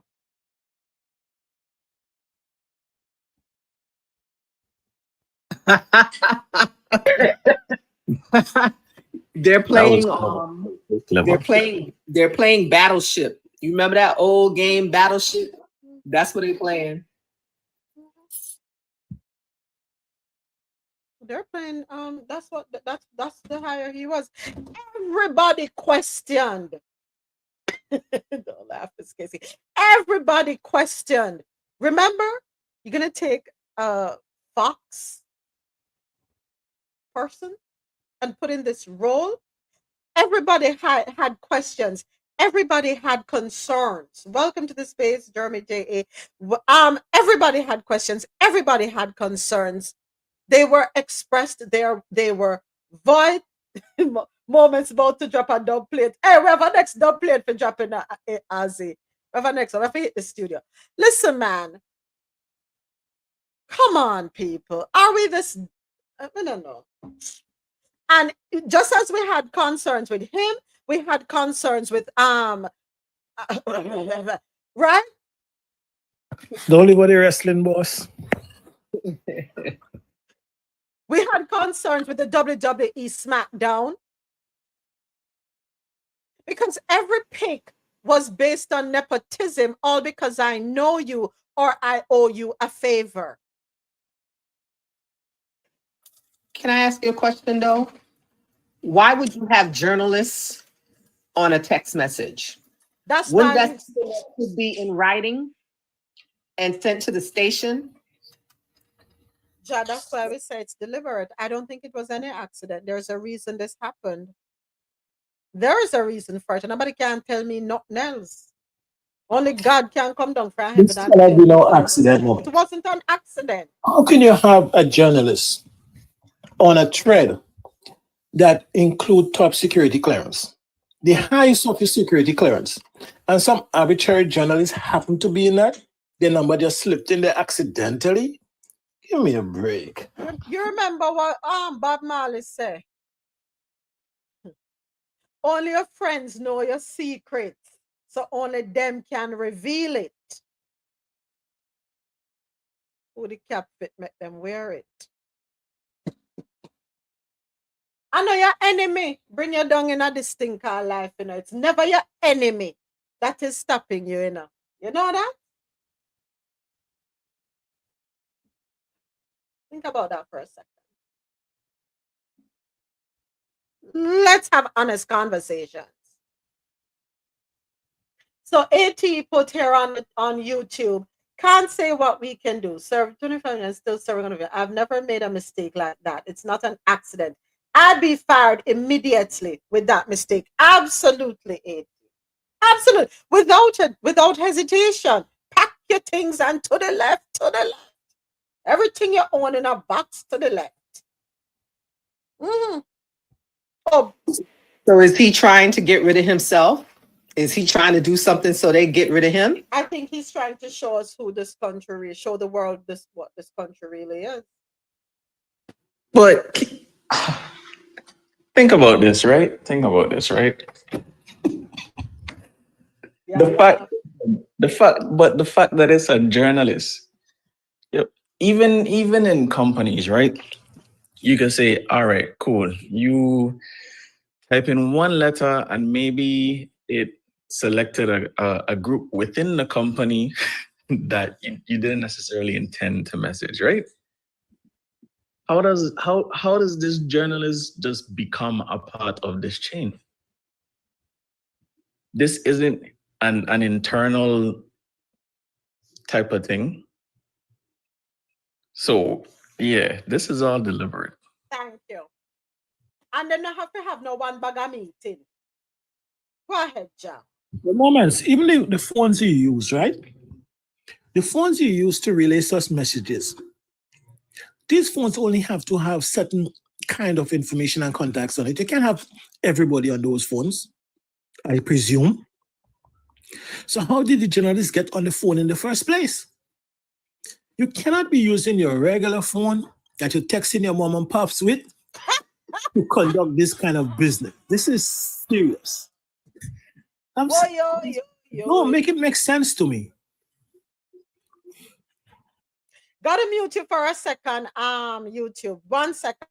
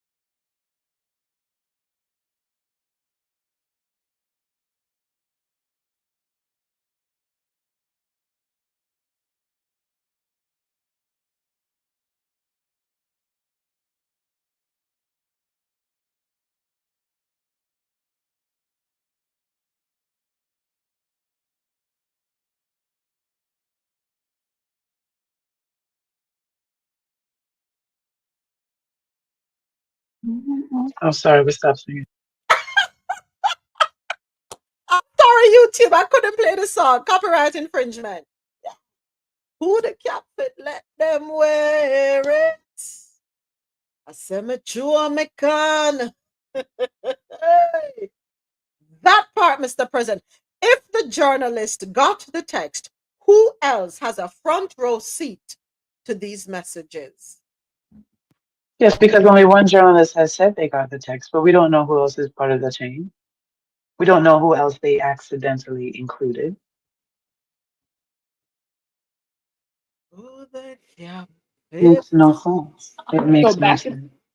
So back in the day during war times, if I remember my reading correctly, they used to have like a specific journalist included in a lot of these going-ons. And then the journalist could not reveal the information until they were told to. Facts. Yeah, but that was also an agreement made with the journalists. I'm sure there were signed contracts. This is just some random act that we're supposed to think was an accident. When they had those journalists in wartime, those were agreed upon. They still have them. They were not really journalists, you know. They were part of the departments. They were part of Yes, that's true. the organization. Military. They had Yeah. the requisite security clearance. Yeah, to the public, they may be journalists, but they were part of the entire apparatus. So it was not accident, and they didn't get everything. And what they get was just what you need to disseminate when you need to disseminate it. And they were the leads because they're the ones that always have this, undisclosed person that is inside that leaked this information to them. So they were part of the entire apparatus, unless this journalist is one of them. But I don't know. That's what I was going to say. But so then are we going back to what I said a few weeks ago? How are we going to be able to Nixon him out? I don't think when we say that, I don't know if we can. Well, there is no appetite for that. I could tell you for sure. And when you're busy out in fires, it's difficult to start to build a house. And when you're already drinking the Kool-Aid, you're not going to be thirsty anymore.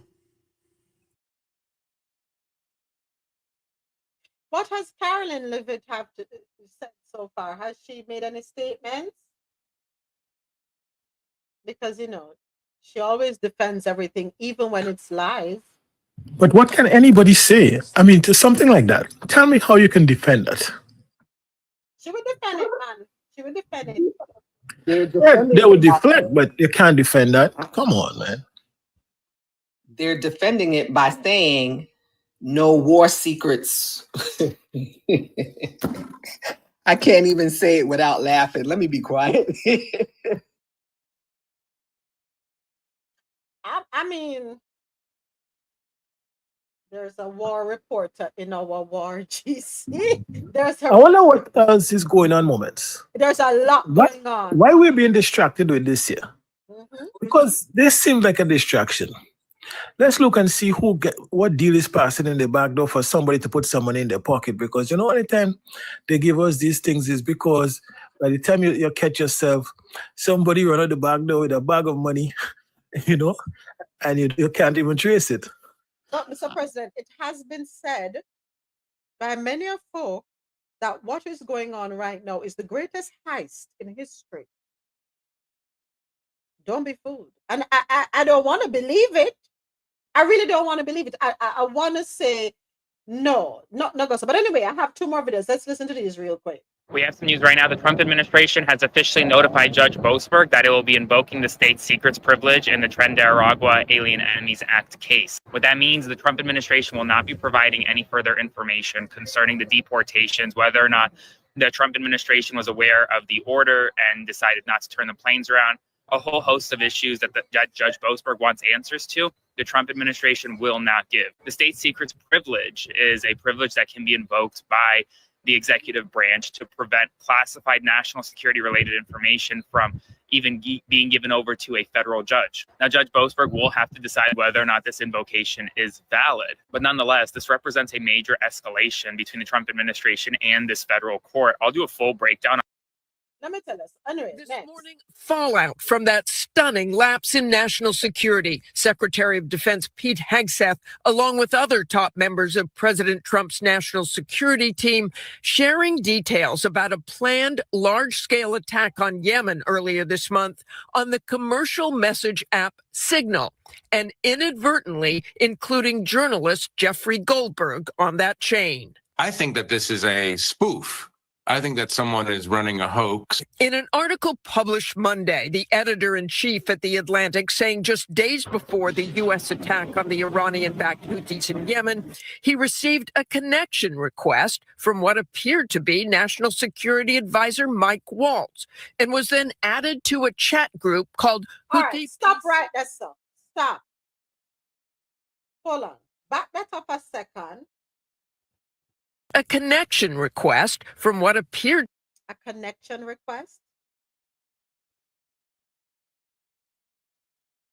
So he was sent a request to enter the chat.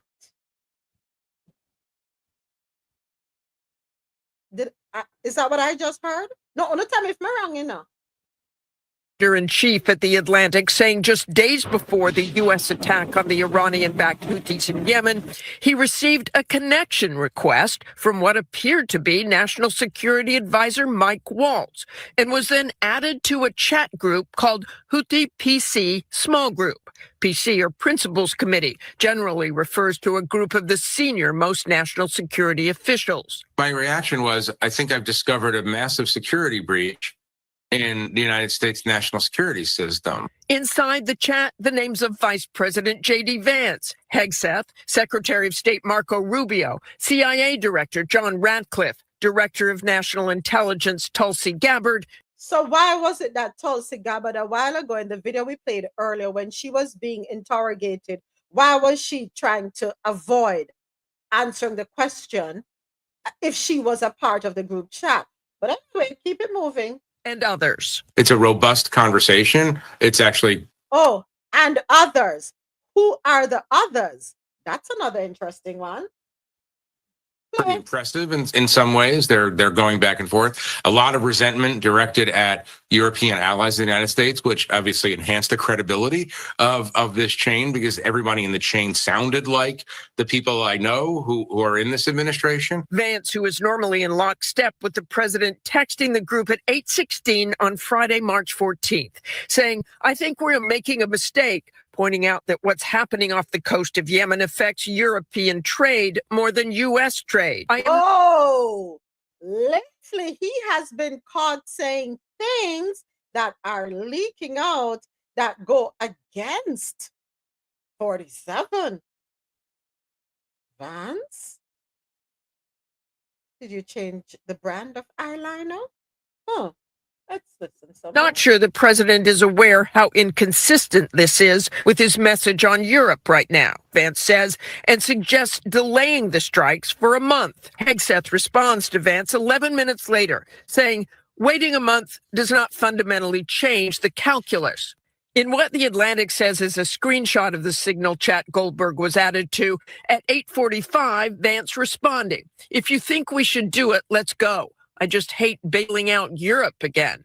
Hegseth responding, "I fully share your loathing of European freeloading. It's pathetic." The next day, March 15th at 11:44, Hegseth posts a team update revealing the strikes would commence in 2 hours. Goldberg says Hegseth shared operational details of forthcoming strikes, weapons deploying, and attack sequencing. I receive a text in this chain from someone who claims to be Pete Hegseth, who provides what I would only call a war plan. It became sort of overwhelmingly clear to me that this was a real group. So I'm happy to be in my car. I sort of wait with my phone to see if this is a real thing. Sure enough, around 1:50 Eastern time, I see that Yemen is under attack. According to Goldberg, the administration officials reacting after the strikes, "Excellent, a good start." Waltz even sending several emojis. The White House National Security Council confirming the authenticity of the thread, saying, "We are reviewing how an inadvertent number was added to the chain." This morning, fallout from that.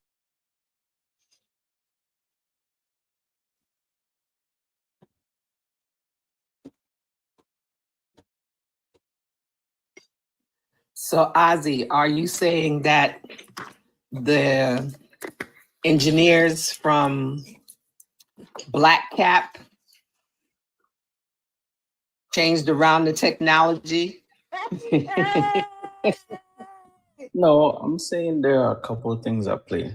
I think there's a mixture of idiots and people who are well aware of the plan. I think J.D. Vance isn't fully aware of some of the plans. And I think that there's friction between J.D. Vance and Elon. And so that implosion is taking place.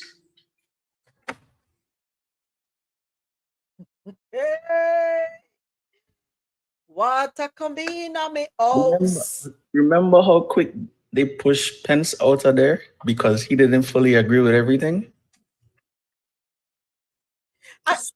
I gotta mute you. Just 1 second.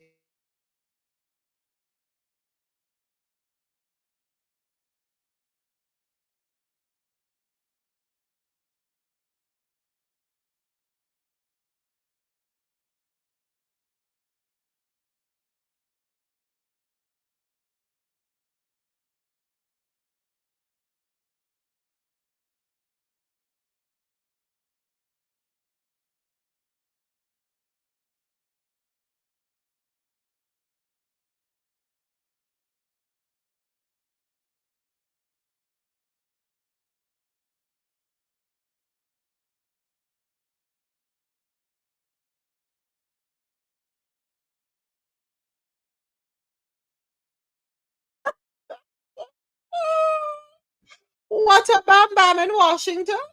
Washington, what's up?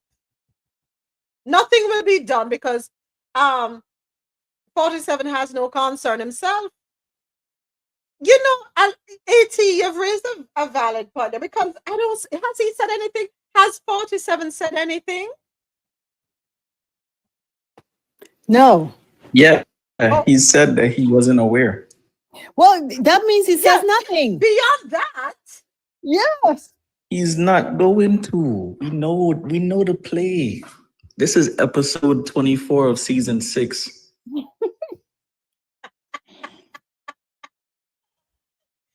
what a bum bum bum bum bum. I can't sing it on YouTube, right? That won't strap me for singing it on Oh, this is crazy. I just. you know, what country we're living in? At this point, I don't even know. At this point, I don't even know what country we're living in because it's, you know, this is like when you listen to the couple of articles surrounding the issue. It's like a group of frat boys. Did you see that? I did that. Oh my God. Did you see that? Oh my God. I can't believe I did that. Did you catch that?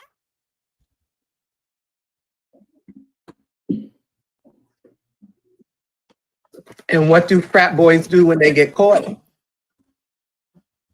I don't know what you're talking about. I don't know what you're talking about. Let's backpedal. You're all moving forward too fast. You're telling me the commander-in-chief was not aware that we are going to attack a next nation? But they did show pictures of him on the TV at the time in the war room or something like that, right? Yeah, But if he said he's unaware, you're telling me that the US could engage in war, could engage another nation, and the commander-in-chief is aware. You're using military arsenal, you're coming up with a war plan, you're looking at all your relations that is being affected.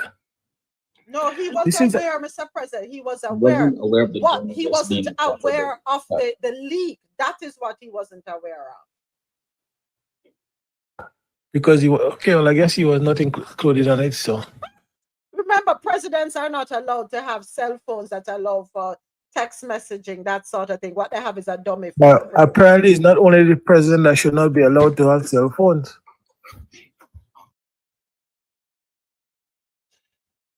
He shouldn't have been allowed to be president, but Well, that's another.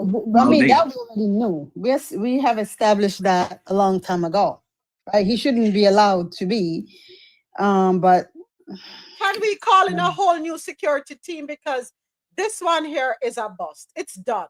Hegseth, Gabbard, Rubio, Walls, Vance. Right? You guys sound like sore losers. That's what the majority of the country voted for.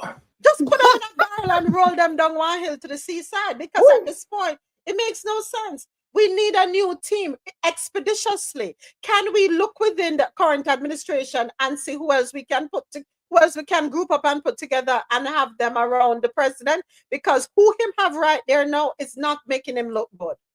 But he chose. Those are the people he chose, and those are the people he always choose and continue to choose. None of them. Actually, but why are you blaming him? Those people was confirmed. Wasn't it confirmed? Yes, they were all confirmed. So we can't blame him. We can't blame him alone. That is what the majority of the people in Congress voted for. People voted to put the president in place. People in Congress who is representing that constituent voted to put these people in the position. So these people are legitimately in their positions. If they are incompetent, it is not their fault that they are incompetent because they had to go through a confirmation process. And during the confirmation process, the US Congress saw it fit to put them in their position. So if we have to disband anything, we have to disband Congress. Can we ask Congress to get rid of them? As far as your earlier point, about throwing them in the barrel and letting it go in the seaside. I think the oceans have enough trash already. Come on, America. We can do better than this. We are not looking too cute at all. And I strongly believe we're being sabotaged from within. So I would implore the president. We care about you, Mr. President. No, we don't. Don't speak for me. Yeah, exactly. That's what Don't I'm speak saying. for me. Don't, yeah. Mm-mm. I'm Yo. enjoying the crap show, watching the idiots. Y'all voted for it.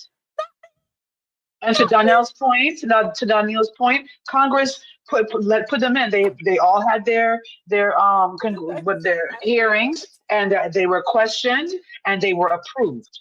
So let the show keep going. Like I just said, episode whatever. I'm watching.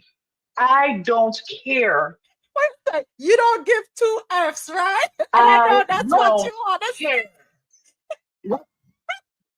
Dr. Sharon, you know why I stay so quiet? Because I don't want to curse and mess up Moment Show. But I don't give a flying, you know what? I'm here to watch the show. You vote for him, and then he brought in his crew, his minions. Yeah. It's like watching, what's the show called? In Despicable Me? It's him and the man with the bad man with the hat and all his little dumb minions running around. It's the show. I'm watching it. I'm enjoying every moment. Y'all wanted it. This is what you got. Hey. But I did say it's popcorn season. I called it from a long time ago that it is popcorn season. We're supposed to care about our president. Well, I don't. Okay, at this point, let me be serious. We care about our country because we live here. And right now, with what is going on, we have open skies. We don't worry about the border, worry about the skies. You worry about the skies, worry about the ocean. Why I say worry about the ocean? Because that's where the internet cables are. And not up in a space. It's under the sea, right? So I could worry about what going on so. Because we are open, we are now susceptible to attacks because we have a weak team around the president, ill-advising the president, doing things what the president not even aware of, and then acting, oh, are you dumb? Are you dumber? Who is dumb? Who is dumber? Come on, America.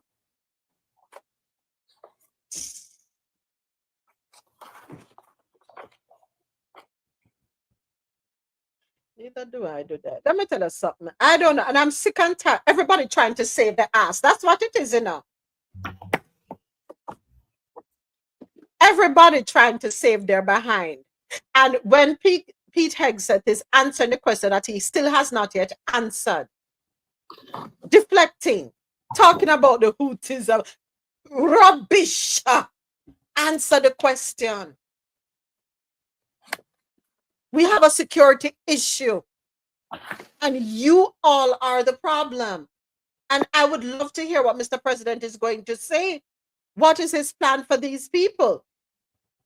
He answered it just then. I don't know.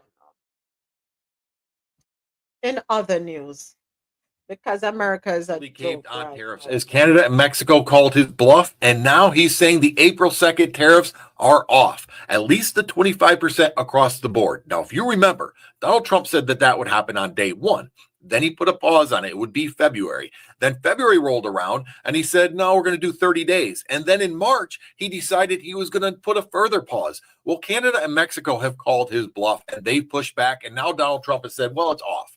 Instead, what we're going to do is we're going to put some tariffs on some countries in a reciprocal fashion. But he hasn't really laid out which countries. The problem here is Donald Trump is all talk, and now countries are calling him out around the globe. Whether it's ceasefire deals that aren't happening, or it's Putin that's telling him one thing and doing something else, or Canada making him look weak, making him fold like a cheap tent in the rain as his deadlines come and go, and Donald Trump has to keep pushing back because neither country folds to him.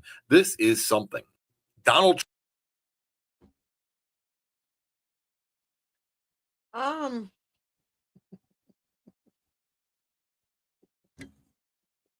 Do we laugh? Do we cry? Do we express concern? What do we do? You see what happened? You laugh. One. But you see what happens to a bully when they get confronted?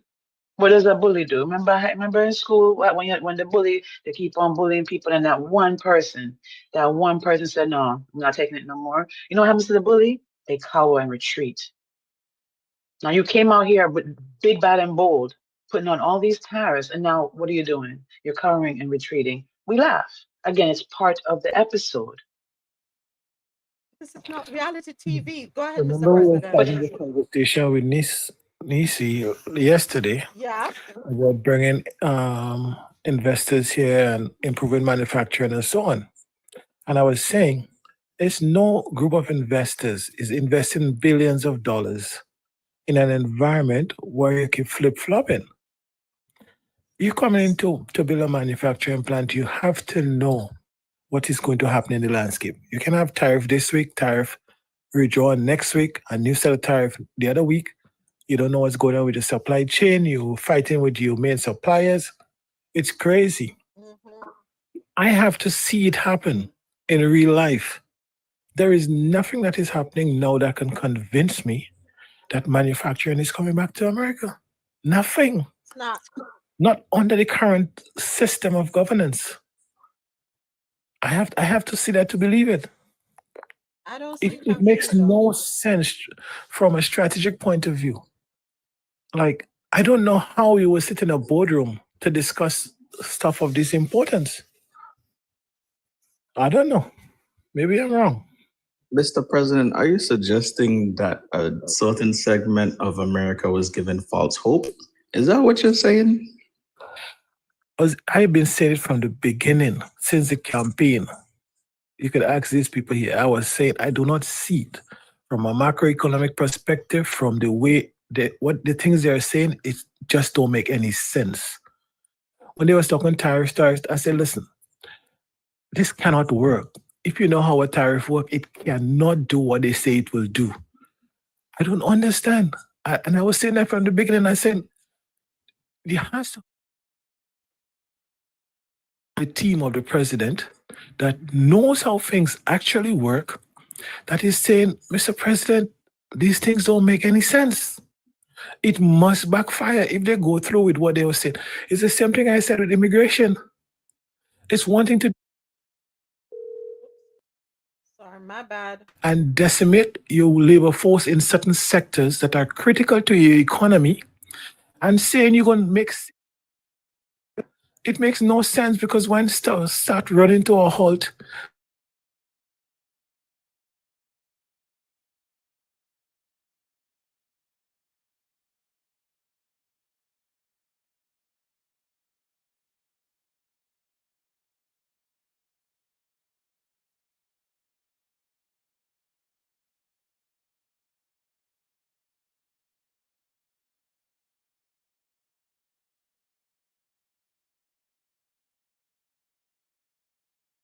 no sense.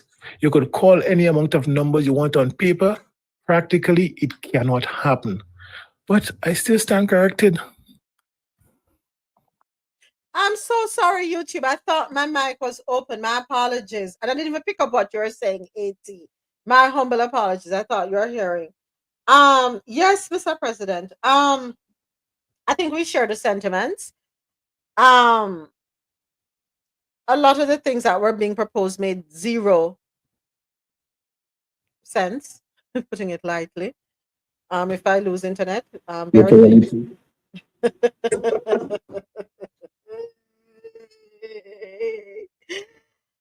Oh, Jesus, have mercy. Just pray for us. I don't know. We're not, right now, we're not looking cute. We're not looking cute right now.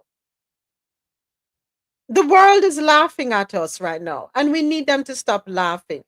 And I think we need to be level-headed. We need to think before we speak.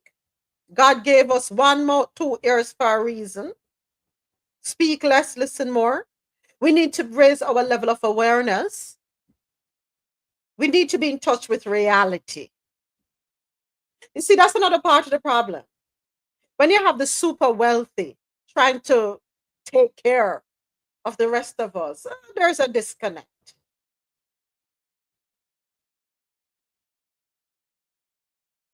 There's a disconnect. I liken the cleaning the house as, they come in and they say they will make everything efficient and clean out and throw out all the waste. Like you go to your kitchen, you take everything down from all the cupboards, everything, and throw it out. Then you get hungry, ready to cook, and realize you have no pot. Not that thing. A dash for everything. It's true. It's true. Well, we have the executive producer as our leader, so how can it not be like a reality show? Everything in theory sounds good, but in context, no make no sense. In practicality, no make no sense. We talk a good game, but we don't have it. What did Kamala Harris say? Concepts of a plan. And see, we're living in the concepts of a plan stage right now.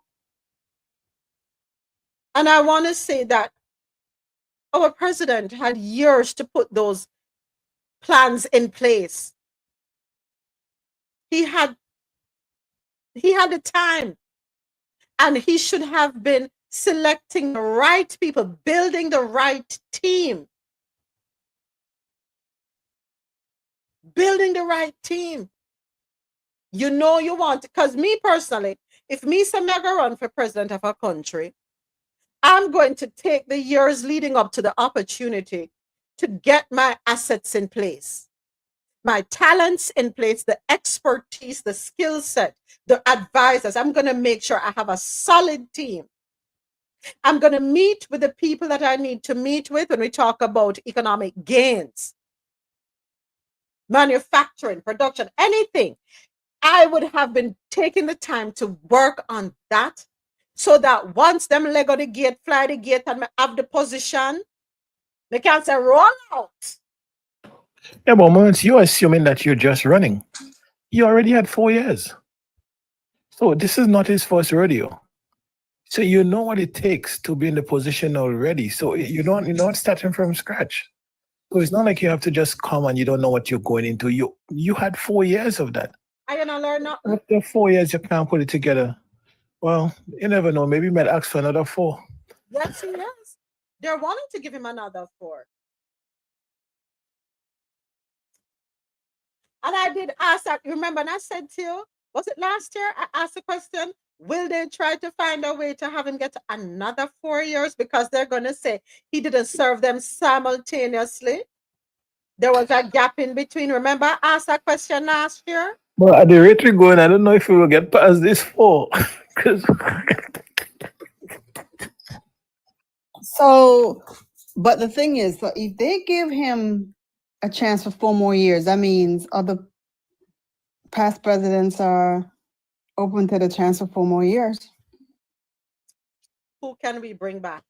Obama. He is not going to ask You don't for want that stuff. What? kingship. That's what he wants. He wants what the UK has. King and queenship until they expire. But does he know what that means, though? Because even though the UK has a king in place, there's still have a Right. government running, right? Yeah, it's not the same. They have a parliamentary monarchy, if I'm not mistaken. Okay. So you can't want something The king is just ceremonial in England, right? He wants something for protection. It's nothing else but protection. And having protection is having your minions, as Rosolo say, around you that will do anything you ask for them to do. He has exactly who he wants, and unfortunately, people have voted in all the other people. How are you? He has a plan. The plan is there, but it's called a project, though. In 2025. It's not that's not his plan. That's somebody else's plan, another group of people's plan. And they've been trying to work on it for years.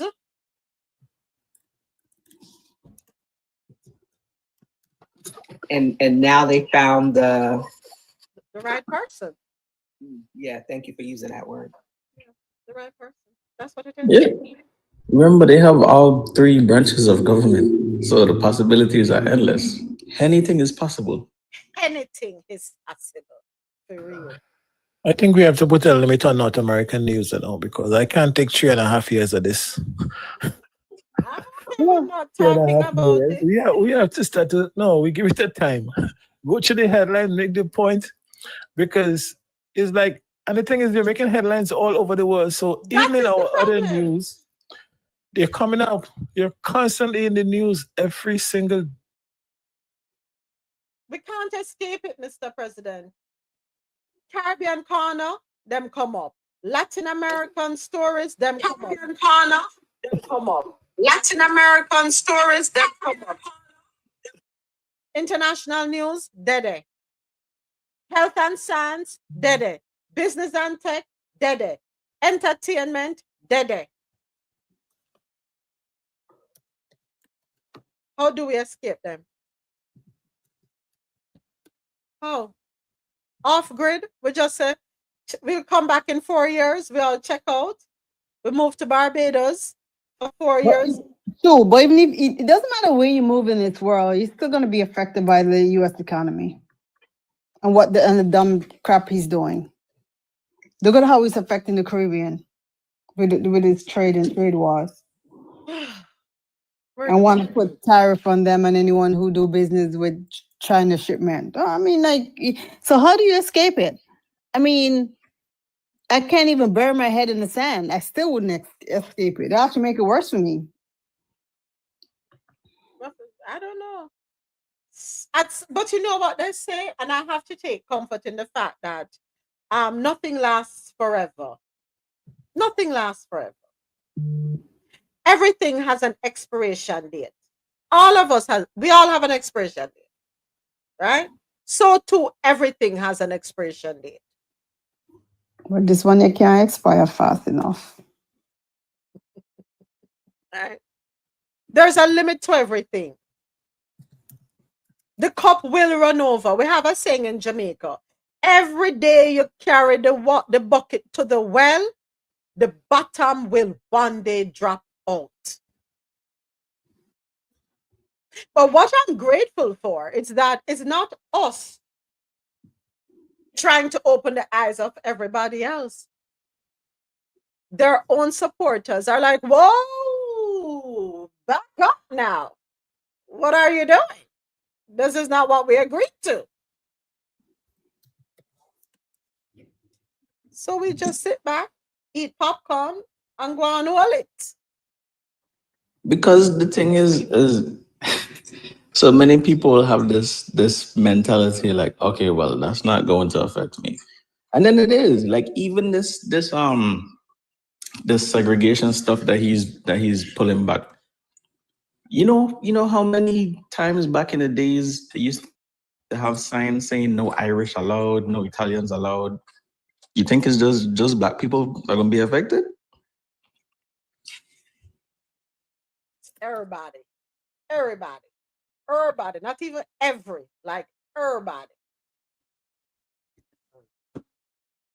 Oh boy. Next up, it is time for what we have next. What we there? Business and tech news. And that's over there.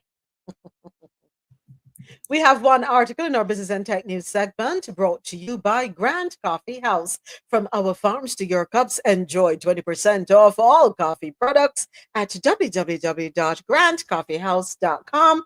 Use the code COFFEEINTO20 at checkout. Children and technology. Let's talk about them. 5 recommendations for balancing technology in use in children's lives. My apologies. So first up, according to Caribbean, why am I saying first up? It's the only story coming up. Lord, and I have me so confused, caught up in the madness that it stuck for me. Shake it off, girl. Shake it off. Okay. According to Caribbean.loopnews.com, technology is a powerful tool that can educate, entertain, and connect children with the world. However, excessive screen time can also lead to issues like reduced physical activity, sleep disturbances, and decreased social interactions. Finding the right balance is key to ensuring that children benefit from technology while maintaining a healthy lifestyle. Here are 5 expert backed recommendations for managing technology use in children's lives. Number 1, set clear screen time limits. Children need a balance of activities that include outdoor play, reading, and family time. This is according to the American Academy of Pediatrics. They suggest from the ages of 0 to 2, minimal or no screen time except for video calls. 2 to 5, no more than 1 hour per day of high quality programming. And 6 and up, establish consistent limits based on a child's needs. Use parental control apps to set daily screen time limits and encourage children to take regular breaks from screens. Number 2, encourage tech-free zones and times. Designating areas in the home where devices are not allowed can encourage better interactions and healthier habits. For example, no screens at the dining table to promote family conversations, no devices in the bedroom before bedtime to improve sleep, no screen hour before school or after dinner to encourage other activities. Parents can set an example by also following these rules to create a family wide habit. Number 3, promote quality over quantity. Not all screen time is created equal. Educational apps, creative tools, and interactive learning experiences can be far more beneficial than passive entertainment. Choose educational programs like National Geographic Kids or interactive STEM apps. Encourage creative use of technology, such as coding apps, digital art, or music creation.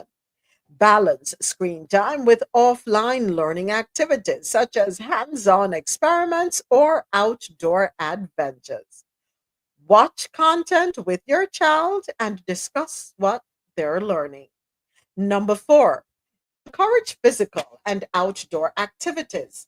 Technology should not replace physical activity, which is essential for children's physical and mental health. Encourage at least 1 hour of physical play daily. Use technology for active experiences like dance, yoga, or augmented reality games. Plan screen free family activities like biking, hiking, or playing sports together. If children resist, use a reward system where outdoor play earns them screen time. And number 5, teach healthy digital habits, online safety. Children should understand how to use technology responsibly and safely. Parents should educate children about cyberbullying, privacy, and safe online interactions.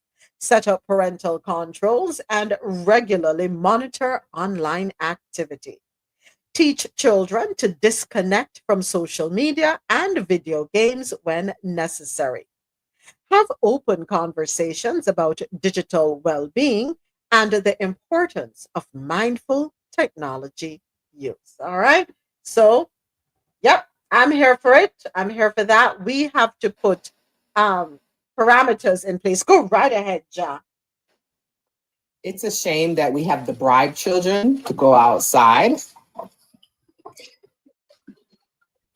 That was mainly what I wanted to speak on. And what we also need to do is proper sitting etiquette. I watched my nephew this weekend, and he basically stayed on technology the entire weekend.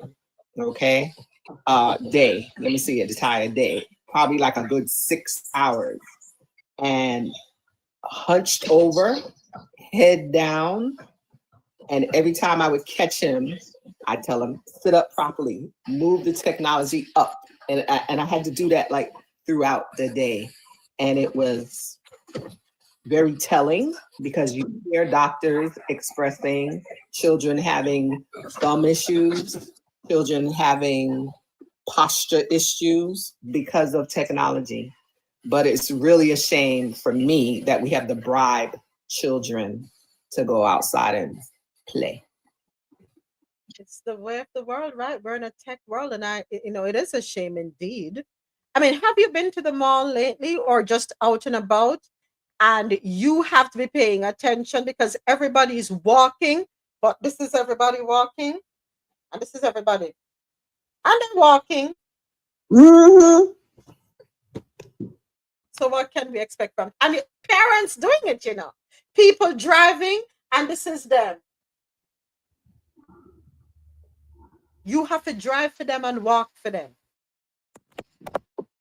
I watched something this weekend on, I don't even remember what it was, but it was regarding the advancement of technology and how basically starting from Facebook to where we are now, that we as humans are losing that intimacy we used to share with just having conversations. And this man put a hidden camera in a bag and he walked through the mall to show how technology is really controlling us. Even you can't even sit down and eat with a friend anymore without having your phone. Everybody's on their phone, nobody's conversating. You're sitting in a corner, everybody's on their phone, nobody's conversating. That's basically it. When the food comes, you're eating and you're still on the phone. What is there to talk about, right? That's where we are. We're not engaging. There's no more exchange of information, person to person. We can sit down here and scroll through TikTok and 50 million social media apps out there. That just takes our time away from anything concrete that we can do in front of our, yeah, people need to go out and touch grass. Literally. Hey, niece. Hey, hon. Sorry for being late for class. Yeah, I was gonna say, you know what? I remember I used to work in a hotel and I was close to the food and beverage manager. And one of the issues that we had that the guests complained about a lot is the staff wouldn't talk to them. They wouldn't greet them. They wouldn't talk to them. And when we had a training session with them to say, hey, you need to talk to your guests because you need to upsell this and upsell that. They were scared to talk to the customers because they didn't know what to say or what conversations to have with them. So we had to come up with a whole narrative. And, as you're talking, it dawned on me. I mean, I'm an introvert, antisocial, Mark person. So that's three strikes right there. And when I go to a bar or a club, I prefer going to coffee bars at this point, because when you go to certain spots, people are hitting on you. The only thing they can talk about, it has to have a sexual connotation, which I don't like, right? Don't approach me with those kind of arguments. Tell me about global affairs. Tell me about international trade. Tell me about news, what's going on. We can have a conversation about that. Right. So I think persons are scared to have a conversation because they may think they don't know, or they don't know where to start. They don't know how to have a conversation. It's something that that they need to probably go back to basics when it comes on to our kids. And it's something that I had with a friend of mine. I said to them, listen, you need to teach your son how to have a conversation. Boys, it's the hardest thing for them to come out and say XYZ. They're not going to tell you. They're going to hold it in for life. So you have to teach him to be vocal. He can choose when to and who to. Give him much options as possible, because there's some things he may not necessarily want to come to you about.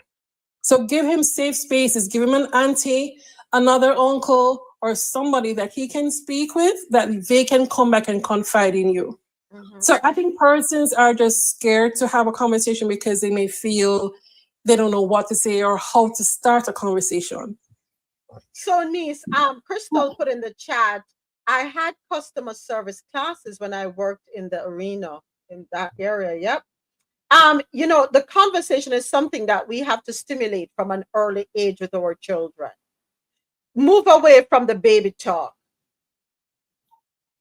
Have a real conversation. They may not be able to respond, but you start that good habit from early. And there's a thing called balance, right? So you may not be up on all what's going on around the world. But I agree with you. If the only way I can approach you is from one particular angle, yeah, you're shallow. Put it that way. Go ahead, So, Nancy. Oh, sorry. Go ahead, Dr. Sharon. I thought it was Nancy. Go ahead. so it sounds to me like they lack social skills, Yep. right? I mean, you can't ask a simple question, hello, how are you?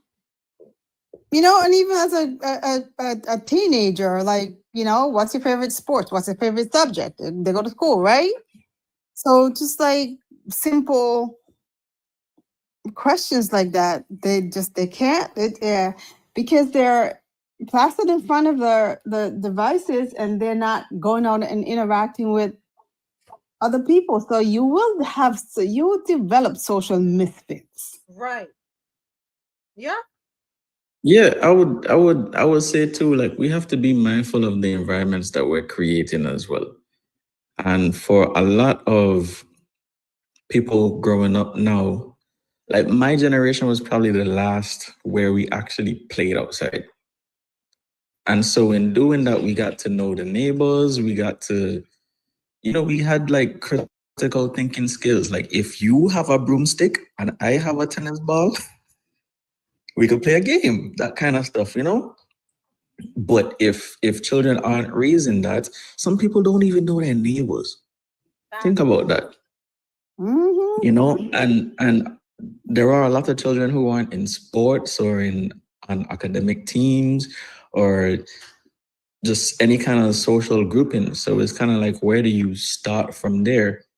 But at the same time too, we as adults, especially older, we have to stop continuously saying things like, I don't trust people, I don't want to be around them people, Like we have to create these environments and these safe places for these children as well. Yeah, we have to. I agree.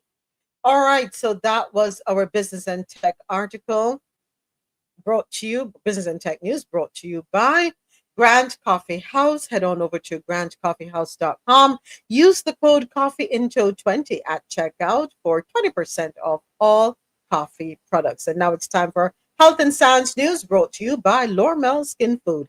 Log on to lormelskinfood.com. Discover the range of natural skincare solutions.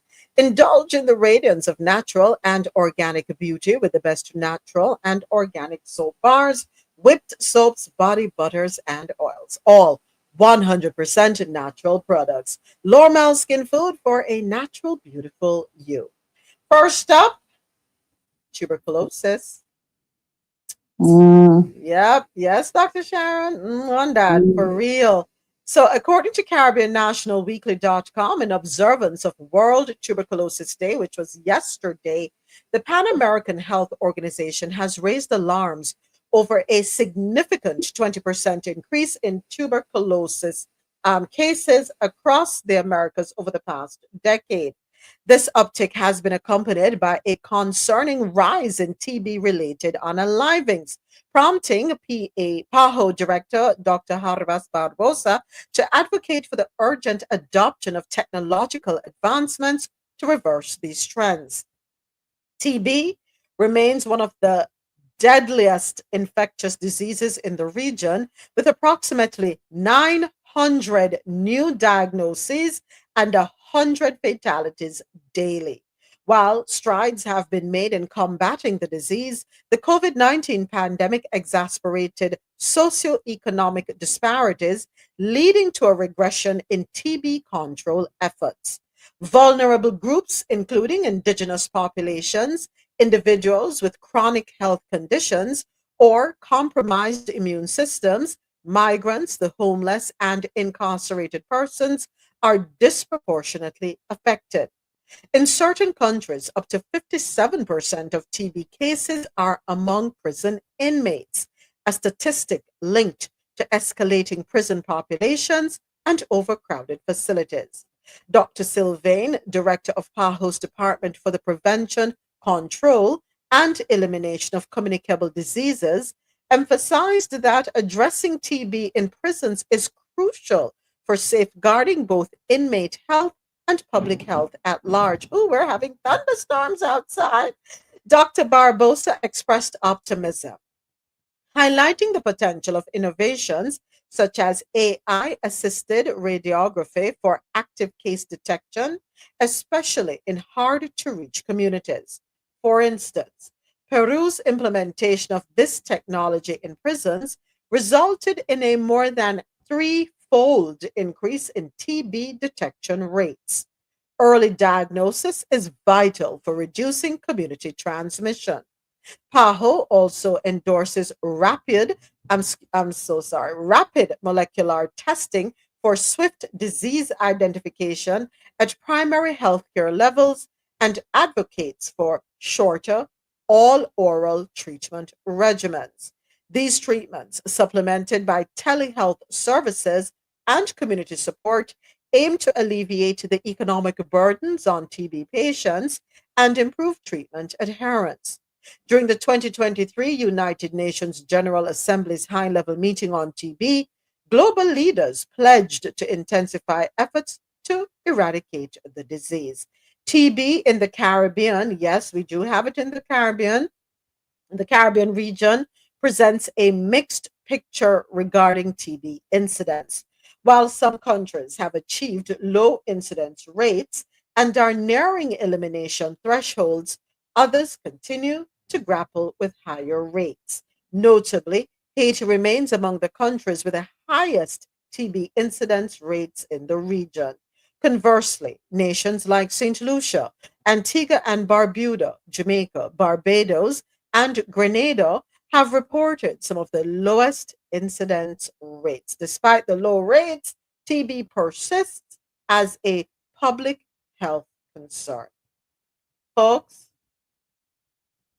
these things are important for us to pay attention to, right? I know if you are to work in the healthcare field here in the US, I'm not sure what the mandate is across the Caribbean, but here in the US, I know you have to be tested for TB. I'm not sure how frequent the testing is, but I know just to get in, you have to. No ifs, ands, or buts. It is. I'm glad they highlighted the prisons, right? Because we might sit here and say, "Why should we care?" Well, we ought to. People's sentencing comes to an end, and they reacclimate with society. But we do have people who work within the prison systems who go home daily. They interact with the prison community. And whatever they are exposed to there, the likelihood is that they're going to expose their families to whatever it is, right? Yes, Ozzy, and people who visit. People go and visit their loved ones within these walls. So it is important, right? All around, in every group, in every setting, we need to pay attention to health concerns. All right. We have another one, Grenada. You might like this one, Mr. President. NowGrenada.com is saying that Isle of Spice may be a health and wellness place to go. Pick up on yourself, Grenada. Trisha Simon and the agritourism entity Mount Parnassus Plantation is currently featured in the popular Nature and Science magazine National Geographic Traveler. Simon, a champion for agritourism and agro-processing, saw the inclusion in the magazine as a boost for both industries in Grenada. Simon said this article, it's more than meets about country. It's about the fact that Grenada itself and what we offer as the Isle of Spice is highlighted in such a prestigious magazine. I am simply a small player in a larger landscape where there are lots of other players who help to boost both industries. So, nestled in the quiet community of its namesake, Mount Parnassus in St. George, Northeast. The plantation is part of the larger estate which used enslaved African labor back in the 1800s. Simon, a lawyer in Canada and Grenada, moved back to Grenada in 2020 due to the COVID-19 pandemic. After she kicked off her own skincare line, Cocoa Pod Botanicals, which required natural ingredients such as Grenada cocoa, Grenada nutmeg, and spices, the signature Grenadian spices and other ingredients are all sustainably and naturally grown at Mount Parnassus Plantation. She then expanded her horizons, and Mount Parnassus Plantation was born with a focus on health and wellness. As the name aptly states, this bespoke agritourism tour features Grenada's award-winning cocoa in the signature dish, Grenada Cocoa Stew. A farm-to-fork foodie experience. Grenada's health and wellness tradition and heritage are also highlighted with the bush tea ceremony, where over 15 signature Grenadian spices, herbs, and flowers are showcased. The project is now under another expansion phase as Simon works to offer an expansive health and wellness experience. This is partly due to a community tourism grant from the Ministry of Tourism. Several other members of the group, Grenada Agro-Tourism, were also grant recipients. So, in essence, folks, what we're trying to say is head to the Caribbean, head on over to Grenada. I think those of us in the first world countries need a break. We need to hit that reset button. We can't do it here. Let's save up what we can, make sure we have our passports, and travel. I think a big part of the problem for us here in the States is that we're so inundated with work and trying to exist. And when we do go on vacation, we go to other places within the US. They're going to do travel. Get outside. Get outside the US for a second. See what life is like on the outside. Breathe some fresh air. Get away from the everyday, the news, with the chaos. Take a break. Your body, your mind, overall, you'll thank yourself. You will give yourself a big thank you. I remember a couple weeks ago, or was it last year, we spoke about the young lady who said she went on vacation in Jamaica. Normally in the States, she can't eat the fruits and vegetables here. Going to Jamaica, she was a little skeptical, but she said, okay, let's try because, the food is organic. And lo and behold, she did not have any reaction. She was able to eat, digest, and her body process the food the way it ought to be processed. She didn't get sick from eating the fruits and vegetables. And if you go across the Caribbean, I'm sure it's going to be the same thing for you. When you eat what is grown and prepared locally, take a break from the processed foods.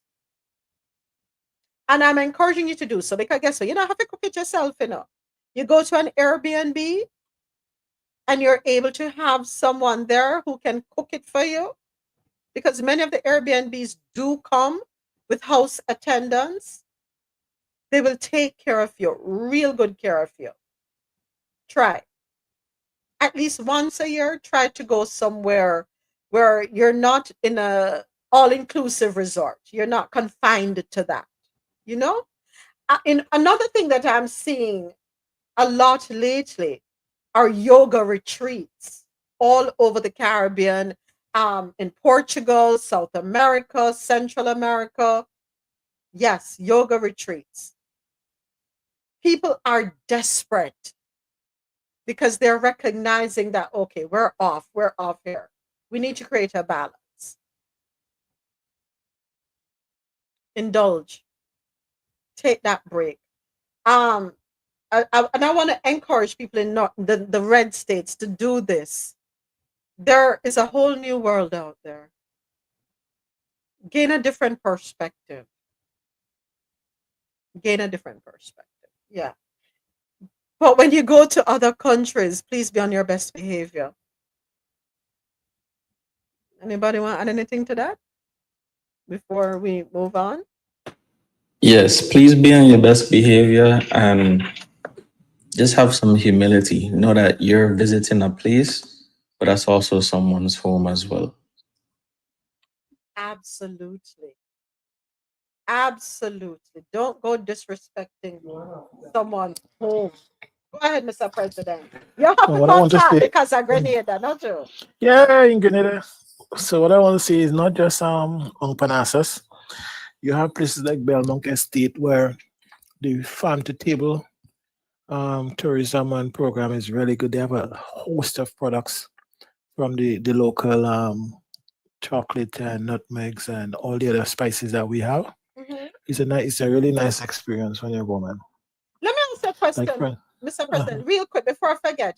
What is cocoa stew? Ooh, it's thundering really bad outside. So please, well, to tell you the truth, I never had cocoa stew, so I'm not sure exactly what it is.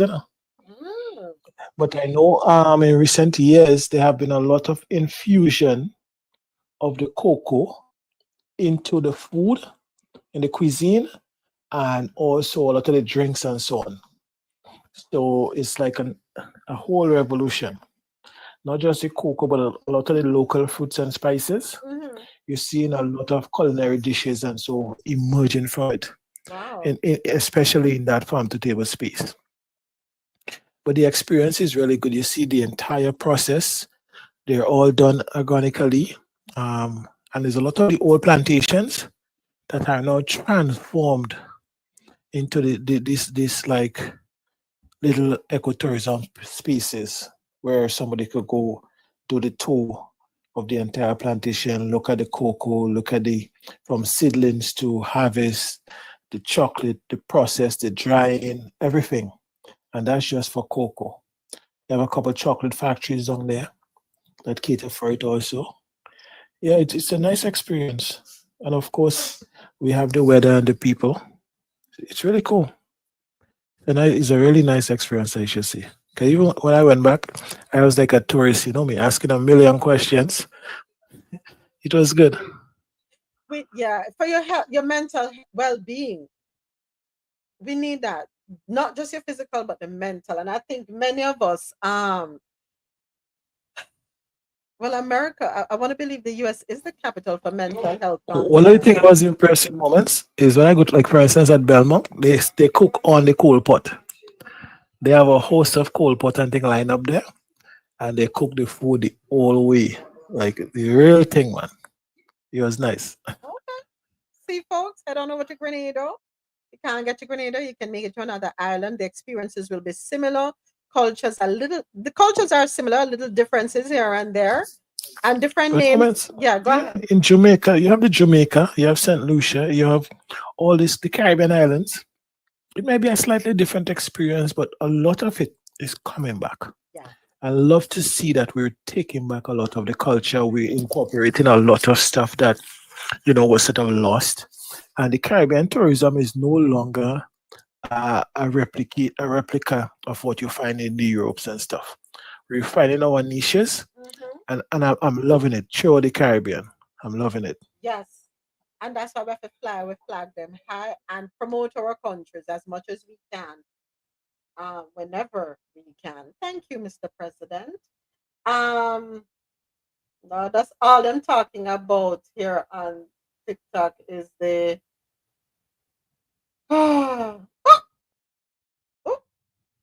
is the foolishness that we had the long conversation about. But Yeah, we getting iced at Costco. Somebody, so now they're attacking. They're showing up at Target, Costco. Hold on a second. I'm not here, right? Hold on a second. Let me hear what she had. By ice. Hey y'all, it's me all in good fun. I got a good story, not real fun, about my friend Steve, who yesterday on Sunday, March 23rd, he went to his local Costco, and on his way out of the store, he's pushing his cart with all his goods in it, and he gets stopped by ICE. There's a big wall of people dressed in black with white letters that say ICE. They got their hands out, and this hand comes onto my friend's chest to stop him. And he looks at the ICE agent and he says, "What's this all about?" The ICE agent says, "I don't have to tell you that. I'm an ICE agent. I'm not a police officer. I'm not obligated to tell you anything. Do you have your passport?" My friend says, "No, I don't carry it around with me." The guy says, "Do you have your driver's license?" So my friend, he pulls out his driver's license. Now he's got an enhanced driver's license. What that means is his driver's license is actually proof of U.S. citizenship. It links to his passport. These are only offered in about 5 states in the U.S. So he shows his enhanced driver's license, and the officer sends him to the next ICE agent so this officer can